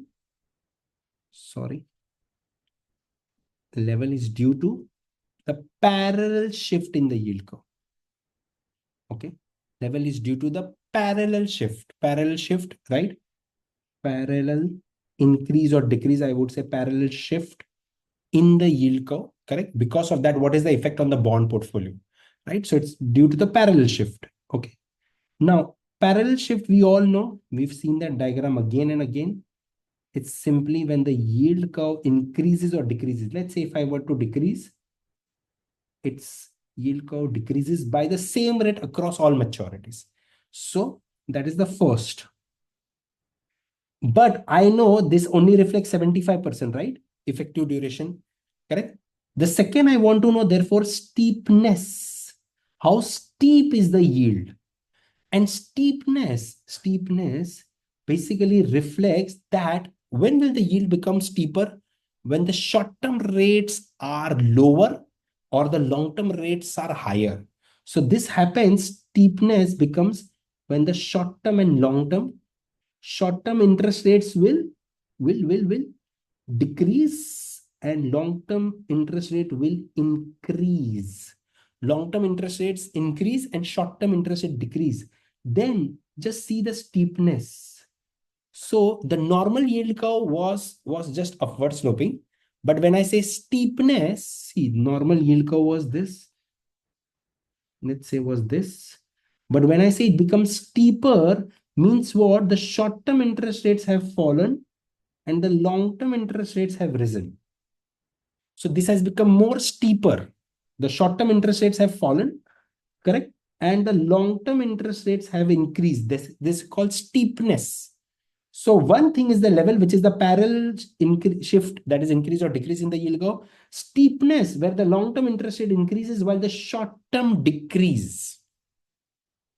Got it? And curvature, what happens in the curvature? Increasing curvature means short-term and long-term rate increase while intermediate do not change. This is interesting. This is the third thing, curvature of the bond. Curvature of the bond. Okay. So in this case, they have said what happens to short-term, what happens to long-term, and what happens to intermediate bonds, that is bonds between them. Correct? So curve means the short-term and the long-term, they both have increased while the intermediate have remained constant. So this is constant and these both have increased. So see, I'll try to show it, okay? It's not going to be the exact, I'm not an expert into this, but I'll just try to show. So again, this is yield, this is maturity, okay? So normal yield curve was, let's say, again, I'll put the normal yield curve is this. But when I focus on the curvature, they said the short term has increased, the long term has increased, and the intermediate might be the same, somewhat like this. So the short term rate is high, the long term rate is high, the intermediate might be the same. So here you see it's more curved. Okay. Understood these three things? So here we will individually focus on all of them. So we decompose the risk into these three things. Clear? Clear? We use a three-factor model. Now they have found something here. It has been found that all the yield curve movements can be described using a combination of one or more of these movements. So we can combine all of them. For example, change in the price of the bond due to steepness, curvature, or due to the level. Correct? Now, based on that, let's say if we have derived this, correct? For example, they've given us the duration 4, 5, and 3 based on the level, the steepness, and the curvature. And again, they must have given if the following changes in the yield curve occurred, that changes in the parallel shift was 0.4 percentage, that is 40 basis point downwards, which is a good thing, right? When yields go down, bond prices will go up. So that's why you will see change in the bond price to be positive, because majority of the change is due to the parallel shift. Key rate duration and the curvature, the steepness, sorry, not the key rate, the steepness and the curvature together, they tell us the percentage change in the portfolio. We just simply plug in all the values, we get it. So now we can say based on all of the three factor, the change in the bond price is 0.5 percentage. Got it? Now, so this predicts a 0.5% increase in the bond portfolio due to all the three factors. Now, in reality, how is all this derived? I'm just plugging the number and getting the answer. Yes. How is exactly all of this is derived? When we will see key rate duration in the third reading, we'll try to solve at that time. As of now, they would just wanted to show you that we can use this three-factor model to derive the change in the price of the bond. So here we've taken the parallel shift, that is level, steepness, and the curvature. All of the factors, these three factors together give us the change in the price of the bond. Got it? Clear? The three things, everyone, right? See, in the first topic, they've put everything as an introduction in bits and pieces. Later topics, they have gone in detail about it. Got it? Right. Now, let's talk about yield volatility. First of all, yield curve is upward sloping. Remember, yield curve is upward sloping. But when I say yield volatility means interest rate volatility. Remember, interest rates are volatile more in short term than in long term. I'm not talking about interest rate. Interest rates for longer term are higher. But when I talk about interest rate volatility, which is a concern for bond fund managers, right? And they said that interest rate volatility is important when securities have embedded options which are sensitive to volatility. Why? Because for an example, callable bonds, when the interest becomes volatile, their chances of being called back increases. And also, if you remember, higher the volatility, higher is the price of the option, call or put. This is something from derivatives. So we will see the sensitivities of derivatives, where what are the factors that impact the option premium. So higher the volatility, option, standard deviation is always friend of option. So higher the volatility, higher is the price of call and put. Both means both have the chances of being called or being put. So therefore they become more sensitive. They get more affected by the volatility, right? Term structure of interest rate volatility is a graph of yield volatility to the maturity. So here you will see the volatility to maturity, and what you will notice that unlike yield curve, which is upward sloping, this is downward sloping. Downward sloping. It's not yield curve, it is yield volatility, right? Typical interest rate volatility, which you see, is downward sloping because short-term rates are more volatile than long-term rates. And who decides the short-term rates? Who has the influence on short-term rates more? Can you guess? Who tries to influence the short-term rates more? Yes. Of course, the central banks, isn't it? They try to influence the short-term rates using the monetary policies, right? So see here, volatility at short-term maturity and reflects regarding monetary policy. So if I talk about who is the villain of short-term volatility of interest rates, it is the monetary policy. Long run depends on the long run growth rate of the economy, right? Volatility in the long run is associated with the uncertainty regarding the real economy and inflation. So concluding here, for long term is based on real growth rate and inflation, correct? Which is long term in nature, right? Macroeconomic factors. Short term is based on monetary policies. So that's why when government wants to immediately increase or decrease the money supply, they target the short term. Their effect is on the short term interest rates, correct? So volatility is high in the long run due to this factors, high in the short run due to the monetary policy. Understood?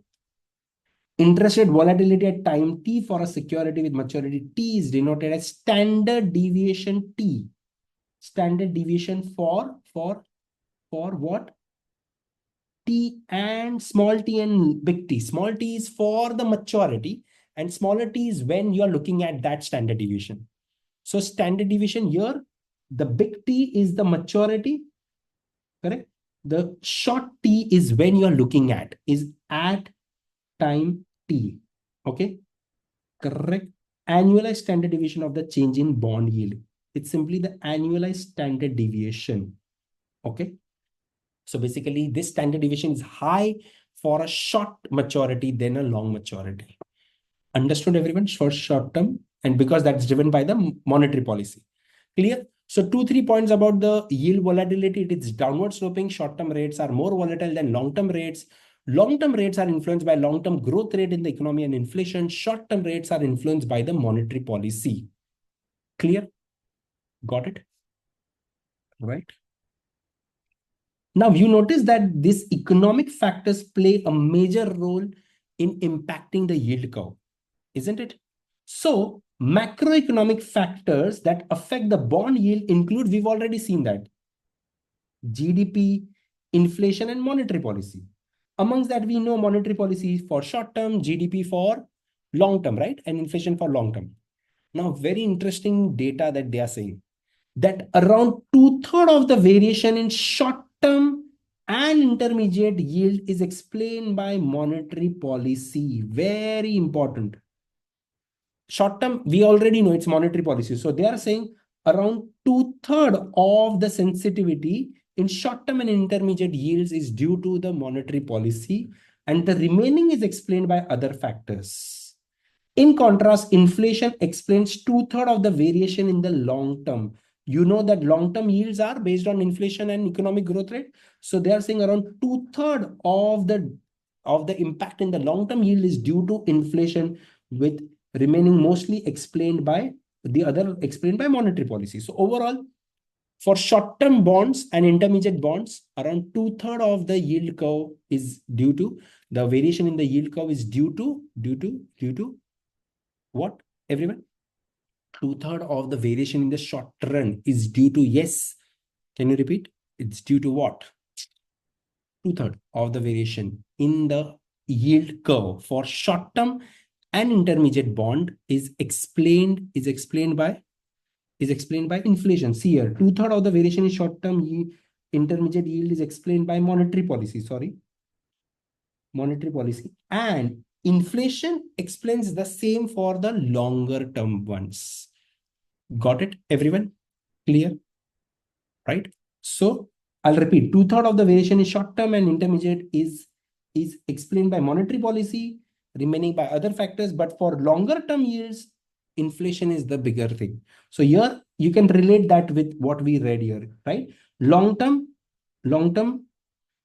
majorly inflation, short term monetary policies, 2/3 for short term and intermediate by monetary policy, here by inflation. Understood this? You can connect the both, right? Everyone? Now, what is bond risk premium? Bond risk premium. Remember, riskier bonds, you expect returns more than risk-free. That is called the bond risk premium. So bond risk premium exactly is what? Is the excess return over the risk-free earned by investors. And why would they earn? Because there is credit risk involved. We just saw in the spread, right? So bond risk premium, also known as the term premium or duration premium, is a forward-looking expectation. So how much will I earn more than the risk-free? That is what bond risk premium is. Similarly, we did in equity market risk premium, RM minus RF, same way here. Suppose that the expected 1 year holding period on government bond is 4%. The 1 year holding period return of 5 year government bond is 4%, whereas the risk-free rate is 1%. So the risk premium on this bond is how much? How much? That extra 3%. So 5 year bond, 5 year government bond, while 1 year risk-free rate. Now, aren't both the same thing? Isn't it? So this, when you invest in long-term government bonds, how much is the extra that you are getting for the risk? So see, bond risk premium is excess of return earned by investors for investing in long-term government bonds. Compare that with the short term. When I compare that with the short term, if the short term yield is 1%, in long term is 4%. Now, of course, both of them have the same credit risk, right? Credit risk is the same for government bonds, but that extra yield is for maturity, isn't it? That's called risk premium. Now they are saying monetary policy influence the shape of the yield curve. We already discussed, especially the short-term interest rate, correct? What do the central banks do during the economic expansion? What is their focus? They want to increase the interest rate or decrease? They want to, sorry, they want to curb the inflation, right? When the economy is in expansion, they want to combat the inflation. What is that they will do? They will focus on the short-term rates. They will influence the short-term rates by increasing the yield, isn't it? See, very interesting.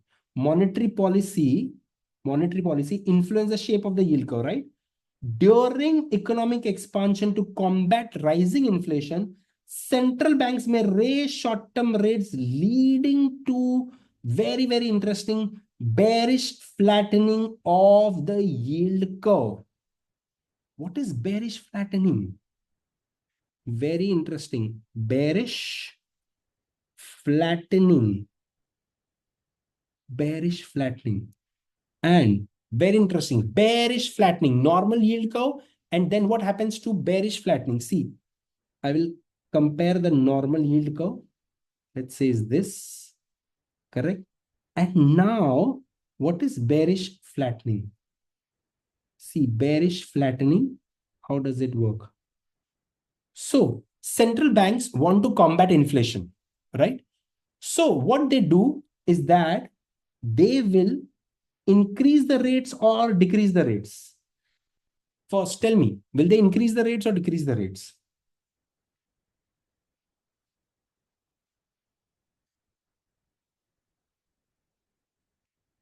Yes. Let's say this is 3 month and this is 5 year. Okay, this is 5 year. 5 year rate, let's say, is 4%. 3 month is 2%. Example. Okay. Now, what is the central bank going to do? Immediately increase the short-term rate. So bearish flattening means short-term rates will be increased. So the short-term rate now, see what will happen to the shape of the yield curve. It was like this. It will become this. Why? Because not the long-term rates have not fallen. The short-term rates have increased. So now my yield curve will be more like this. It's becoming more flatter because for the same 3 year now the yields have risen. So maybe the 5 year yield was same. Technically, it's not exactly the same, but let us put here same. Suppose the 5 year was still at 4%, but the 3 month has been increased to, let's say, 3.75%. So the short-term rates have increased. So what is happening? This is the bearish sign because the economy is, trying to control the inflation. So the rates have increased. So that's a not increasing money supply, but money supply is pulled out from the system. So the market is going to be bearish, correct? After this, it's an expansionary or it's a contractionary measurement, right? Correct. It's easing of the policy or tightening of the policy. This is tightening of the policy, and that's why what will happen? The yield curve will become flatter, isn't it, everyone? That's called bearish flattening. Understood, everyone? Bearish flattening. So check here. During economic expansion to combat inflation, what will happen? There will be bearish flattening, means the central bank will raise the short-term rates, leading to bearish flattening of the yield curve. Everyone understood with me? Clear? Right?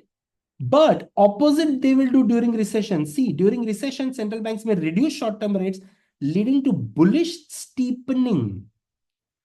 Bullish steepening. Now, let us see what is bullish steepening. So, bullish steepening. Bullish steepening. Now, in bullish steepening, the central banks will do what? They will reduce the short-term rates, isn't it? So now just notice from this, suppose I'll take the same example. What was the yield curve before? Correct. Let's take the same example here. We'll take the same yield curve here. And now compare what happens with the yield curve here, everyone. So now bullish steepening. So initially my yield curve was where the short-term rates were 3% or 2% for 3 months. Now imagine the rates have further decreased. So the shape of the yield curve will be more steeper. Means the short-term rates have decreased substantially. Let's say the 3 month rate has now gone to become 0.25% because of recession. Okay. So what will the central banks do? This is what they did during this 2007-8. What will they do? The 3 month rate, let's say here, for example, I made it 3.75. Here I will make 0.25% or 25 basis points. This is what exactly happened. Longer term interest rate can stay there it is, or it can also fall, by the way. But I'll keep the long term interest rate here as the same because central monetary policy influence the short term rate. So let's keep it for our reference here as the same. What is happening? The yield curve has become more steeper. There is this bullish steepening, isn't it? Understood? Understood bearish flattening and bullish steepening. This is done to control inflation, or to combat inflation. This is done to boost the growth. Got it? Understood? Clear? The US Federal Reserve has dramatically expanded its balance sheet in the recent year by issuing more and more securities, purchasing the US treasuries, not issuing, my mistake, by buybacking the securities. OMO, open market operation. They have bought back the securities for public as well as private, and that's called, instead of OMO, when it is done at a massive scale in trillions of dollars, which US did, that's called QE, quantitative easing. Correct? So they have massively purchased US treasuries and mortgage back and municipal securities, reducing the long-term yields also. Correct? Everyone, short-term yields, of course, have gone down, but by doing OMO, the long-term yields have also gone down, but the yield curve is still more steeper. Clear? Other factors affecting the bond price include, so this is majorly monetary policy. Monetary policy has the biggest impact. Correct? Now, other factors include fiscal policy, maturity structure, and investor demand. Fiscal policy, expansionary. Fiscal policy is related to government spending and taxes. So when the economy is in expansion, government will spend more. If the government spends more, what happens? They will do more borrowing, yes or no? If it's expansionary, correct? So whenever it's expansionary, see what will happen in this case. Government spending will increase. I'll write down here. Government spending will increase, and therefore governments will borrow more, and therefore that will lead to increase in the yield. So the yields also increase. See, expansionary monetary policy, increase in yield. Correct? Because remember something called crowding out effect. Government will borrow maximum to spend in the economy on infrastructure projects or giving freebies or subsidies. All of that will lead to what? Government borrowing excessively. So the long-term yields will actually increase if there is fiscal policy. Opposite will happen when there is a restrictive fiscal policy. Maturity structure. The government's choice of maturity when issuing new securities affect the supply or demand of the bonds. Sorry, not the demand, but the supply. Because see, government is one of the biggest issuer of the securities in terms of size. In fact, most of the countries' bonds are dominated by the government segment, right? Now, if the government is massively borrowing in long term rather than short term, isn't it? So there is too much of supply of bonds in the long run, right? Which is generally the case. So if the government is offering a specific maturity at a massive scale, it is supplying too much of bonds in that space. What will happen? It will increase the yield or decrease the yield? It will increase the yield. So an increase in offering of a specific segment will increase the supply and increase the yield. So higher the supply of the bond, higher will be the yield. Correct? So that also dominates the yield curve. Next, investors' demand. Like this demand is from institutional investors like pension fund and insurance, which we've already discussed. Domestic and foreign investors' demand and preferences for specific maturity. For example, pension and insurance, they prefer longer term maturity. So there's a high demand there. So long-term yields might actually drop, driving down long-term yields. During the period of market turmoil, what happens during the period of market turmoil? All the investors run away from short-term to long-term safer bonds, right? So what will happen in that case? See, initially the yield curve was this, correct? Right? Now, what will suddenly happen? If everyone has a flight to safety, everyone is rushing towards investing in longer term bonds. They pull out from short term to longer term bonds. So the demand there will increase. The yields there will drop. So during the periods of market turmoil, flight to safety may reduce long-term government bond yields, resulting in bullish flattening of the yield curve. So the yield curve will become something like this. Let me show you here. This is called, we did bullish steepening, but now we will understand a positive scenario called bullish flattening. This is what happens when there is flight to safety. Whenever there is flight to safety, long-term yields drop. Long-term yields drop. This is called bullish steepening or flattening. This is called bullish flattening. Bullish flattening. Okay. Again, here long-term yields are dropping. So initially, let's say we will check it out the same. We will keep the yield curve, let's say was this. And now see what happens. Now, when I draw the yield curve, short-term yields might still stay the same, but long-term yields will drop. So see, my long-term yields have dropped. So remember here, my short-term yield, let's say for 3 months, the yield curve was 2%, but the long-term yields have dropped from 4% to let's say 3.5. So now if you see the long-term yields have, just understand this diagram. For long-term yields, which were initially at 4%, now it might drop substantially at 3%, just for your reference. This is called bullish flattening. So long-term bonds yields have dropped because there's a huge demand, price will rise. Understood, everyone? Correct, correct, correct. See, bullish steepening, bullish steepening we saw here. What is bullish steepening? When short-term rates here, the short-term rates have gone down. This is monetary policy expansionary. Bearish flattening. What happened in bearish flattening? In bearish flattening did impact short-term rates. So your short-term rates increased. Correct? Bullish steepening, bearish flattening. Bullish flattening. We saw bullish flattening, which is a positive sign. This is when long-term interest rates have dropped due to flight to safety. Correct?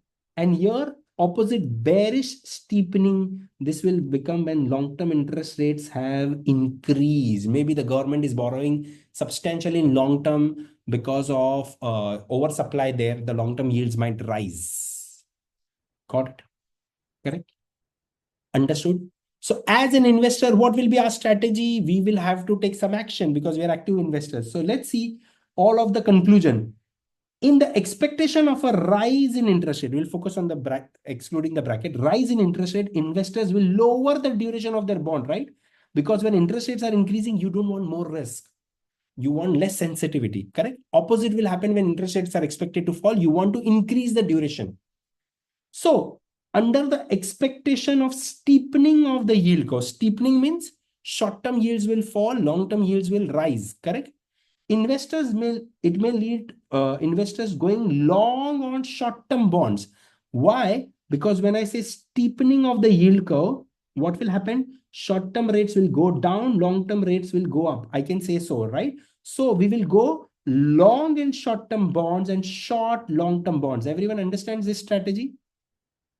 Correct, correct, correct. This is what we will do when there is a steepening of the yield curve. Traders may be designed to delta neutral so that the change in the level of interest rate does not affect the value of the portfolio. So if you are already invested and you don't want this uncertain movement to impact your portfolio, you might do something called delta neutral, which means you will try to see that the overall bond's duration is zero. So whatever happens to the interest rate, my bond is unaffected. Okay. But there are some investors who cannot do long short. They are only long only mandate. They have only long only mandate. They are not allowed to short. If they are allowed to short, they can exploit the opportunity. Long only can only buy. They cannot do short selling. So they will have to rotate between a bullet and a barbell portfolio. What is a bullet and barbell portfolio? Bullet portfolio is where, let's say, there are bonds with different maturities. Majority, let's say there is from 2-year bond to all the way 30-year bond and some intermediate bonds, let's say 5-year. So bullet bond is where majority of the bonds are concentrated to a specific maturity. So majority of their portfolio is where concentrated, see, bullet portfolio concentrated in a single maturity. Let's say most of your portfolio is in 5-year only. Barbell is where you have spread your portfolio. So your portfolio is between short term and long term. Barbell, a portfolio with short term and long maturities. Now, if investor expects that a bullish flattening, what is a bullish flattening? See, bullish flattening is where we saw that long term yields will drop. So then will I be in a bullet portfolio or a barbell portfolio? I will rotate, right? So if the investor is expecting a bullish flattening of the yield curve, may rotate out of a bullet to a barbell. See, you concentrate on a single maturity, that's fine. But if you expect the yield movement to change, then you can exploit the opportunity by changing the duration of your portfolio. So you might move from a bullet portfolio to a barbell. You might explore between the different maturities, short-term and long-term maturities. Got it? Clear? Let's see some of the questions. The least appropriate measure to identify and manage shaping risk. Shaping risk, guys, shaping risk is which risk? It is the non-parallel shift. Shaping risk is non-parallel shift in the yield curve. Okay. Now we use three: effective duration, key rate duration, and three-factor model. Right? In three-factor model also, we had discussed about the shaping risk. Key rate duration is definitely used for shaping risk. What is not used is effective duration. It is only used for parallel shift, not for the shaping risk. Shaping risk is non-parallel. Effective duration is not used for non-parallel. It is only used for parallel shift in the yield. Correct? So that was the least likely, right? Regarding the volatility in the term structure, research indicates that the volatility in the short term is most strongly linked with short-term volatility is due to, please everyone try. Short-term volatility is due to monetary policy, isn't it? Long-term volatility is due to the real growth rate and inflation in the economy, right? So the real growth rate of the economy and inflation is long-term. Monetary policy influences short-term volatility. Restrictive monetary policy. Restrictive means I will try to increase the short-term rates. So my short-term rates will, see, my yield curve is like this, suppose upward sloping. Short-term rates will increase. Is that a bullish sign or a bearish sign? That's a bearish sign. And what will happen to my yield curve? It will become flatter. So remember, initially the yield curve was this, correct? Now, when I increase the short-term rates, keeping the long-term rates same, it will become flatter. And when short-term rates are increased because of restrictive policy, that's a bearish sign because short-term bonds price will fall. Okay. So that is called bearish and the yield curve is flattening, isn't it? So this is called bearish flattening. Understood? I would suggest and recommend you that whenever this bullish flattening, bearish steepening, something like this comes, try to play with the yield curve the way I've displayed. That will give you an idea that what shape is going to take place. Clear? Right?